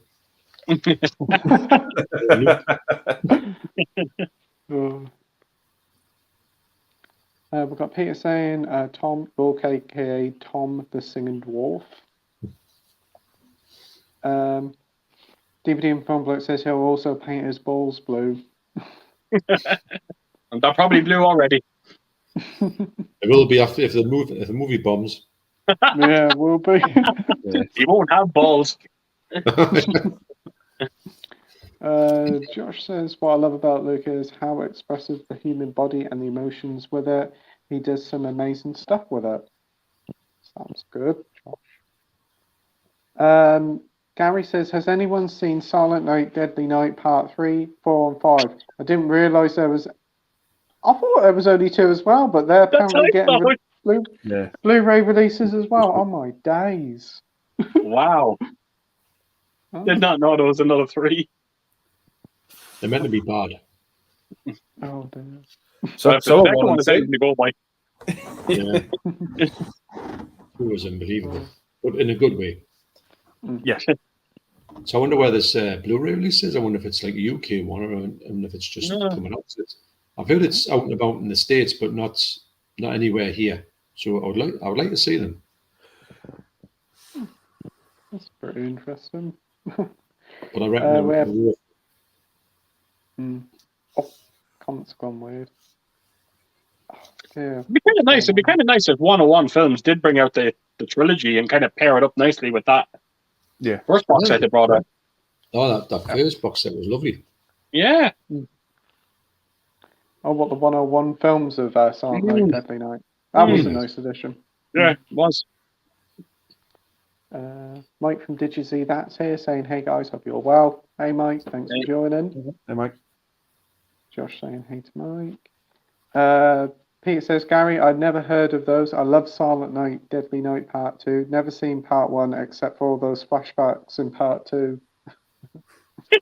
Well, so you've actually seen Part 1 then, because that's what Part 2 is.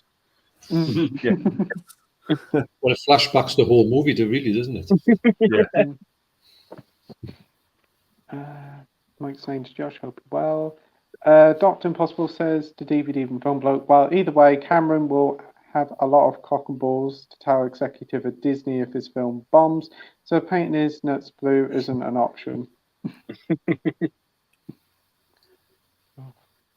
Mike says, what's the worst movie that you can recommend that everyone should watch as it's so bad it's good?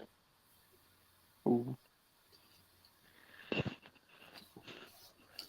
Well, Silent Night, Deadly Night Part 2 is one of them, definitely. Yeah. Is that the one where they say garbage day a lot? Yeah, Garbage Days, yeah. Yeah.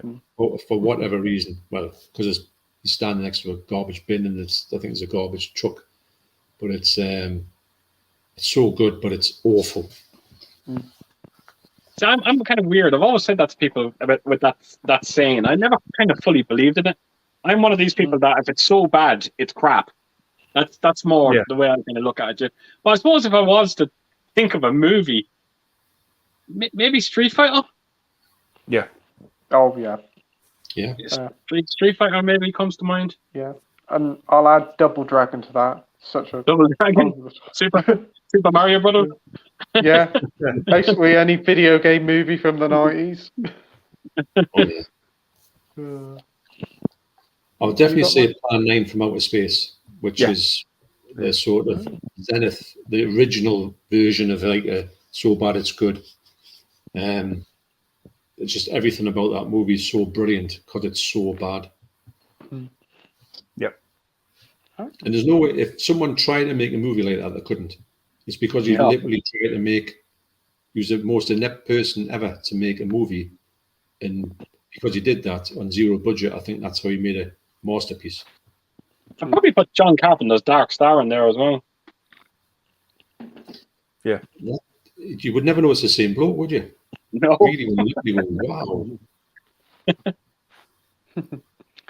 wow. You got any, Andy, to recommend? Yeah, there's the two big ones for me are the Room and yeah, the Room and Samurai Cop. Oh yeah. Samurai Cop has to be seen to be believed. And actually, that one that's just come out, well, it's come out on the 101 Films, Treasure of the Ninja. That's something else. That is unbelievable. That really bad, but it's so entertaining. I can't believe that anyone could actually make that movie. That was great. Ah. And what about you, Mike? One that comes to mind for me is probably Dude, Where's My Car? Like I loved that. Well, I didn't love it, but I really liked that movie when I was younger. But I rewatched it recently, and I was like, wow, this movie's bad. Like, why did I ever enjoy it? But it's that bad. It's that bad. It's funny. So yeah, I'd say that one. I was surprised Andy didn't say Mac and Me as well. Oh yeah. Oh wow. Mafia. Jesus Christ. Fucking hell. In all fairness, the creature was actually really cute. Fucking hell. It's the whole family though is fucking terrifying. There's a I think I was watching Cinemassacre and they said Them all sitting in court, that's freaky enough. oh god, when they're in court at the end as well, in the suit and the female ones got like the pearl necklace on and just like a 50s wife. So, and they have the balls to set up a sequel as well at the end. It's just like my god. And when the kid's in the wheelchair, but they use a stunt double, and it's like this hench dude. He's got like hairy arms. He's meant to be like an 8-year-old kid. Don't even get me started on Ronald McDonald. Oh wow. When you get to the McDonald's and the party's like going up half a mile up the road, it's like carrying on into the restaurant.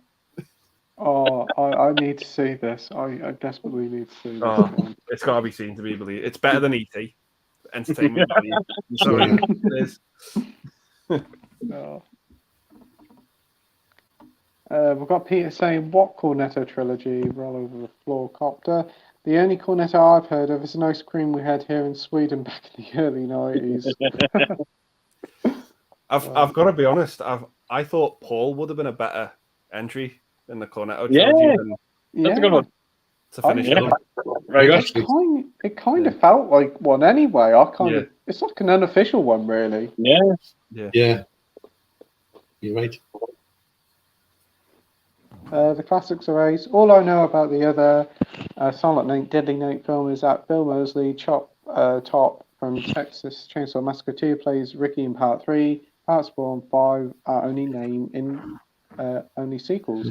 Right.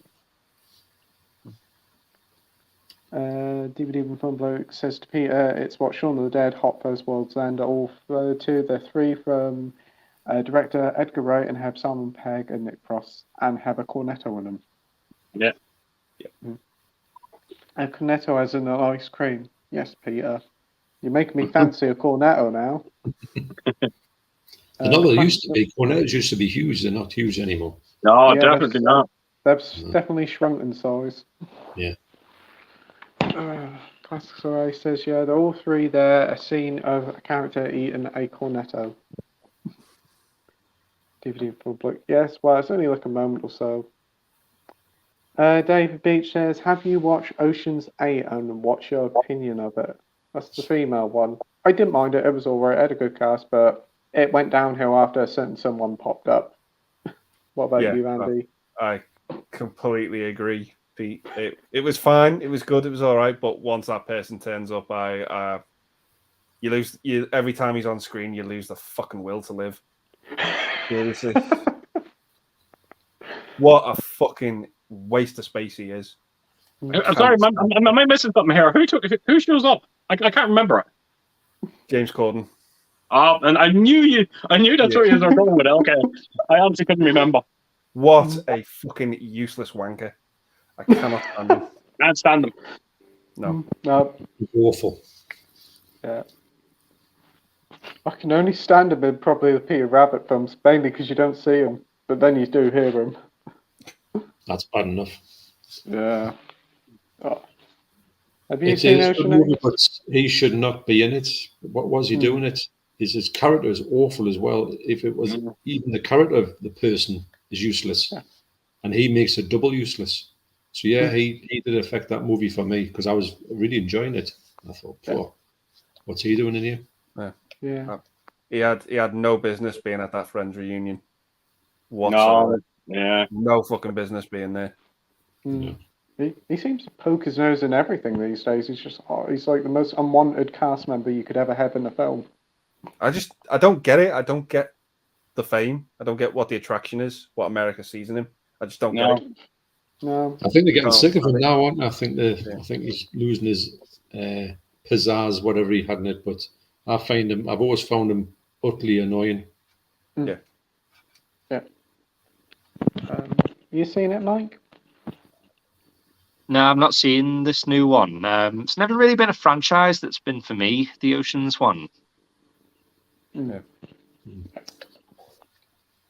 DVD of the film book says classic raids. The mint wrapper appears in The World's End.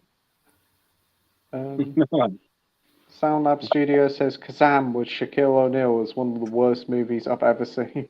I've heard that's bad. Yeah. DVD Film Bloke says the one with The World's End is not as sharply written as the other two, and Simon Pegg's character is such a twat. Yeah. He is. I found him actually quite annoying in the movie, if I'm completely honest. He's actually one of the worst things in. Yeah, I definitely thought that. It was like quite an annoying brat in it. I was just like, just grow up. Yeah, he doesn't really play. His characters are usually much nicer than that. Or much more like. Yeah, I know what you're saying. Yeah. Dr. Impossible says, besides educating Rita, have any of you seen any other further vehicles with the actress Julie Walters? I'm thinking of Buster with Phil Collins. She was in that, weren't she? I can't remember. I think so. Mamma Mia. Yeah. Yeah. Yeah. She's also funny in them as well. She's very funny in their movies. Yeah. But I've got to say that in the Victoria Wood series, she was amazing in that. That's where she done her best stuff for me. Okay. Harry Potter's Ron's mum, also in the Paddington films, and she was in Billy Elliot as well, wasn't she? I think. Yeah, she's the teacher. Yeah. She's in the Mary Poppins movie as well, the sequel as well, if I remember correctly. Oh, was she? Yeah. I think so, yeah. She gets about like. She's been quite a fair bit. Rock God Nige says Pup Fiction and the Tesco Chainsaw Massacre. You come out with some belters, Pete. What was it, Pete? Lamb Shank Redemption. Yeah, Lamb Shank Redemption. Yeah. That was a classic, that. We've got Rogue here saying, have any of you got anything in the HMV 25% off sale? I bought the Samurai Trilogy on Criterion for 23 quid. Great deal there, mate. I haven't been down to HMV yet, but I hope to go end of the weekend. What about you, Andy? No, I've not got anything. It's payday for me on Friday, so I'm fucking dreading what I could be picking up at the weekend. So yeah, don't know. Andy, did you not know the sale ends on Thursday night? Fuck.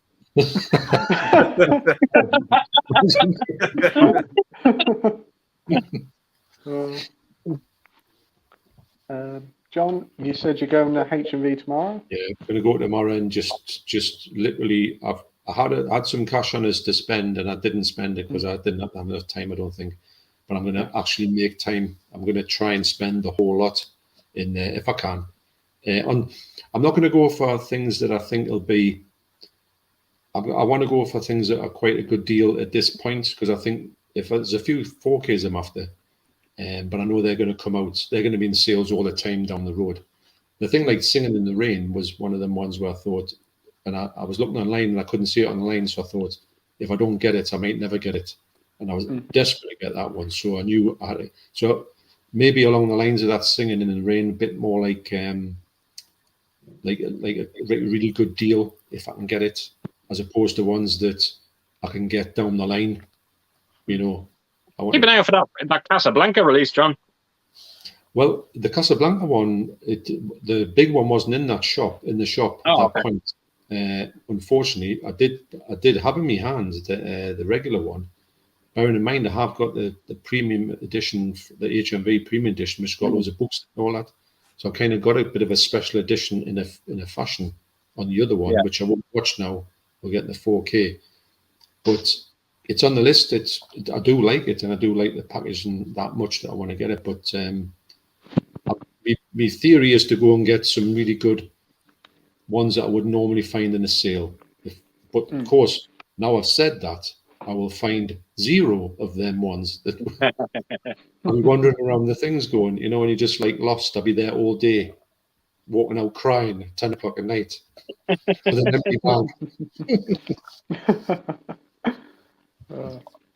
What about you, Mike? You picked up anything in the sale? No. I have noticed like there seems to be a lot of like really like recent releases that are like part of that sale. Like I noticed that Austin Powers box set is, and just like a load of other things. And it's like, God, if I just waited like a week or two, I could have got them a bit cheaper. But nah, I've not picked anything up at the moment. No. And you don't have H&V in Ireland, do you, Keith? No. We have James here from Jim Jam Movies and TV saying, hi, guys. Hey, James. Hope you had a nice birthday and you enjoyed Black Panther. Happy birthday, James. Hi, happy birthday, James. Happy birthday. We've got Brett here saying, I have 3,000 Years of Longing on Blu-ray, but mine didn't have a slip. Does anyone know if it should have a slip? Thanks. I did watch Alan's Kermit Ghost video and that didn't come with a slip, so probably not. But that looks pretty good. That's a George Miller film, isn't it? Yes. Not I'll have a look tomorrow and see if it's Swinton. Yeah. We've got Dr. Impossible saying maybe they're trying to put people off buying physical media. £30 for a steelbook, paint it gold, and I'll have it for £30.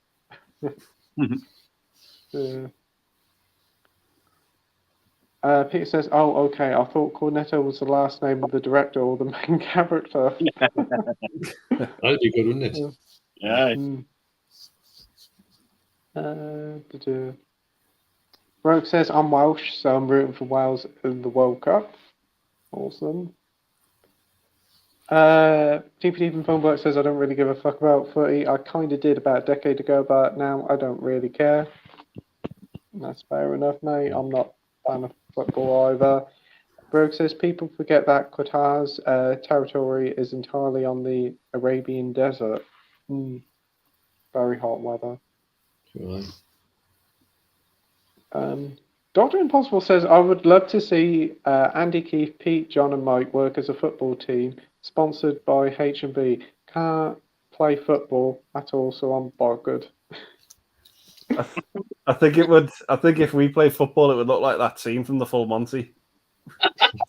Yeah. I don't even know if we fucking make it to the pitch. Oh, that Monty Python sketch when they're doing the Olympics and the people that can't run in that, they're running backwards and stuff. Yeah. I was actually thinking of the Fat Ted episode. Yes. Yeah.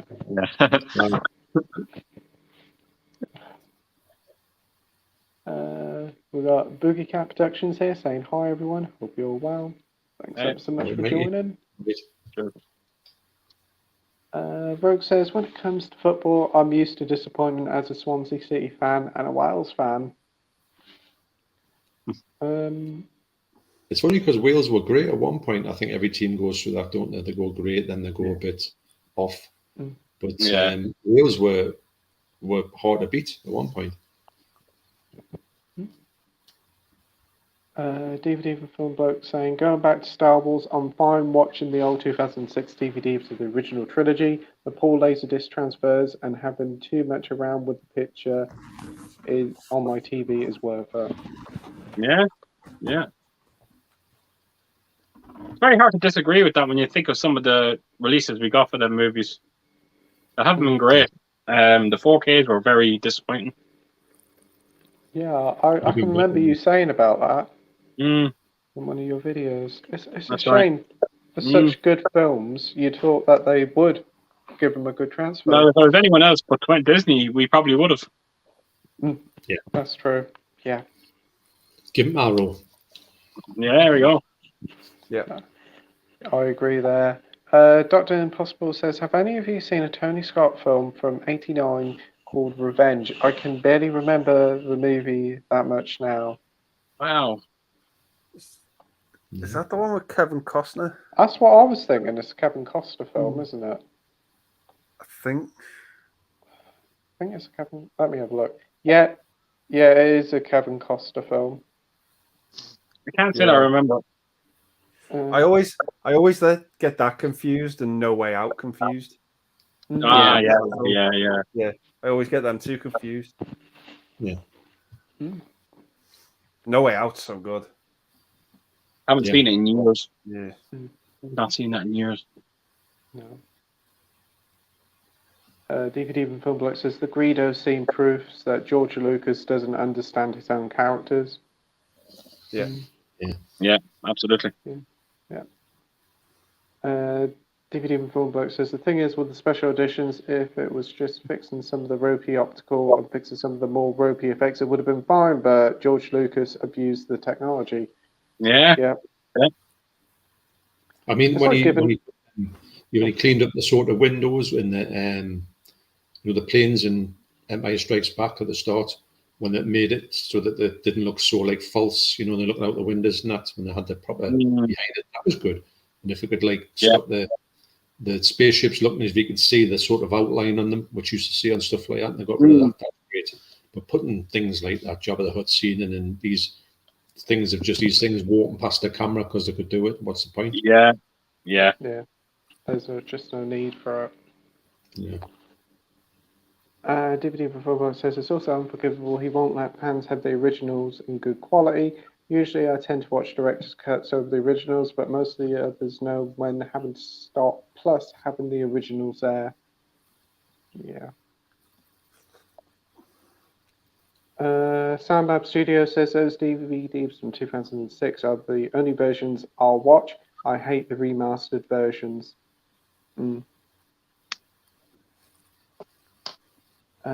Boogie Cat Production says 1953 War of the Worlds is glorious in 4K. I've heard so many positive things. Can't wait to see it. Can't wait. One of the best.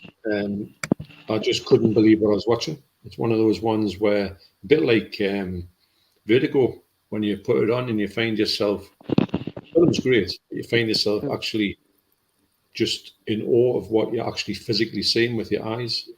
And it just gives you so much, and you just can't take your eyes off what they've been able to get out of that movie. Like I say, it's got 0 grain in it, which is weird. You should check it. You should check out Spielberg's War of the Worlds on 4K. Yeah, I watched it. Oh, I love that. What a difference when it compared to the original, where Spielberg's movie on 4K almost looks like a black and white movie. It's just the void of color. There's not much color in it. It hasn't got any color as such in it. As it's very not washed out, but it's got that kind of. It just sets the mood. It sets the mood of that movie perfectly. Yeah, I thought it was great for them, but I did think that Tom Cruise, the hero in it, he wasn't really hero, which was no. And I went, wow, that's a bit. And I wasn't expecting that, but I enjoyed it, and I thought that special effects were really good. And I think the special effects were obviously the special effects are going to be better than but I really appreciate the 53 one for what they could do for that time was groundbreaking. But the thing I really liked about the remake was, and it's in the original film where they're in the house hiding from this thing, and they'd sent that sort of eye in on his looking for them. But obviously it's 10 times better in the remake, because it's literally anywhere they go, it's fallen, apart from a little bit in the other one. But and the only thing we watched it late at night, and we had to put the sound down on it because it was booming. And we had to put the subtitles on because we couldn't take it down low enough to hear their voices and not have this. It was just thumping. I've never known bass like it, so we're actually thinking about turning it off and watching it like in the daytime. But we got through it. But wow, the soundtrack was like. Oh, that's good. DVD from Film Black says the Star Wars special editions are a prime example of because you can doesn't mean you should. Absolutely. Totally. Yeah, exactly. DVD from Film Bloke says most of the changes don't improve the movies at all. It just makes worse. The first Star Wars was good, but it would have been great if there was an extra rock in front of R2D2. I do. In all fairness, now I think Cameron's movies, a lot of the director's cut improved his movie. I thought The Abyss was considerably better with that tidal wave sequence at the end of it. Aliens, definitely. Yeah. I thought really kind of, I won't say helped, but pushed along the movie, but there were some good scenes but it put back into it. So I do like Cameron's director's cuts. But I think if they'd made the aliens that went back to it, and then they put more, they just stuck some aliens in a scene running past the things, that would have looked pathetic. So he didn't. Yeah, I know he's the bit he's putting is extra, stuff that's good in the movie. But I think Lucas was hoying stuff in left, right, and centre, and you thought, ridiculous. So unnecessary.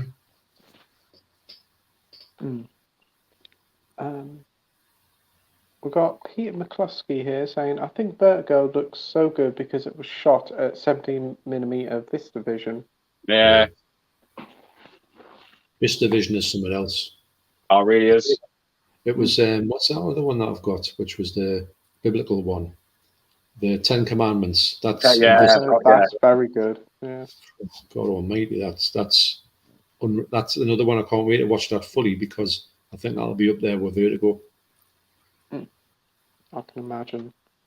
DVD from Film Bloke says, I don't think it was 70mm VistaVision uses 35mm, but the film was shot horizontally instead of vertically. Should get John Clancy on that one. Absolutely. He'll certainly know. Yeah. James Townsend's here saying, good evening, guys. I'm really enjoying tonight's stream. Thanks ever so much for joining, James. Thanks. Thanks, James. Dr. Impossible says, another film I fully enjoyed just recently was Steve McQueen in his penultimate performance as an ex-army scout in Tom Horn. Very underrated film, but beautifully acted. That one. Not heard of it. I've heard of it. And I think I've seen it, but maybe when it came out, so that's a long time ago. Yeah. Maybe about 1980, wouldn't it? Yeah, be around. Yeah. Yeah. We have 70s and 80s experts saying most disappointed film of the year. Do you want to go first, Andy? Oh God, yeah. I think for me it was.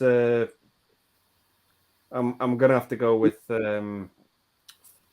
Secret to Dumbledore or Fantastic Beasts. I thought they couldn't do any worse than the last one, and they proved me wrong. Yeah. There was a bit with a creature in that film, and they did something. It really put me off the movie. Towards the beginning of the film, the movie lost me at that point. What they did with it, and similar to Star Wars and the MCU, I just think there's no direction there at the minute with the Harry Potter movies, what they're trying to do, and just a movie I didn't care for.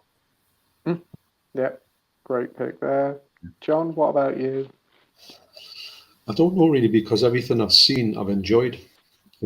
That's come out this year. I haven't seen that many. I might have seen about 5 or so, but I've not been disappointed with any of them. I think you could say I was confused by Black Adam. But I didn't. It's not that I didn't enjoy it. It's just that I wish I'd known a few things before I went into it.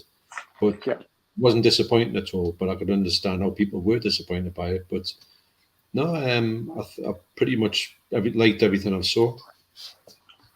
That's good. What about you, Mike?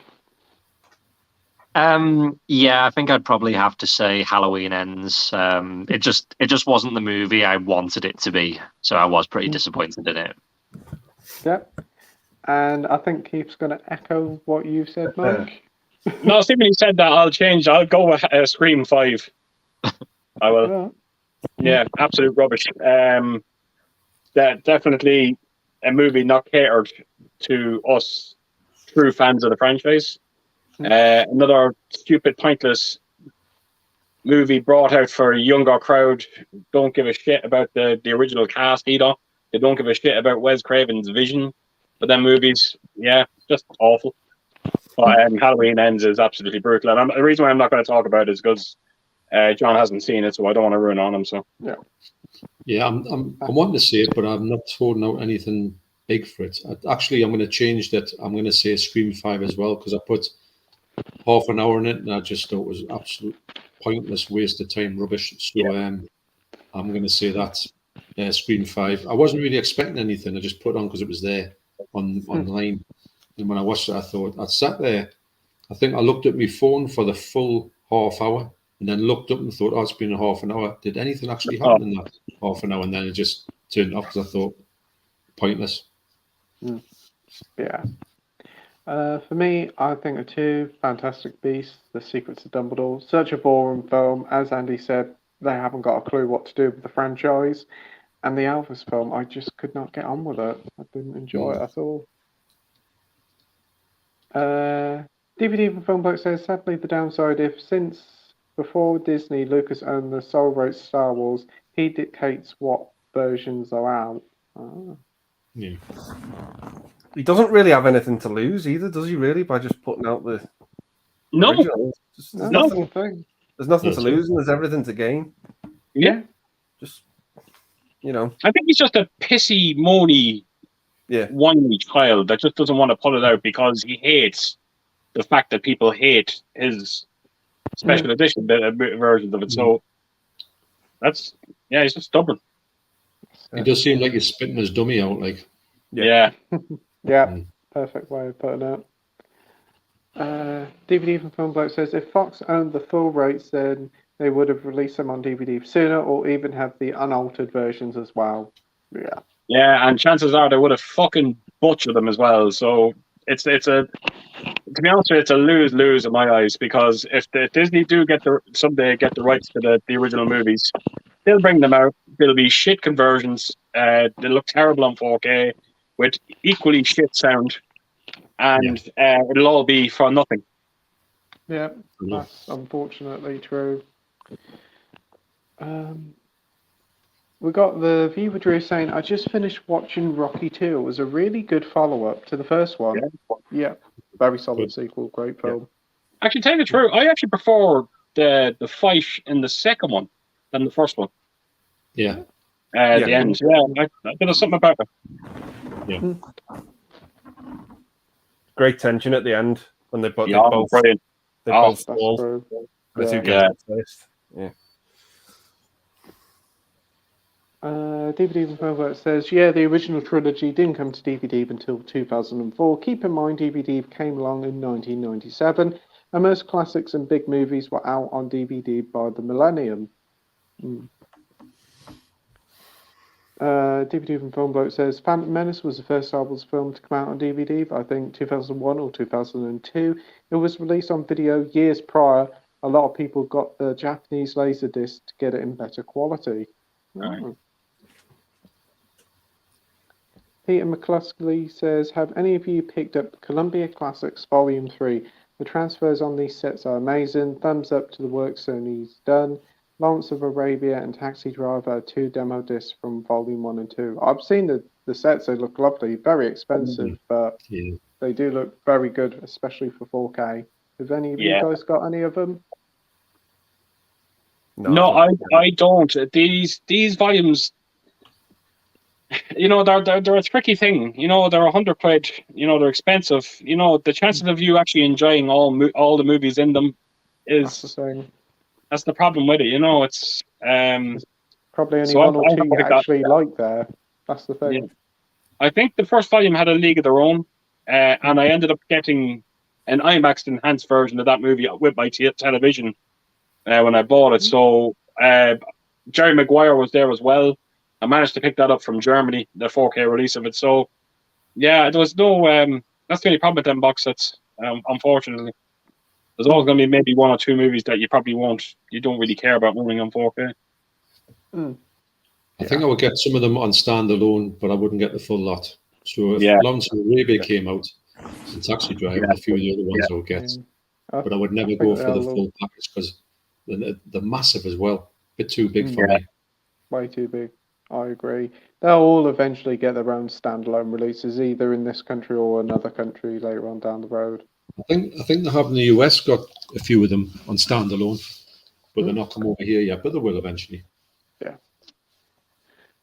70s, 80s expert. Halloween Ends, yay or nay? it was all right. Nah. Hell nay.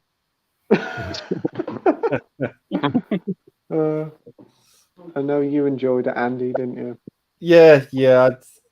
I went into it and my expectations were just so low. I just thought, just play the movie and show me what you've got. I didn't really have any expectations as to what I wanted it to be or what I thought it was going to be. I just heard that it was going to piss fans off. Yeah. And I just went in and it was what it was. And I got invested and I was entertained. Not the best movie ever. No, absolutely not. But completely understand why people don't like that movie. Yeah. That's all I can say about it, really. It's not film of the year for me in any way, shape, or form. But it's not the worst either. It's just it is what it was. It was what it was. Yeah. And I know you, Mike, you weren't the biggest fan of it either. Nah, not really. Watch H20. H20. I still haven't seen that one yet. Well, watch it then. If you kind of want it wrapped up in a bow, watch H20. Watch the 2018 Halloween Kills and then go over to H20. Okay. Yeah. That sounds good. DVD Perform Bloke says, if I was a puppet maker or a puppeteer on the original Star Wars trilogy and found out my hard work was replaced by CGI, I would have killed Lucas or at least got Will Smith at him. Give him a slap. They probably would have stuck their fist up his arse to see how. Yeah. What? Treat him like a puppet. What was that joke? What was it? Remember, why is Bosco's face always red? Wouldn't yours be if you had a hand stuck up your hole?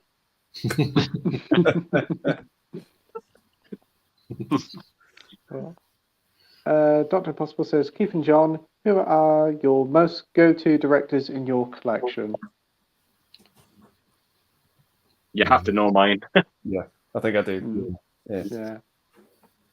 No, it's John Carpenter. It's just horror perfection. His early movies, nothing rivals the music, everything, just incredible. And whatever it is with John Carpenter's movies, they look so good even today. They do. They always look good. It's They look good back in the day. Though, back in the day, they were heads above everybody else, weren't they? Yeah. But I'm trying to go off John Carpenter. I'm trying to think of someone else now. There's another. I do. There's a few directors out there. I'm a massive fan of Wolfgang Peterson, Robert Zemeckis, Tim Burton. There's so many directors out there. But I always kind of go to John Carpenter. I think I might know yours, John. Who would you think, Keith? I'm leaning towards Stanley Kubrick. Yeah, Stanley Kubrick is one that I can just watch his stuff because it's like a director's director. And he didn't make that many, so he can easily get through his stuff. Woody Allen, I think Woody Allen's great. Not a lot of people talk about him, unfortunately. I think he's went and got a really bad public opinion put on him by his, this is maybe a bit contentious, by his Mia Farrow, who was like a woman aggrieved, and she said all this ball rolling up about all this stuff. But I don't really buy into that. But if you look at his movies in a separate light, movies are great. And to put that many movies out, one after another, every year after year, takes a lot of doing. Not a lot of directors can do that. Yeah. But if you don't like him, you don't like him. But I think he's got some amazing stuff. John Carpenter, of course. and also Lucio Fulci and Dario Argento. Yeah. You can't go wrong with them. Well, until they get to the point where they couldn't really make good films anymore. But the golden eras that they got are just amazing, and they're always amazing. I mean, it's great to hear younger people getting them and saying, "Oh, I've watched such and such for the first time," and you think they're going to say, "Can't stand it," because it's not like the horror of today. But a lot of younger people are getting the feel for these classic directors and knowing that and getting them for what they are. Because sometimes they're not the most shocking ones, or they're not the most gory movies, and they've got a little bit more about them, like slow to be, some of them are slow. But if young people get into that, which it's great, and I'm glad to see them embracing those directors. Absolutely. Bogey Cat Production says Tron Legacy has an amazing soundtrack. Actually, that's right. Good. Yeah, I agree with that. Daft Punk, isn't it? Daft Punk, yeah, of course. Yeah. Josh says, my favourite score has to be If Beale Street Could Talk, one of the most beautiful scores ever with its chorus, violins and piano chords. You know what's another beautiful score as well? I keep forgetting. Gladiator. Is it Hans Zimmer, is it? Yeah. Yeah, that's beautiful. That just takes me to another place that does that soundtrack. Mm-hmm. I agree. DVD from Funblock says the thing is, George Lucas was very self-centered when he did the special editions. He thought it was all him. In the reality, the original Star Wars trilogy is everyone who worked on the movie, not just Lucas. Yeah. Bogey Cat Production says Crimson Tide score by Hans Zimmer is epic. Certainly agree with you there. Very good film. And Sinjin says Gladiator as well stood out. That was another level, very much so.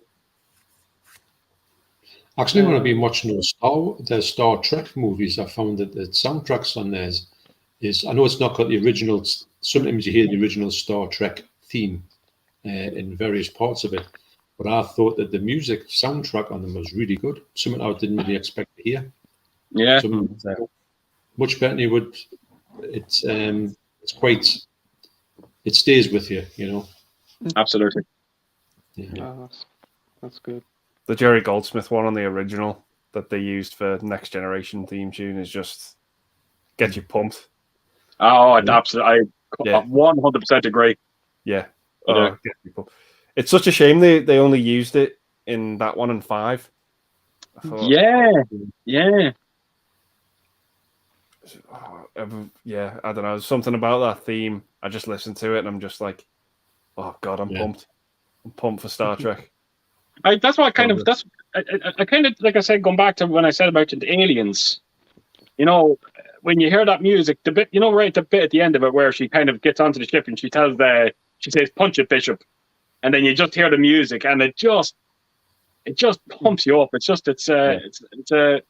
amazing the way music can do that to you. Yeah. Mm-hmm. Joe Darkin says, great viewing for Wednesday night evening as usual. Good evening, guys. Keep up the good work. Oh, thanks ever so much, Joe. Cheers. Thank you. Dr. Impossible says there's a film score by Alfred Newman from The Robe. That score was stunning, but for me, Miklos Rosa's topping it with The King of Kings and the stunning Ben-Hur. Rosa was the master. Ben-Hur is a great one, actually, yeah. Rogue says, I'm planning to get the Akira Kurosawa. I've got Seven Samurai, Rashomon, and Dreams on Blu-ray. Oh, nice sort of collection there, mate. Good director. Yeah. I've got the 3 volumes of the Ingmar Bergman box sets on BFI. Can't wait to get into them. Oh, hope you enjoy them, mate. Yep. Edward says, what's your favourite Liam Hemsworth film? That's the other Hemsworth brother, isn't it? It's probably going to have to be Expendables 2 again. Yeah. Oh. And it doesn't even last long in it, does he? No. He's made some. I feel because I kind of like the chap. I've seen a lot of interviews with him, and he's a very likable, Yeah. person. But he's made some very questionable movies. Yeah. He was in Independence Day Resurgence, whatever its name is. I swear to God, I had to try and stop myself from saying that. Yeah. It's hard, It is. especially after seeing it. Obviously the Hunger Games films, but I could never get into them, to be honest. That's all I've really known them for. They're very mediocre, those movies. Yeah. What about you, Mike? Got any favourite Liam Hemsworth films? Oh, definitely Independence Day 2. Absolutely, that one. No, probably Expendables 2. I don't think I've actually seen that many movies with him in. So no. I'm just looking through his stuff and I can't see any that I've even watched that I know of. But he's in Knowing, which is a good movie with Nicolas Cage, but he plays a person. God knows if he's in for like 10 seconds or not, you know. No, it could be because I only just watched that movie not that long ago and I can't remember a minute. He's probably just walked past the camera, but he was in Neighbours for 25 episodes, so there you go. I knew that. See, Amazon bought them back up, they're coming back. Yeah. I know, you're right. They finished it and now it's back again after a year. Yeah, it's coming back next year, thanks to Amazon. Wow. Dr. Impossible says 9 wrote a score to Romeo and Juliet, directed by Franco Zeffirelli. Hit the mark also. Rota wrote some incredible scores, including Waterloo and The Godfather. Godfather, yeah. Oh, Godfather. Wow. Yeah. Yeah. Great soundtrack there. We've got Peter McCluskey saying, has anyone watched any Wong Kar-wai films? I've got the Criterion set. I've seen In the Mood for Love before, but was blown away with Chungking Express. It's one of my favourite films now. So, anybody seen this guy's films? No. I've heard this new one. I've heard of Chungking Express, but no, I don't think so. Nope. We've got Jason the Old Millennial here saying Braveheart is my favourite score from James Horner. Hey Jason, hope you're well, mate. Hey Jason. Joe Darkin says Taggin needs an Arrow release. Or Taffin even. That's better. Taffin. That rings a bell for some reason, but yeah. We've got Jason the Old Millennial saying, I really like the Adam Project on Netflix, but I don't think a lot of people talk about it. Yeah, I didn't mind it. I didn't thought it was too bad. I had a fun time with it. It was good. Anybody else see it? John? Yeah, it was good. No. Dr. Impossible says Miami Blues is a good film. Sounds like this new boutique label have a deal with MGM, so that's good news. Okay. Yeah. I would imagine they do because I think that the fella I was talking about who went from Arrow, he was the one who was trying to get Arrow to be a bit more like Criterion, and it didn't really work out, you know, with the Arrow Academy. Yeah. And it was more interested in that stuff than he is with the horror stuff. I was watching an interview with him he was talking that serial at midnight. So it was quite a good thing, and he was talking about how he wants to get this label going. It's quite interesting, but I think he's pals with him to the point of he was Universal as well. I think he's mates with them. It's got like connections, so he might get some good stuff out. And he's dedicated into doing good restorations on the movies as well. And he said he can't really do the movies he wants to make don't really translate to 4K, so he's not going to do 4Ks at the moment. He says it's quite interesting interview, and I think that he seems to be going like if he's going in the right direction, you know, for bringing movies out that you can't really see anywhere else. More for that. Oh, that sounds brilliant. We have Edward saying, what's your thoughts on the new Doctor Who companion? She looks all right, I suppose. Can't really say until she actually starts in the new series, like with the new Doctor. What do you think, Andy? Have you seen her? Same as you, Pete. I couldn't even tell you who it is at the minute. I don't know. I think it's some girl off Coronation Street. Oh, okay. Well, yeah. Dr. Impossible says Fallen Angels is the only Y film I've seen, and that's a good thriller too. Cool.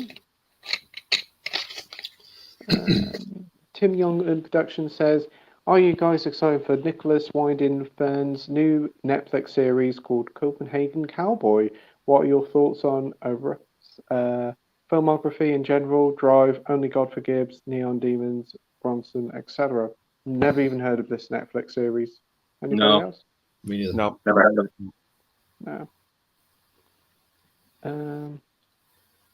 We have Rogue Review says there's a lot of evidence that Edward Scissorhands is a metaphor for autism, as Tim Burton is himself diagnosed with autism. Oh, okay. Listen. There's a point in that movie where 3 times he is told by someone there's they know a doctor who can help him, and it just never goes anywhere. Yeah. 3 separate times he's told that in the film, and I don't know why it's in there. Something I can never wrap my head around. I don't know why it is. But DVD Film Black says to Rogue, yeah, I'm autistic, actually diagnosed by a professional, and I picked up on that. Josh says, I'm one of those people who loves movies like Midsummer and stuff like that more than Blockbusters personally. I get a lot of crap for my taste, but I wouldn't change it for anything. No, you enjoy what you like. You shouldn't be getting, getting crapped on. You're get on because of your taste in movies. You love what you love, and people either accept it or just fuck off. That's ridiculous. It is. I mean, it's your taste. I mean, would someone rather like you like to their taste, but you don't like their movies? And it's just, well, that's life, isn't it? You like what you like. And, if someone doesn't like that, who cares? Basically, for them to care. So I like what you like, Justin. That's what it's about. Doesn't matter. Absolutely. Yeah. DVD Film Works says Rogue. Actually, even though Edward isn't chronologically autistic, it's actually the best film about autism. At least it's not soddy Rain Man or music. I really don't get his dislike for Rain Man. It's strange. He really hates that movie. Rogue says, I'm autistic and I've hurt people without realizing how or not knowing I've hurt them, as I can't read body language very well. Sinjin says, yes, Keith. Great answer. The Goonies. Oh, yeah. Okay. Same here. You've got a good memory to be on this stream.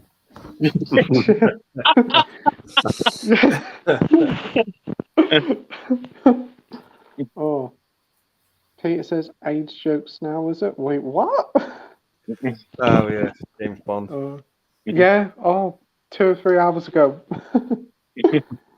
Rogue says, it's just a part of the autistic experience that most non-autistic people don't realize how hard it is for us. Yep. Sinjin says, chlamydia is going to be the new Bond villain. Well, be a downside better than Rami Malek in the last one. He was shit. He just wasn't in it enough. I mean, you thought, is he going to be in it a bit more? And he just wasn't, unfortunately. Yeah. When he was announced, I was so excited. It's got to be in it more than that. Yeah, I completely agree. I actually haven't seen that movie yet. Have you not? I haven't. Oh, No, you still haven't seen it.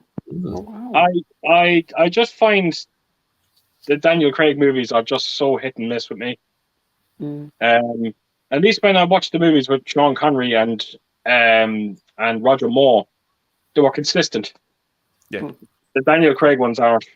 And I'm just not in a rush. I was just not in a rush to watch it. I will watch it, but yeah, I don't know. Yeah.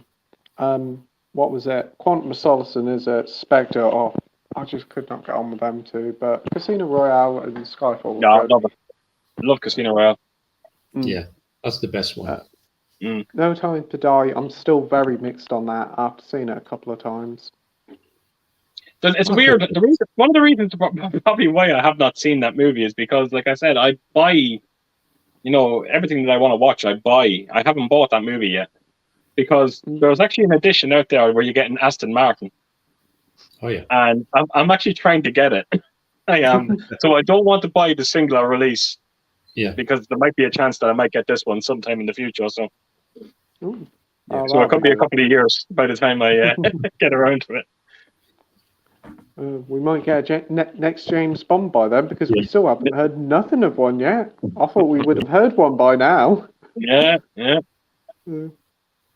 Sinjin says, who do you guys think should be the next James Bond? A name got thrown out there. And I kind of said to myself, that's actually not bad. And I can't think of the actor's name.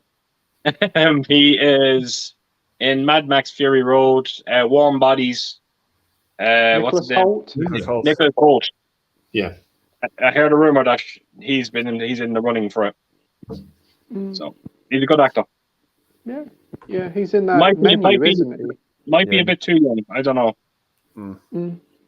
You've got to see that film, The Menu. He's great, Nick. Oh, really? Yeah. Can't wait to see that movie. I'm looking forward to it.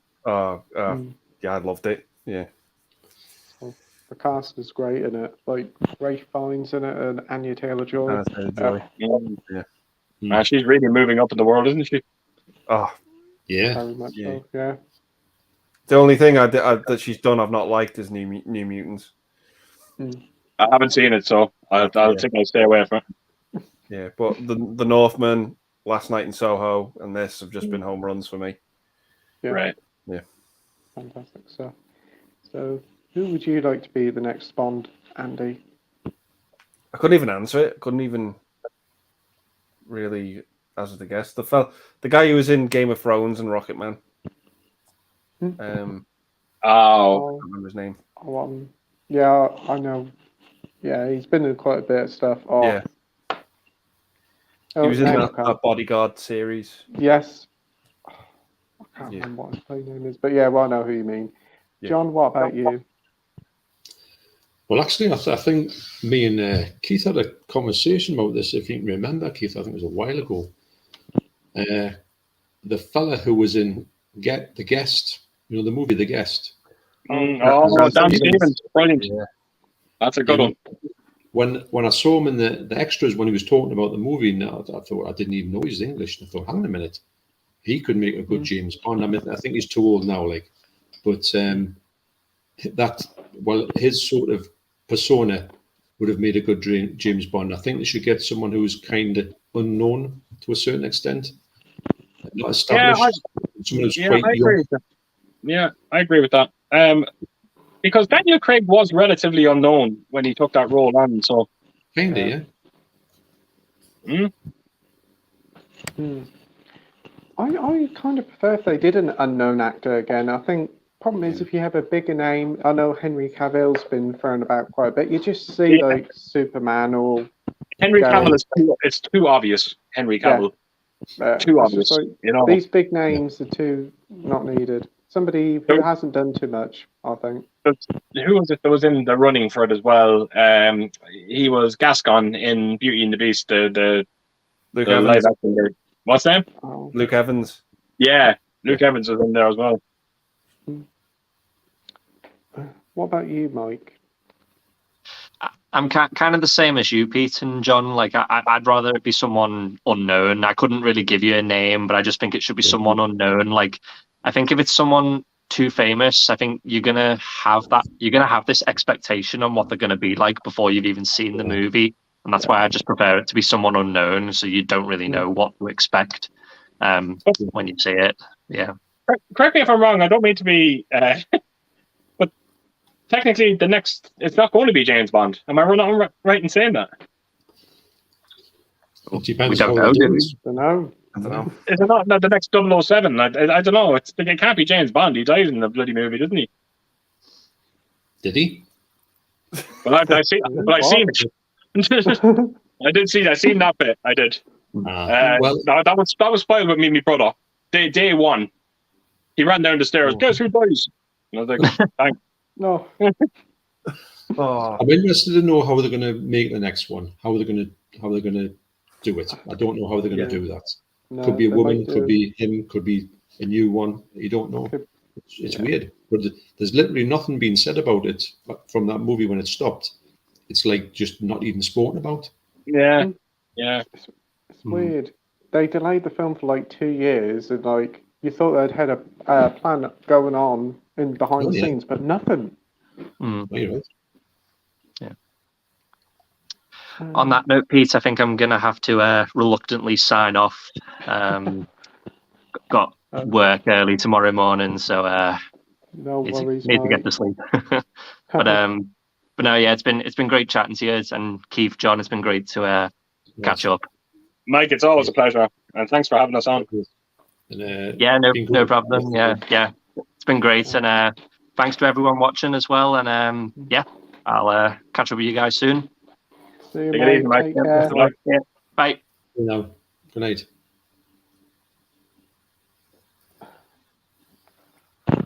Ooh.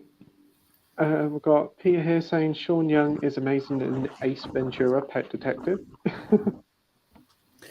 yeah. Laces out. Fucking hell. Yeah.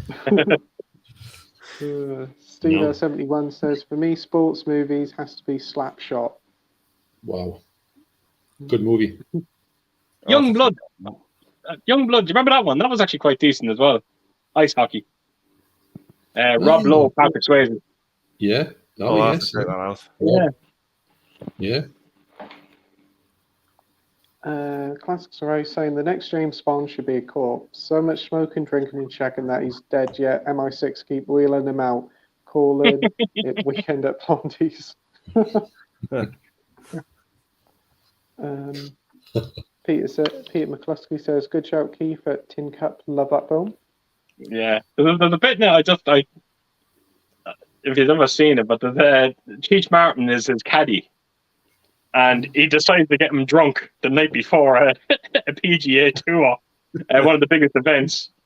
And of course, he wakes up late and he goes to the tee off, and he turns around to one of the refs and he goes, any chance of a quick bucket? he wanted to hit a few practice balls. I thought it was brilliant. I know, John, you're not a big fan of Kevin Costner, but not really. You know, he is quite good in this movie. Tin Cup, he's an absolute wreck in it. Yeah, right. It's a good role. It just puts us up. When I see him, it just puts us off. But the movies I've seen him in that I kind of half enjoy, he's all right. He's just he just puts I mean, Tom Hanks used to do that. It was Tom Cruise used to do that. I've gotten over that now. But I don't know. What did you think of the likes of Waterworld? Then were you a fan of that, or what way were you? It was the biggest. But I remember I was so intrigued to see it because, you know, when you told everyone that this is the biggest flop of all time, I have to see it. You know, you've got that kind of fascination about it. And when I watched it, I thought, I like the setting of it. I like the fact of like Mad Max on water. I thought this is ticking a load of boxes for it. And I was willing to give it a free pass and everything. It had Dennis Hopper in it, which was great with his eye. And then I just thought, what on earth was that? I just could not believe how stupid it was. It was just, I thought the best thing about it was one, you know, at the start of it, when they had the world, you know, the world went to water. I went, wow. And that was the last time I said wow until it finished. When I went, wow, I can't believe I watched 9 hours of that.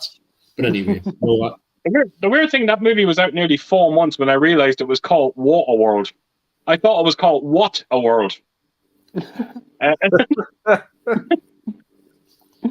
Someone had to correct it to me. I was like, what's this movie like? What a World? And they're like, what the fuck? That's the one with Kevin Costner. Oh yeah. Yeah. Sinjin saying Homeboy. Homeboy is that's the movie from got his name now. Oh man, And he says Mickey Rourke's when he's the Mickey officer. Rourke. Oh, very good. All right. Yeah. Great movie. And The Kid. We've got Rogue saying favorite Charlie Chaplin film for me. It's The Great Dictator, should I say? Yeah, that one's a great one. I think he did one called A Dog's Life. Is it A Dog's Life? I might have seen that one. That was pretty good, but Did loads, didn't he? I've not seen a lot of them. No, neither have I. I think is it Modern Times? Modern Times? Have you seen Modern Times? No. Oh, You know so the bit when he's, the bit when it's because it's all about technology, isn't it? It's like it's a talking movie, but it's made silent, which was even funnier. I think didn't have to make a silent one, but he decided to make a silent one when Talkies was out. The bit when he's doing that stuff about the gadgets, where he's having to eat that corn on the cob. yeah, I think I remember. His face and it's going.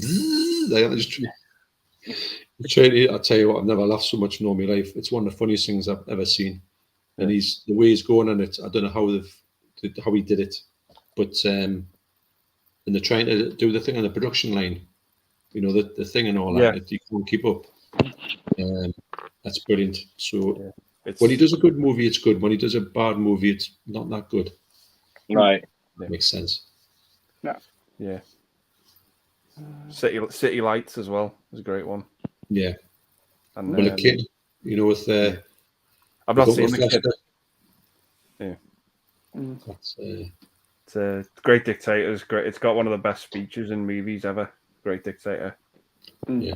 At the end, speech in that is incredible. Yeah. Isn't it ironic that that Adolf Hitler actually thought that he wanted to emulate the most popular person in the world, so he copied his mustache, and that's how he got the tash. And then Charlie Chaplin went and did this whole caricature of him and made him out to be like the biggest. Well, obviously, he was the most horrible person on the planet, and he made him out of that. So then Adolf, with his little tash, was getting into a rage. So he was after him, wasn't he? He was wanting to kill him. He sent people out to kill him for doing the Great Dictator. But I thought it was an excellent turn. I know it didn't get him as just desserts in the end, but it was a way to sort of get one over on him, which I thought was excellent. Absolutely, yeah. Peter says, Mondo, John, think you could do a video where you break into 88 Films HQ? Yes, I could. It'd be great, wouldn't it? Just go in and just ransack the place. I would if I could. Ian here saying I'm a Leeds United fan since '68. I do think The Damn United is an outstanding film. Yeah, actually, that's a good one as well. Yeah, it's a pretty good one. DVD Public says the classics are ace, and and the Bond Girls 17. Oh God, that's terrible. Dr. Impossible says Mr. Baseball with Tom Selleck, Jesus. Baseball with the Japanese. The Babe with John Goodman was brilliant as Babe Ruth. So that's I'm right. not into baseball.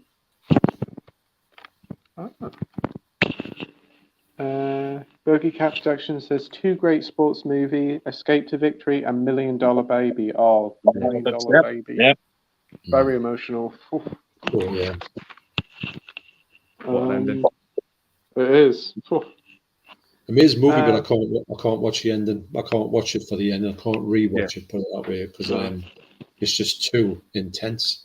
It's amazing that the 2 Hilary Swank movies that she won Oscars for, the endings are very hard to watch. Yeah.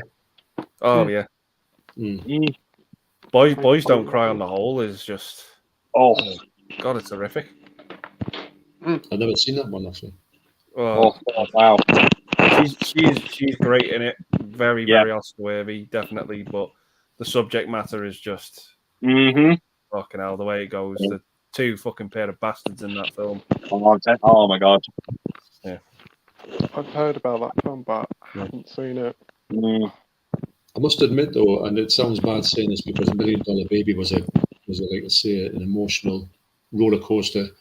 Have you seen? Is it Scary Movie where they do the sort of Mickey takeout. Yeah.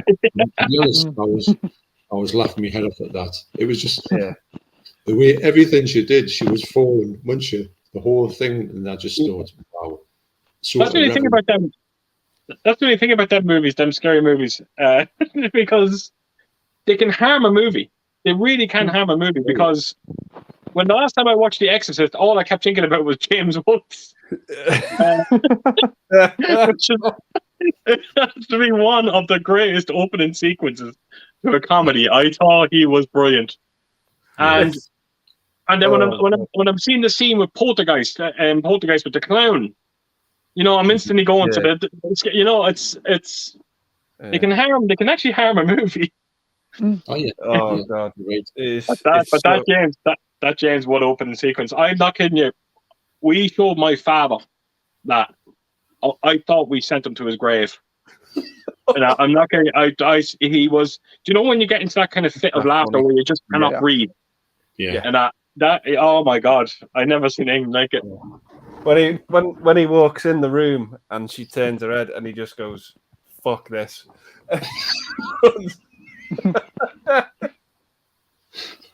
I think when they start vomiting, when they start puking on each other, I just think it's. Oh god. It's like that bit from Amityville, isn't it? When all the flies are on him and he's like, "Help me to release this demon," and it just turns out he's having a big shit.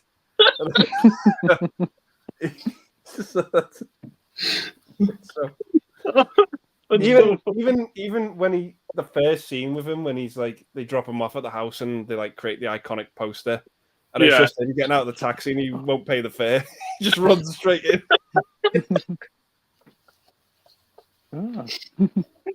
Oh dear. I love that second scary movie. It's so funny. It's so funny. I love the first two. Yeah. With his hand. I'm going to give him his strong hand. Take the strong hand. He's doing the potatoes and he's put them in the mouth like that. And oh, what a character he was. Oh god, yeah. Don't forget your toothbrush. He like picks it up and puts it in his mouth. When the two boys start slagging each other, the fella in the wheelchair, I think I'll be the bigger man and walk away. Yeah.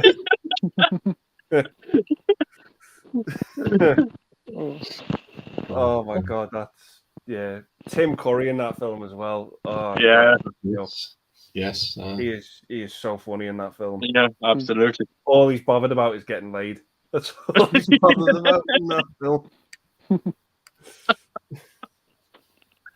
Oh dear. My god, that film cracks me up.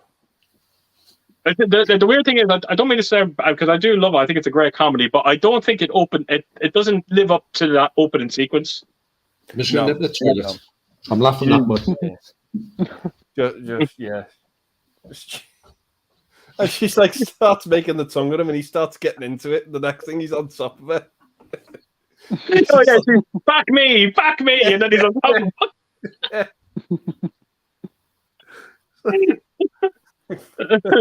The other priest like has to control him. He's like, just think of the child. Like, just oh my god. Is there a bit in his brother where he goes, "Your mother is in here with us. And do you want me to give her a message?" Yeah, Mom, get the hell out of there. And all of a sudden she just comes from under the blankets. Oh my god. Oh, it's just the first 10 minutes of that movie I just think is comedy gold. Yeah. Yeah, it's so funny. Oh my god. Yeah. Peter says here, I would say Rollerball's about Rollerball, whereas Ace Ventura is more about a crime plot with the NFL as it's set in. Oh yeah, it's Ace Ventura. Sports isn't at the forefront of that film. No, but there's definitely elements there that I really like. Yeah, of course. Yeah, to do with sports. Rogue says, I've started collecting Eureka Master of Cinema titles. I've managed to get 4 silent films for 30 quid. That's a really good price there, mate. Yeah. That's all right, then. It's great. Do some amazing silent films, Eureka. I think they're probably one of the best titles to do the silent stuff.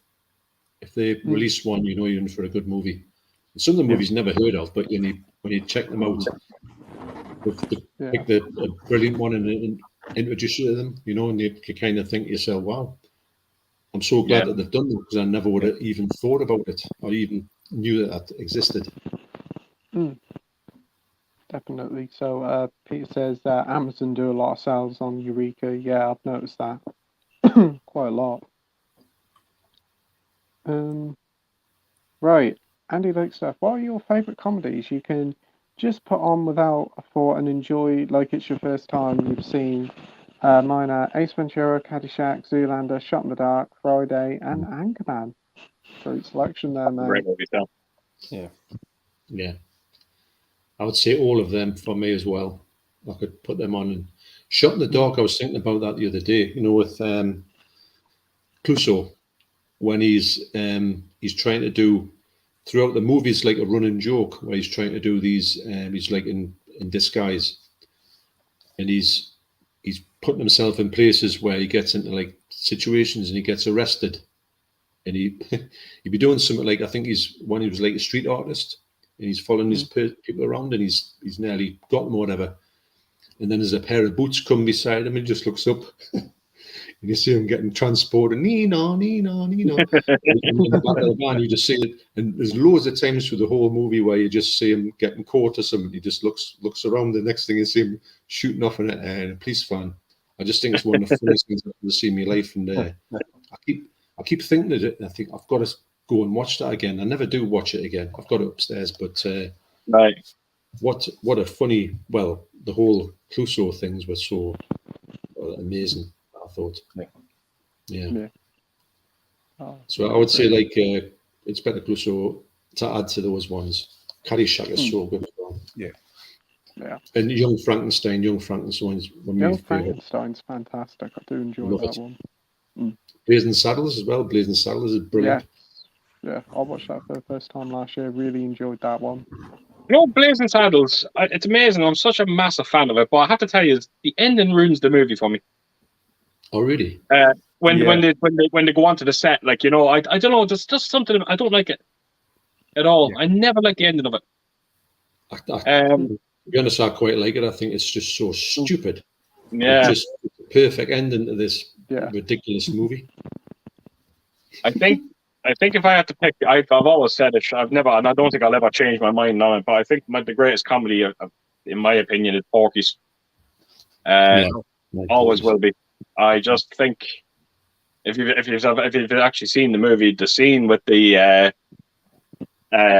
Miss Ballbreaker talking to the principal and the coaches in the background, I think it's one of the greatest comedy scenes. Them trying to hold in the laughter, it's just unbelievable. It is. But Porky's, that has to be Porky's. And the horrible thing is, we just mentioned two movies there, and it's funny. You mentioned Blazing Saddles, and I just mentioned Porky's. There was a thing in the paper there the other day. I was on the radio, and they were just talking about movies that would never be allowed to be made today, and them two movies were actually in it. No, it's ridiculous. So you know, Pete, how you've just watched this without going into too many things about the language in it. Did you find that movie offensive in any way with the language? Not really, to be fair. I watched it and I enjoyed it, but I can see that a lot of people today would probably find offence with it, probably, because a lot of people find offence with anything these days. But well, they do, but the thing is, though, the fact that it's used in a way that it's to do with the actual fella who's the fella, the sheriff. He becomes he's the bigger person. He's the best person. He's all these other people are just such idiots for what they say and all that. So I don't think it's a complete. And obviously that Mel Brooks was Jewish and persecuted in the war and all that. So he's getting his kind of own back and stuff. So it's not. It's the words are there, but they're not used in the context that people kind of think. Just got to hear that word, they say, "Oh, well, that means that this is a completely racist movie," and it's not. But no, it's definitely not. It's a bit like the video nasties when this is it's called what was it? The one that's the Cannibal Man. We've got to ban that one. There's nothing cannibal in it. It's just called the Cannibal Man. It's just the title. Yeah. It's a bit like Blazing Saddles gets this huge thing by saying, "My God, they can't say that." And you go, "Well, but it was pertinent to the time in the movie, and it's there for a reason. If you don't like it, you don't have to watch it, but don't cancel it. Don't ban it. That is the worst thing No. you can do, is just cancel these films. I don't really get it, to be honest, why there's Because got to be like these campaigns for it. I think there was actually, funny enough, because I think Andy mentioned that Revenge of the Nerds tonight, and I think there was a campaign to get that movie banned as well. Yeah. It was. It's ridiculous. We're gone so goddamn sensitive now. It's borderline ridiculous. Yeah. But the thing, if the thing's in there for a reason, and the reason is a good reason, and it's there, and it shows up the fact of the stupidity of the cowboys. Yeah. Backwards the way they think. Mm-hmm. People not get that. The people just say, "Oh, it's a bad word." Cancel that whole film. That's it, John. That's it. That's all it is. Yeah, I hear that, and that's it. Yeah, you're right there. The thing is, movies make mistakes. They do. They make things that back in the day they probably put things in that they shouldn't have. Yep, absolutely. But if we get rid of them, how are we supposed to learn from them and not make the same mistake again in the future? Good. You're right. You can go back and watch them and go, well, that doesn't hold up. Well, that shouldn't have been in there. Well, then don't put it in another film you want to make. Don't. Yeah. Don't do Yeah. If you get rid of have this attitude of that's no good, we're getting rid of it, we're ignoring it, this whole cancel culture. If you forget the past, you're doomed to repeat it. Yeah, absolutely. Yeah, massively. Absolutely. It's got to be there so you can learn from it. I hate all this get rid of, cancel these movies. I hate all this attitude and this culture because I just can't be bothered with it. Yeah. There's a scene in Revenge of the Nerds. Yeah, it does not hold up at all. It really doesn't. And quite frankly, it is rape what happens in that scene. What it is. There's no other way of saying it. But you've got to learn from it. The weird thing about Andy, the weird thing about that though is because when I seen that movie when I was younger, it never once entered my head that he'd done that. You know, it's just my mind just didn't go there that way because of the way it's. Yeah, I know exactly what you're saying. Of course, it is effectively rape, but it's done in a very different way. You know what I mean? But I think people are just so sensitive today that they see, like you said, one word out of place. You know, that's it. And it's a sad way to be. Yeah, it is because I'll never really understand it. It's just you can't go through life going, this isn't good enough. You shouldn't watch this or you shouldn't watch that. Get rid of it because how are you supposed to know what not to do? You know, but that's what I'm saying. Like it's so easy for them to touch their movies. You know, we want to get rid of. But like there's so much worse out there, but no one ever talks about it. Like let's face it, Clockwork Orange. Yeah. You know, come on. You know, but like no, we can't touch a Stanley Kubrick movie. No, that's art. We can't do that. But Revenge of the Nerds, we can touch that. It's all very selective and it's odd. I don't buy into it. I love Revenge of the Nerds. I would never want that taken away from me at all. I've never changed the time when I saw it ever. No, never ever have that tampered with or change that at all. Yeah. But that, like you said, Keith, when I saw that movie for the first time, never ever entered my mind that was rape. Yeah, because it is, but there's nothing intentionally malicious about that scene. No, there's absolutely there's nothing there to scream out that it's wrong. But morally, yes, it is. But in terms of the movie, there's no offense taken. No, definitely not. Right. But even the character in it took no offense to it. Yeah, she did not. She didn't care. Back then, she enjoyed it. You know, so exactly. I think that when these things come out at that time, when these things weren't a thing, you can't go back with today's culture and say we think that is wrong. Yeah, but it shouldn't be allowed now. You say, well, don't make a movie with it now. You're right. But don't go back to that movie where that thing wasn't a thing at that time because no one even saw it as a thing. It's only your site now. And I mean, you can do that with everything. You can go back to things. We could go back to things in the 1920s, so that shouldn't be out. Yeah. But we wouldn't, because we just say, look, it was from then. That's happened. It's not really kosher by today's standards, but we're not going to do that again. We're not going to make another one of those. No. Whatever happens. No. But we can't think that because we think that now, we can't say, you shouldn't have thought that 100 years ago, mate. You know, it just sounds...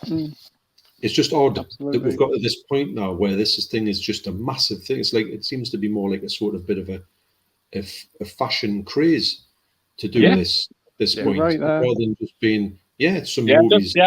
That's it. It's just people. Whoa, this is just. It's just really people jumping on a bandwagon every time something happens. I think it's because they see things as like easy targets. I think it's it's easy to blame. I don't know. Yeah. I know. It does spoil certain things, because sometimes somebody say, I shouldn't be watching that, and you go, well, what's the matter? I'm not even seeing it as that type of thing. You're putting the stigma on it, not me, you know. Well, I think the bottom line is people need to make their own minds up and say, well, what do I want to watch? If you want to watch it, fucking watch it. You know what I mean? You don't. At the end of the day, if you don't like it, don't watch it. It's plain and simple. I can't stand being told what I can and can't watch. Oh, yeah. You tell me I can't watch something, it's just going to do the exact opposite. Oh yeah, absolutely. Of course, yeah.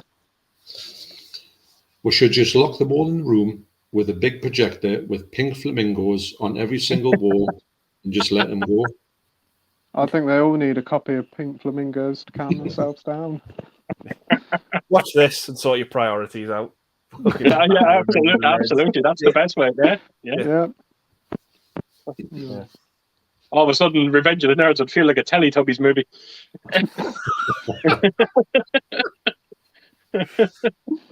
I fucking love that film. I love it. I do. I'm a massive fan of it.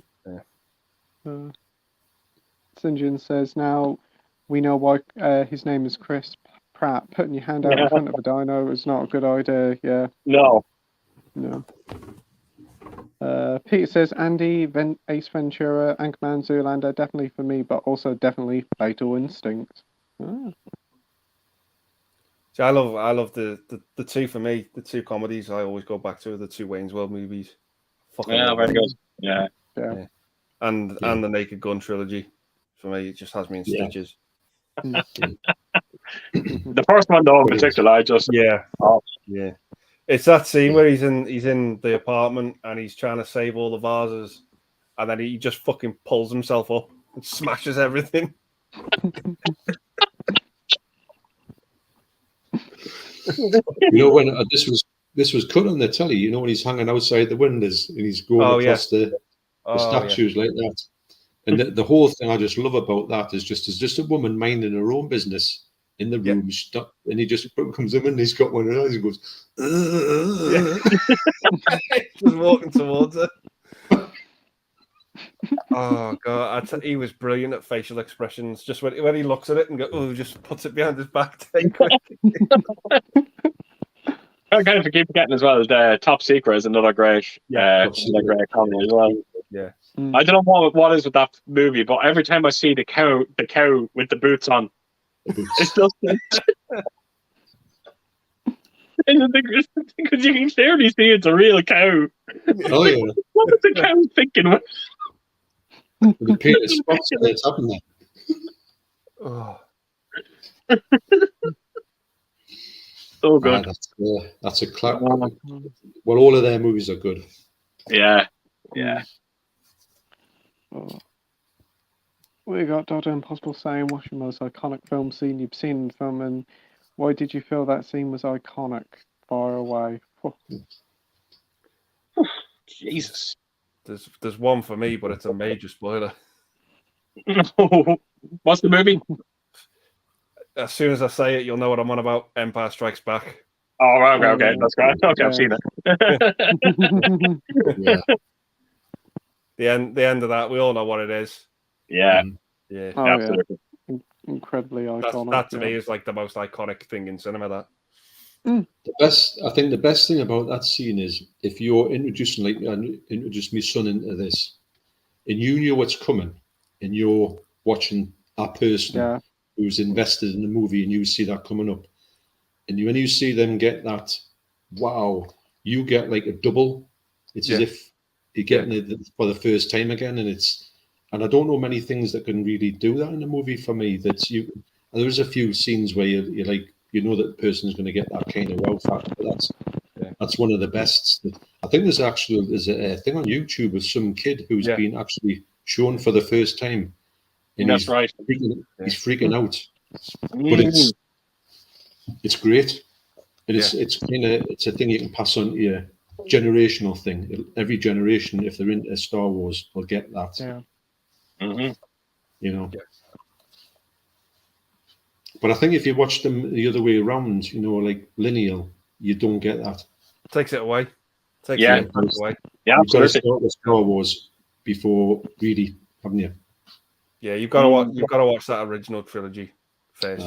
Definitely. Make that your priority if you're new to Star Wars. Yeah. Oh yeah. The really only trilogy you need to watch, to be fair. And you can just stop.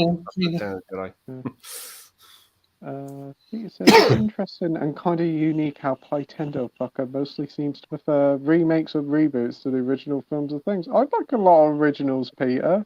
I do like a lot of originals. Cora says John looks like he doesn't give a flying fuck tonight, lol. I never do. Dr. Impossible says, good job I don't have a fucking wig because the wind here in Cornwall is hair raising 80 miles an hour winds tonight. Time for going on the wind tonight. Yeah, it's quite windy here apparently as well. There's nothing here, mate, if I'm honest. Yeah, I've got nothing here. I can hear the fence shack going bang bang. So yeah. Right. Sinjin says, great to hear the original cast is back for Beverly Hills Cop 4. Rosewood and Haggard and Serge. Well, sounds good. I hope they use them right. I really do. Yeah. You know, just don't put them in there just for the sake of, you know, for 5 minutes. Yeah. You know, give them as much time as we're gonna see Eddie Murphy in this movie as well. These two boys need to be with him all during this movie, and I hope I can't see it happening, but we'll have to see. Yeah. Peter says how they match their comments.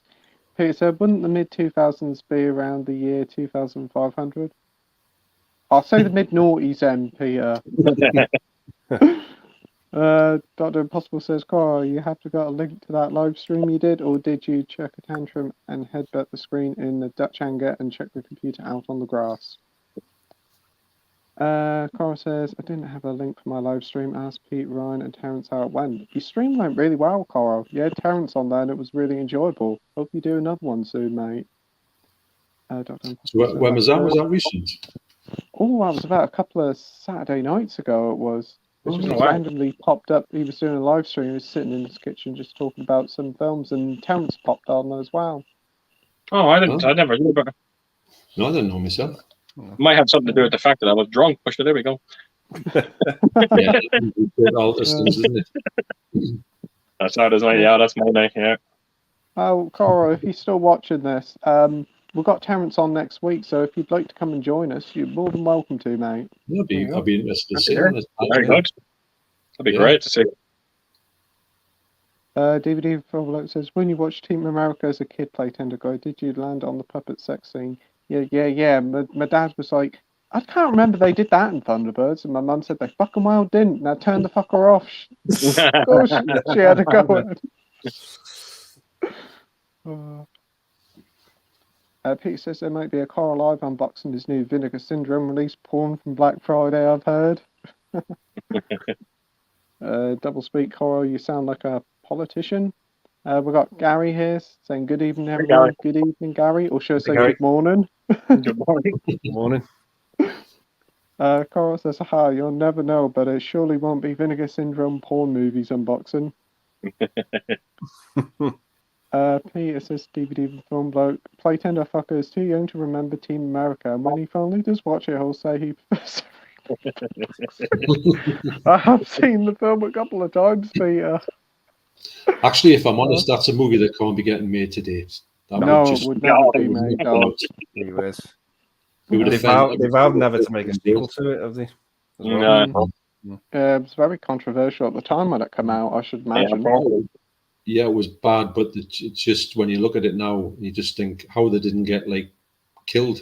You know, someone that sent in to kill them. Wow. Yeah. Dr. Possible says, "Get off your ass and do another one, Cora, so I can have a good listen." We've got Classics Erase says, "Down by Law is fantastic. Need to watch that one again." Awesome. Brilliant. Yeah, I just remember that chant when they're in prison, and it's all like, "I scream, you scream, we all scream for ice cream." It's great, and the fact is that when they get to the whole prison singing it, and then when they come around, the guards, they're sitting down playing cards as if they go and look as if say, "What's the matter with you?" Yeah, and they go, "You calm down in here as well," and they're going, "We haven't done that."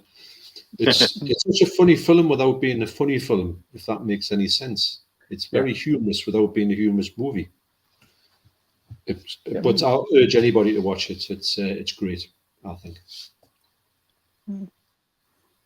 Carl says, "Let's just say, how high are your chances of doing a live stream?" And Dr. Impossible says, "Send me a link, sunshine." Ian says, "If you haven't seen much of classic Doctor Who, start with Spearhead from Space, the first coloured episode, and introduce the third Doctor. It was a revamp of the series. Yep, fantastic episode. Yep. Really nice Blu-ray transfer as well." Oh wow, okay. It was shot on film, wasn't it? It was the only one to be shot on film, wasn't on videotape. And I tell you what, it looks unreal on there. Wow. I couldn't believe what I was looking. It's one of the best Blu-rays I've ever seen. When I picked up the Blu-ray, I only paid about $5 for it. I watched it and I was like, wow, it looks so good for 70s. Amazing. It really is. Dr. Impossible says, "Never mind me, Carl. You took the dive into the stream community. Now surface again and let's see what happens." Yeah, Dr. Impossible ever been on a live stream before? I don't think he has. I don't think he has. Be interesting to see him with Carl. Yeah. If you ever want to come on, Doctor, you always contact me. Be more than welcome. Pete says, "Cora doesn't want to do another live stream because I wasn't in the live comments field when he did the last one. Sorry, I let you down, Cora." Cora says, "I am on a live stream from someone else, and it's the only one I couldn't delete afterwards, unlike the one I did myself." No worries. Pete says, "Come on, Carl, let it all out. You can cry on my shoulder here." Gary says, "Terrifier is good fun and great gore." Yeah, I've heard good things. Hearing that. Carl says, "Appreciate it, but that won't be necessary. I have my psychologist for that." Dr. Impossible says, "I've looked forward to seeing you on the stream, Carl. I'm always impressed by your unique take on Vinegar Syndrome, plus all the other wonderful stuff with alternative side of Hollywood." Pete says, "I forgot to mention, I'll be able to be your new psychologist. I've always wanted to create a perfect monster." Carl says, "You're too kind. We care." Oh, yes, you have been on Movie Chat's live stream. I forgot about that. Gary says, "Your live streams have been great, Carl." I completely agree. Thanks, you're too kind. We've got Nige here saying, "Regarding Drestico, of course, it's that one word that makes it unrated."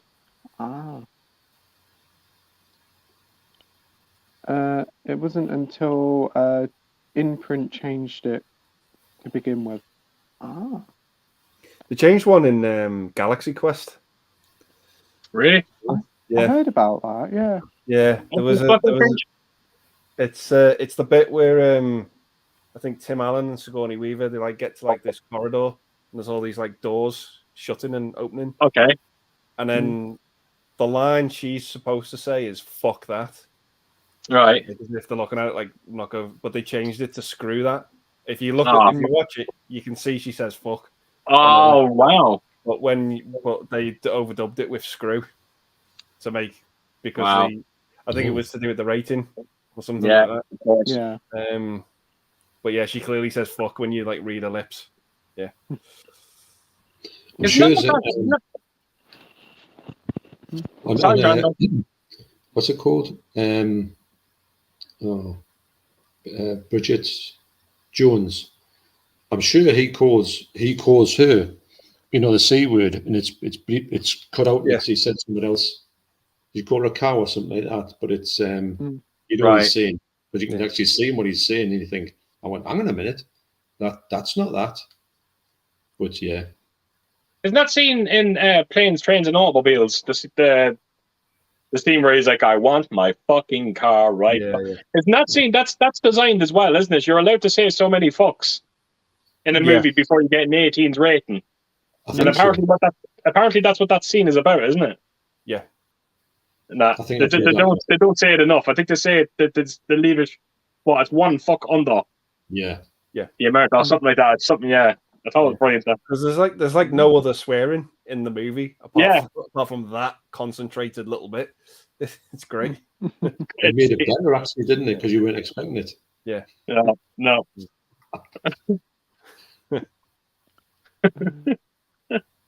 We got Peter saying the 88 film / classic collection release of Hollywood Chainsaw Hookers is one that I paid the most for so far, but Euphoria Keith probably paid 10 times as much for that as some other films. What should they say? Hollywood Chainsaw Hookers is the one I paid the most for, but Euphoria Keith probably paid 10 times as much as that for some other films. There's a very good chance that I have. I'm not going to lie.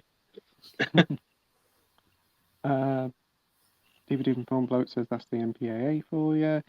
Classics are us say the BBFC, on the other hand, martial arts, weaponry. Don't you know what the children, what that will do to the children? Has a heart attack. Oh yeah, Teenage Mutant Ninja Turtles. Oh, they edited that to fuck. Yeah. Yep. All that stuff on it. Yeah. Knowledge is on about unrated means that it's the version that the MPAA wouldn't release. It's an uncut version, and although it's only one word, it's not unrated. That is true.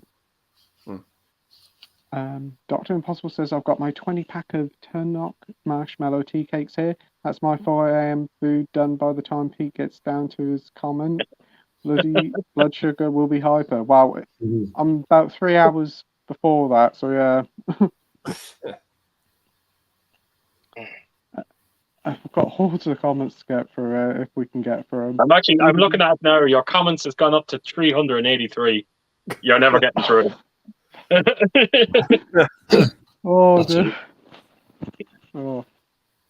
Technically, that's not the case. It's usually the MPA give the NCR 17. Edward said, do you think Captain Jack will be back? I hear rumours. I don't think he'll come back in Doctor Who. Right. Cara says, fuck, I know those Tunnock tea cakes, marshmallows, and also the snowballs. Oh, you're making me hungry at 1:15 in the morning. Oh, yeah, snowballs. God, having a snowball in years. Yeah. Oh, very nice. Not a fan of anything fan-made, really. Peter says, remember seeing a documentary DVD on The Who called Amazing Journey that I would like a lot and would recommend? Never seen that one. The guy who made Waiting for Sugar Man killed himself. Oh, that's a shame. David Beach says, do you enjoy buying steelbooks? What are some of your favourites? I don't buy many steelbooks. What about you guys? Not a massive fan, if I'm honest. I'll get them if they're cheap. I probably The Thing, the Titans of Pulp Thing steelbook. When I seen that, that was a really nice release. It's absolutely extraordinary. So creative. Yeah. Great. I do like these steelbooks. I do. Great thing about steelbooks is I find that if you look after them, compared to the standard Amaray editions that do have slipcovers, where the slipcovers will eventually wear. Yeah. Steelbooks, they'll always be grand. Yeah, good point, actually. Yeah. I think one of my favourites is I've got a Teenage Mutant Ninja Turtles on steelbook. I have it as well. Right. That's a rare steelbook, I have to tell you. That's a rare one. So everyone, I should have tomorrow. I've got coming the Arrow, Robin Hood. Ooh. I have mine. I have mine. I'll tell you, that steelbook looks beautiful. Yeah. On that one. I'm hoping to have mine as well soon. Yeah. See if you're coming tomorrow or Friday, because I've had the email, but fingers crossed. It won't be coming Friday because the post is on strike, unfortunately. Bastard.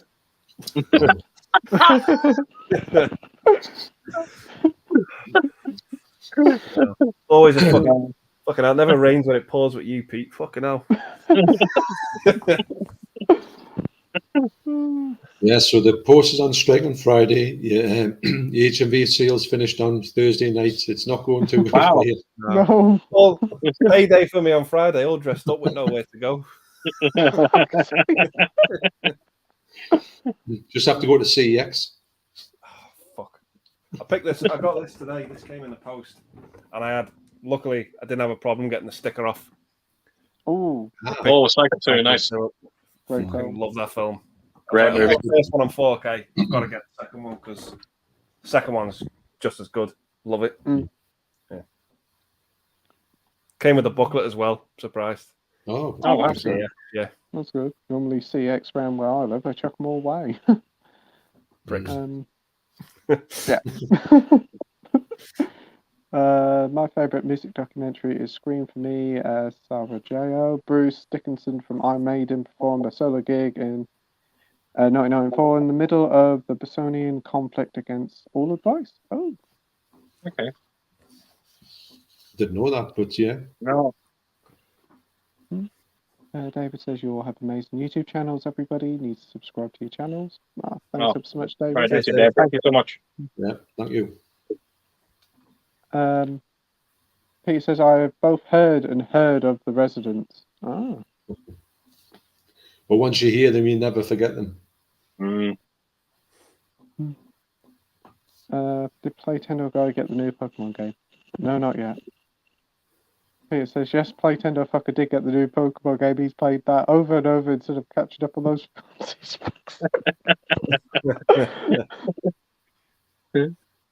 Sad but true, yes. I've caught Pokemon in every single bloody game, but still haven't watched all the films they've got. That's The Residents there.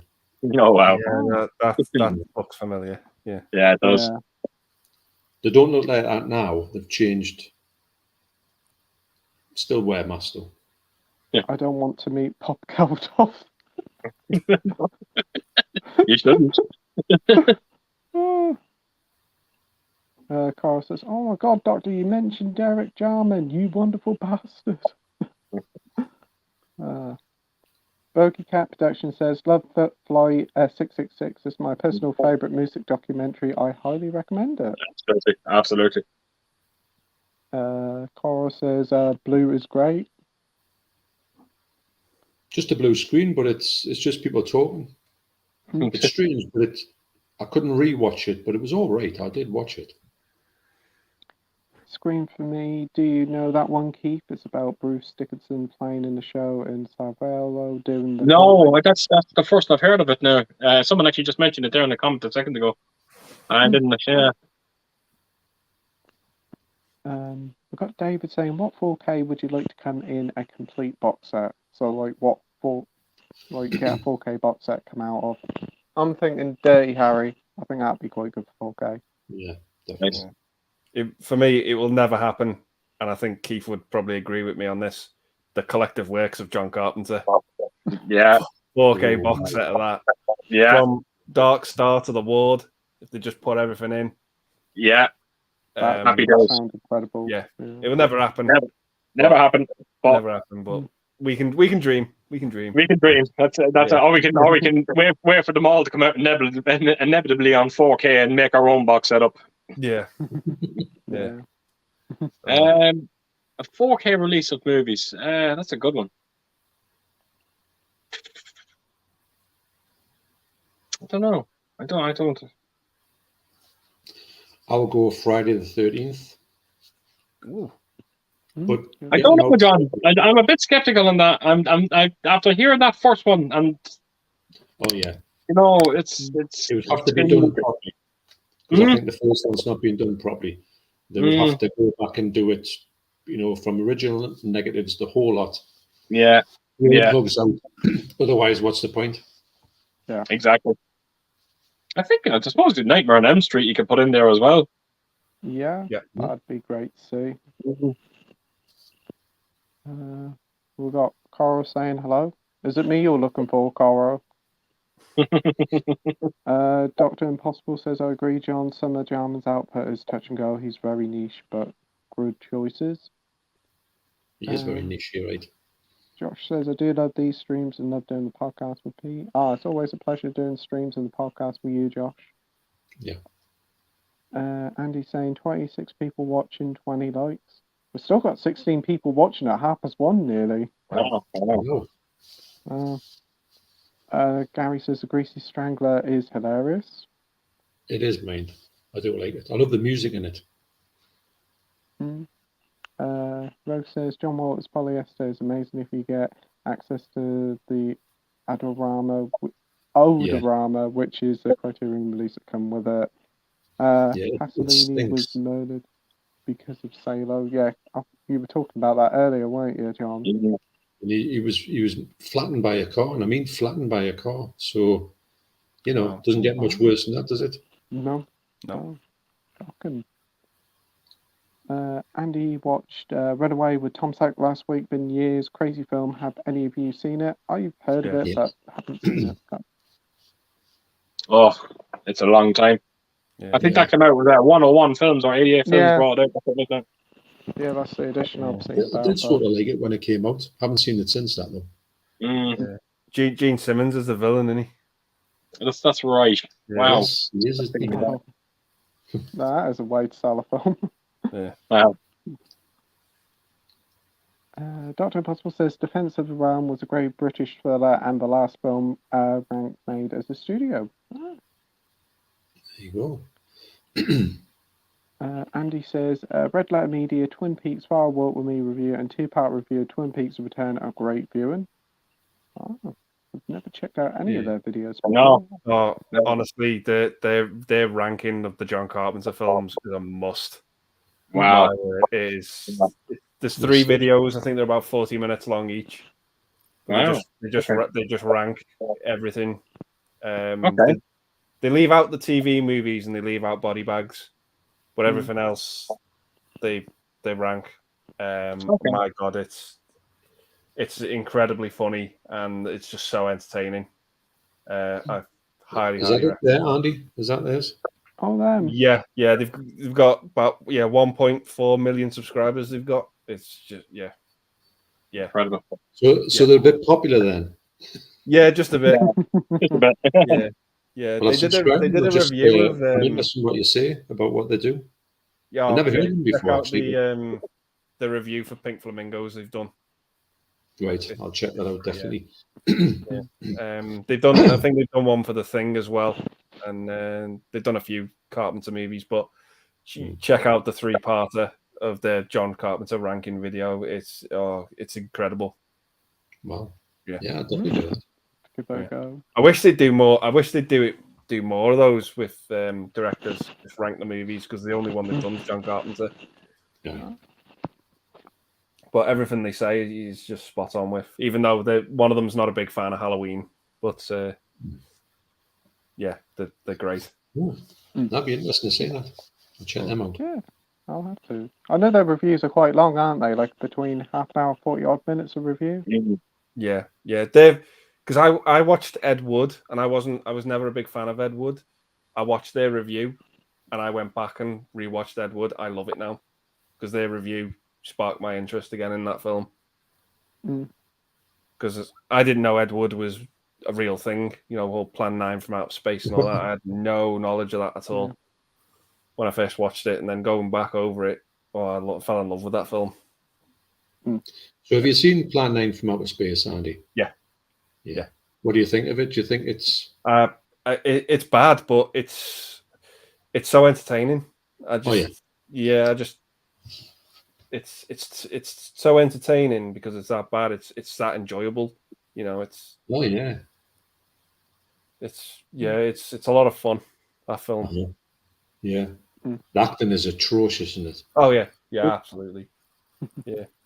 It's like the guy, when he's looking at the camera, you can just tell he's reading off a cue card. Yeah. Like, Wow. yeah. Oh yeah, it's Yeah.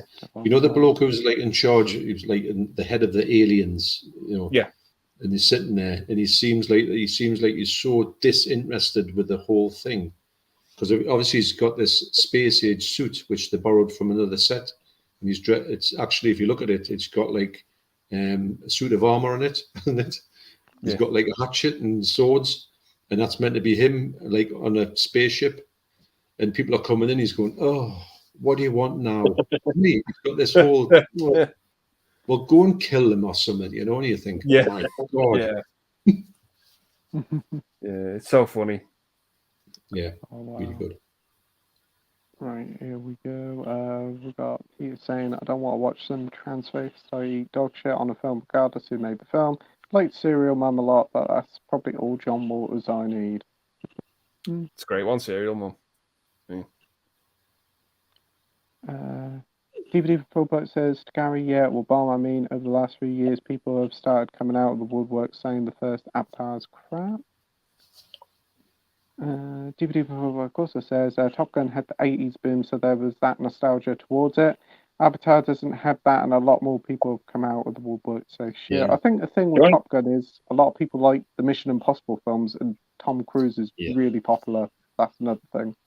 The only thing I will say about James Cameron is I've lost count about the amount of times where he brought out movies and people were going, "Oh, this is going to tank for Cameron," and like Titanic is a perfect example of it. You know, its weekend opener was actually quite poor, and it just kept making money and money and money. Avatar was the exact same. You know, he just seems to pull it out. I don't know how he does it, but he just makes money. He somehow keeps making money. So don't be one bit surprised if Avatar does it again. You just I don't know. You just don't know. Yeah. Interesting to see what happens though. Yeah. The weird thing is, though, I'm not forgetting as well, he's going to have no competition. Nothing else is getting released. No. A lot of stuff's been moved from the December period because of Avatar, hasn't it? Yeah. Right. Yeah. The one other film I'm looking forward to this December is That Violent Night. Yeah. That's at the start of the month, isn't it? Yeah. That's the only other movie I'm looking forward to. DVD Fullboat says, of course, people rush through it because to sound totally patronising, modern audiences have no taste. Neither like we have to admit as well that we can't sit here and just bomb the movie without not seeing it either. You know, like it's the movie could be an absolute fucking masterpiece. Yeah. No, we don't know. Yeah. I hope this doesn't tarnish Cameron's track record with sequels. Yeah. Hope so. Yeah.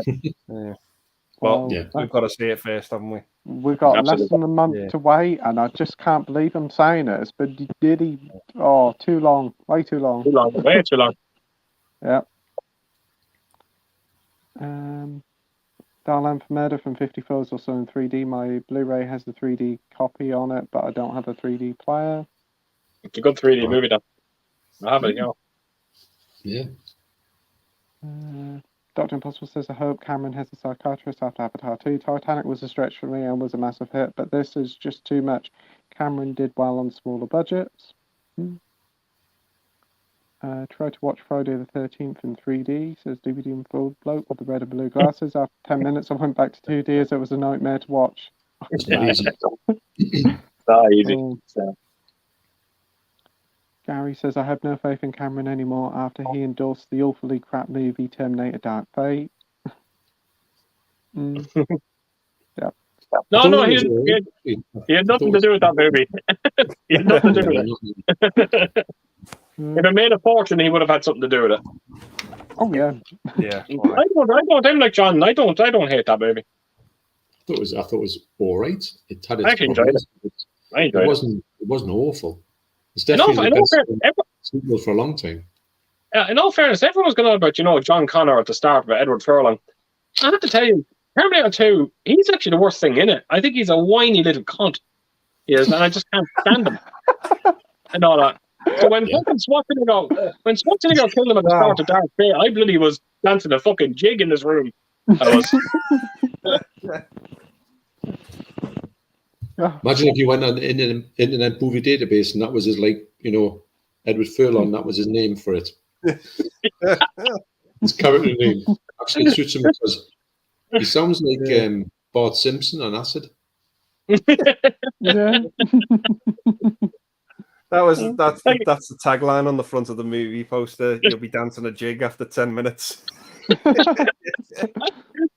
He's my worst John Connor. I'm not kidding you. It's no bullshit. He's actually my worst John Connor. Mate, I tell you what, he's not aged well. He doesn't look too good these days. No, he doesn't. Through it. No. That's drugs, isn't it? Yeah, it is. Pink Flamingos in 3D. That sounds like an experience indeed. No, we don't need that. Especially the bloke on his back. Imagine that in 3D. Oh god. Gary says the only film I ever saw in 3D was the first Avengers. Wasn't bad. David said, "What does Top Gun look like in 3D? Is it any good?" Not seen it in 3D. Awful. It is. It's. You have to understand, because Terminator 2, when it came out in 4K, because the picture is DNR'd, it was DNR'd so they can release it in 3D. Now, Top Gun has to be DNR'd. The grain is all still there while watching it in 3D, and it just doesn't work. It doesn't work. The grain actually takes the effect away. It does. So I hated it in 3D. Yeah. Pete says Silent Night, Deadly Night Part 2 up there with Blood Rage for me. Blood Rage is pretty good. I actually just watched that recently. For the first time, I enjoyed it. Yeah. Plan 9 is so bad, it's really good. Yep. Gary says, has Pete watched any Bruce Lee films? Yes, I have seen Enter the Dragon many years ago. It's been a while since I've seen it. I should really actually get it. I do like the film, but I haven't seen any of his other stuff. There's not that many. No, there isn't. Yeah, I did check online. There's only a handful of films. St. John says, and every Neil Breen film ever made is really good. Really bad, they are good. Okay. I've heard of him. Have you ever seen the clip of James Corden in a mouse costume air humping in front of someone's care? Yeah, you should be allowed to run him over. Oh, car. Okay. Oh, car. Yeah, it must be car. Yeah. The best thing he was in was that film with Nicholas Hoult. Is it? Kill Your Friends. Kill Your Friend. Yeah. If you hate James Corden, watch that film. Right. Oh. Okay. Because of what Top happens the watch to him. list. Oh, very good. Okay. Yeah. I can see that. I could watch that. Yeah. Yeah. He just comes across as an annoying little prick, to be honest. Yeah. Because he is. I think what's come out of him in the press lately has not put him in a good light. It hasn't done him any good. No. I think his star is certainly not shining anymore in Hollywood or anywhere. He'll probably be coming back. He's shown his true colours there. Yeah. I don't know who he thinks he is, actually. Thinks he's somebody and he's nobody, really. Yeah. It was a fluke he got there in the first place, to be honest. Yeah. Got Electric Geek here saying, hi guys, I'm extremely late to the party, but I'm glad you're still alive. How are we all doing this evening? Doing well? Doing well. Yeah. Looking forward to the sun coming up. Yeah. DVD and Film Vote says, one of the funniest things that happened was James Corden's parents was sent an angry email to Mark Mode after he called their son annoying in that Peter Rabbit film, which I've heard is god awful. That isn't bad. It's just him. That is the problem. But when he's the main character in the film, that is the biggest hurdle ever. Yeah. He's also in that Emoji Movie film. If you didn't need any more reason not to watch that film. Wow. The Impossible says, might as well put a blow-up doll in there. At least he's got air of his talent. The producers are to blame for hiring him. Yeah. I know. Gary says, America can keep Corden and Harry and Meghan.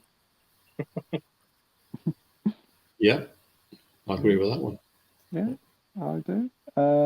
Electric Geek says, here's a question for you. Do any of you use Cinema Paradiso to rent Blu-rays and 4Ks?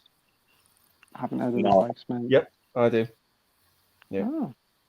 I use them to rent the DVDs just to see if I like the movie first, and then if I do like it, I upgrade it. But yeah, they're a good rental site. I switched to them after Love Film shut. Okay. Yeah. Yeah, they're good. They're all right. The prices have gone up, obviously, but one hasn't. You know. Yeah, of course. Yeah. So what you used to. Yeah. Oh. But yeah, they're a good site. How much do they cost from there, Andy? I pay £40 a month, so I get 4 discs at a time. All right. They can just post. Oh, okay. Yeah. Oh, that's fair enough. Gary says, "Oh, the Arrow box set's 25% off." I would assume so. In the shop, there was some that were and some that weren't.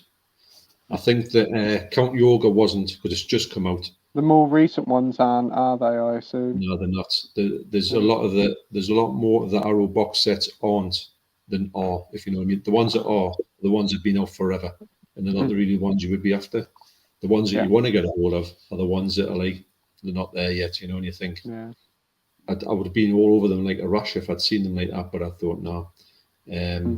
Unfortunately, but all the other ones have.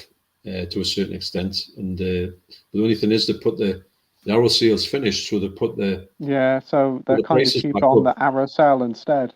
To be honest, so then you get your 25% off, which would have been a little bit more than they were in the Arrow sales. So you kind of not really benefiting. If you get a really good meaty box set, a new one, it would have been brilliant. But effectively, that's not really helped the Arrow section very well at all. The best one for that is the 88 films one. That's where you score on that one. Yeah. Right, lads. Look, I was just waiting for the 6 hours to come up. I can't go anymore. I'm actually up at 7 in the morning. I am.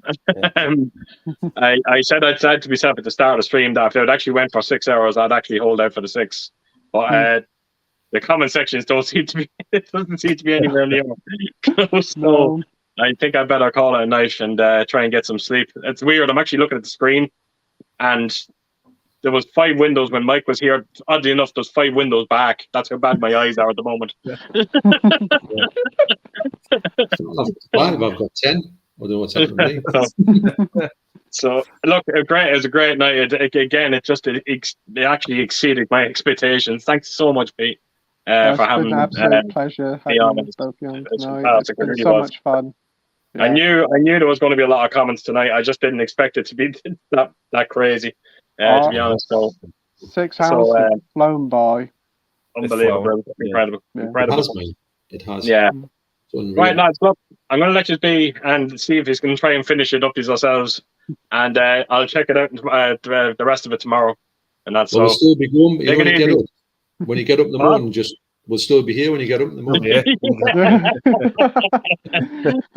Look, have a great rest of the night, lads, and all the best to everyone watching. Take it easy. Take care, Keith. Right, good luck. Bye-bye.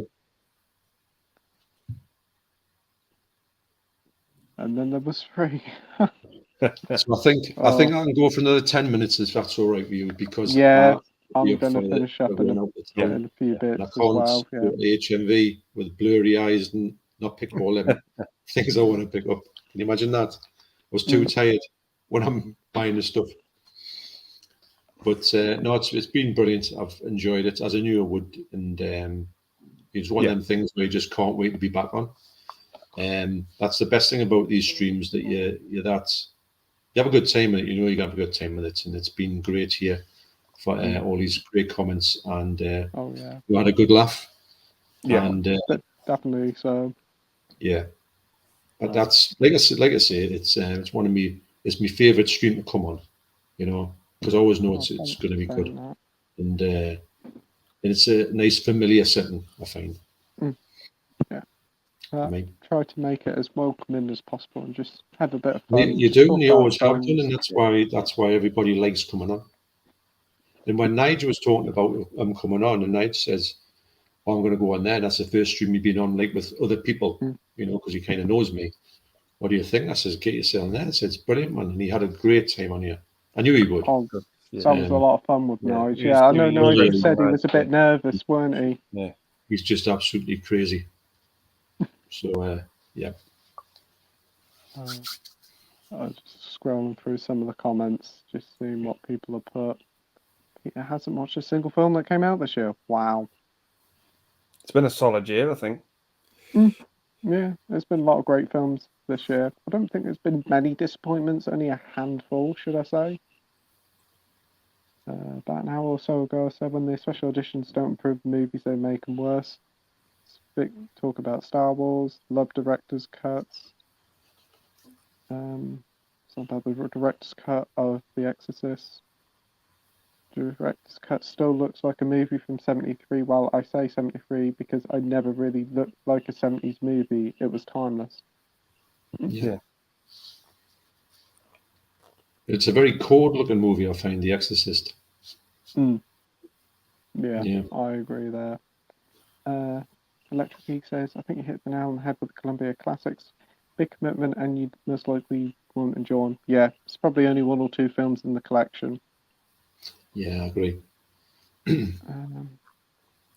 Yeah, really Disney need to bring out these unaltered versions. Oh yeah, I heard about this. The original Michael Myers passed away. James Winburn. Yeah. I think we're losing a lot of people lately. Yeah, I think it was the one who played him when Loomis shot him at the end. Oh, okay. The stuntman. Yeah, it's a different person, isn't it? When you see the mask coming off, that's a different person. Yeah. But, that's a shame, isn't it? That's the original shape, shall we say? Yeah. There's been quite a few people pass away just recently. That's very shame. One of the Star Wars changes was the song at the end of Return of the Jedi at the Ewok village. Yeah. There's always saying, unlike Jedi Rocks from the tune from John Williams, is actually pretty good, but Yub Nub is always better. Yub Nub. Yeah. How many Tunnocks tea cakes have you got left, mate? he's probably gone through all of them. 12 Tunnocks and I'm already feeling sick. That's a lot, 12, mate. Oh, you better start pacing yourself, mate. He's still a long way off. I think my wife will have to call a bloody ambulance by the time we're finished. God knows when the fuck the chat will catch up. I bet I'll caught up when I said that. 5 hours, baby. So we're an hour behind. Fucking hell. Yeah. Yep, fucking. Yeah, I thought we're further behind than that. That's not too bad when you think about it. It's not too bad. No, I've skipped through some comments, just showing them, glancing like this. Luke Evans, I think he would have been a good Bond. Yeah. Yeah, Gary says there has to be no older than 30 so he can have a good run of movies without looking like he needs a Zimmer frame. Yeah, I agree. Should get Hans Zimmer frame to actually do the music for it. It'd be interesting to see what happens with James Bond, mate. I've got to say, whichever way they're going to do it. I hope they don't do something really daft and destroy the franchise. I know there's all this rumours of rebooting it and putting it in the 60s. I wouldn't mind seeing that. I think that'd be quite cool. Yeah.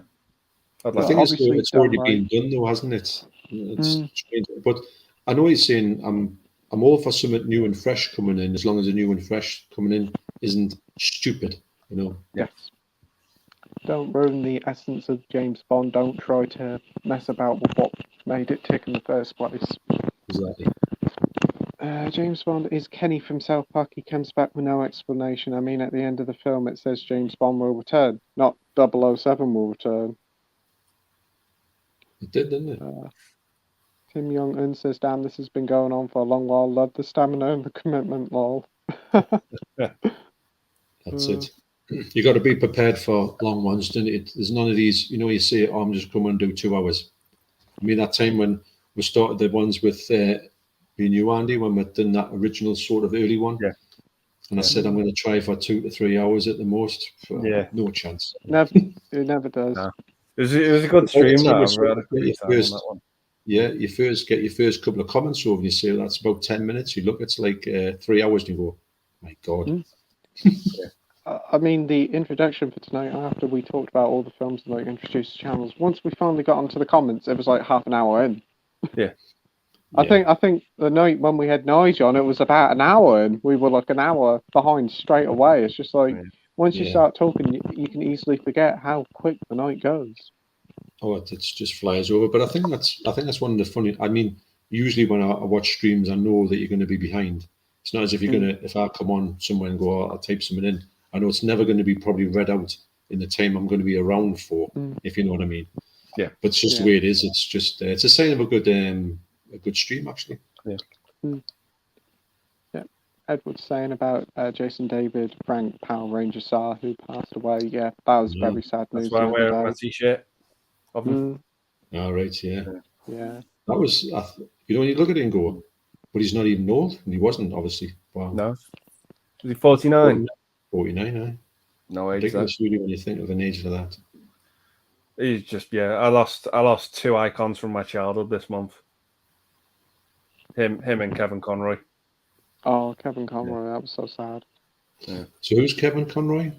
He's the voice of Batman from the animated series. Oh yes, games, yeah. I know. Wow, yeah. I know you're a big fan of those, aren't you? Yeah. It's my favourite TV show. Set over there, actually, with him in it. Yeah, my son has. Yeah. DVD and film books. So I gotta be gone now. Gotta be up in the morning. I would love to see how long the stream ended. Night, mate. See you. Thanks for coming along. Facepalm, especially people cry cancer culture. Yeah. Throwing toys out the pram. Definitely, I get that. Yeah. Edward says he's going to see Glass Onion. I'm going to wait until it hits streaming. That's only a few weeks away. Yeah. Same as you, Pete. Yeah. Did any of you see the unrated cut of Team America and the release in the USA? The sex scene is longer, never had a UK release. Didn't know that was an unrated cut. I've not seen it. Brett saying, good night, guys. Great stream as always. Take care, sweet dreams and blessings. Night, Brett. Yep, see you, Brett. St. John saying, good night, Keith. Dr. Impossible said, back at go when you lot. Great to see you on the stream. And will Terrence go 24 hours next week? We'll see. And we've got Nige saying, John and Andy has eyes like sheep's fannies.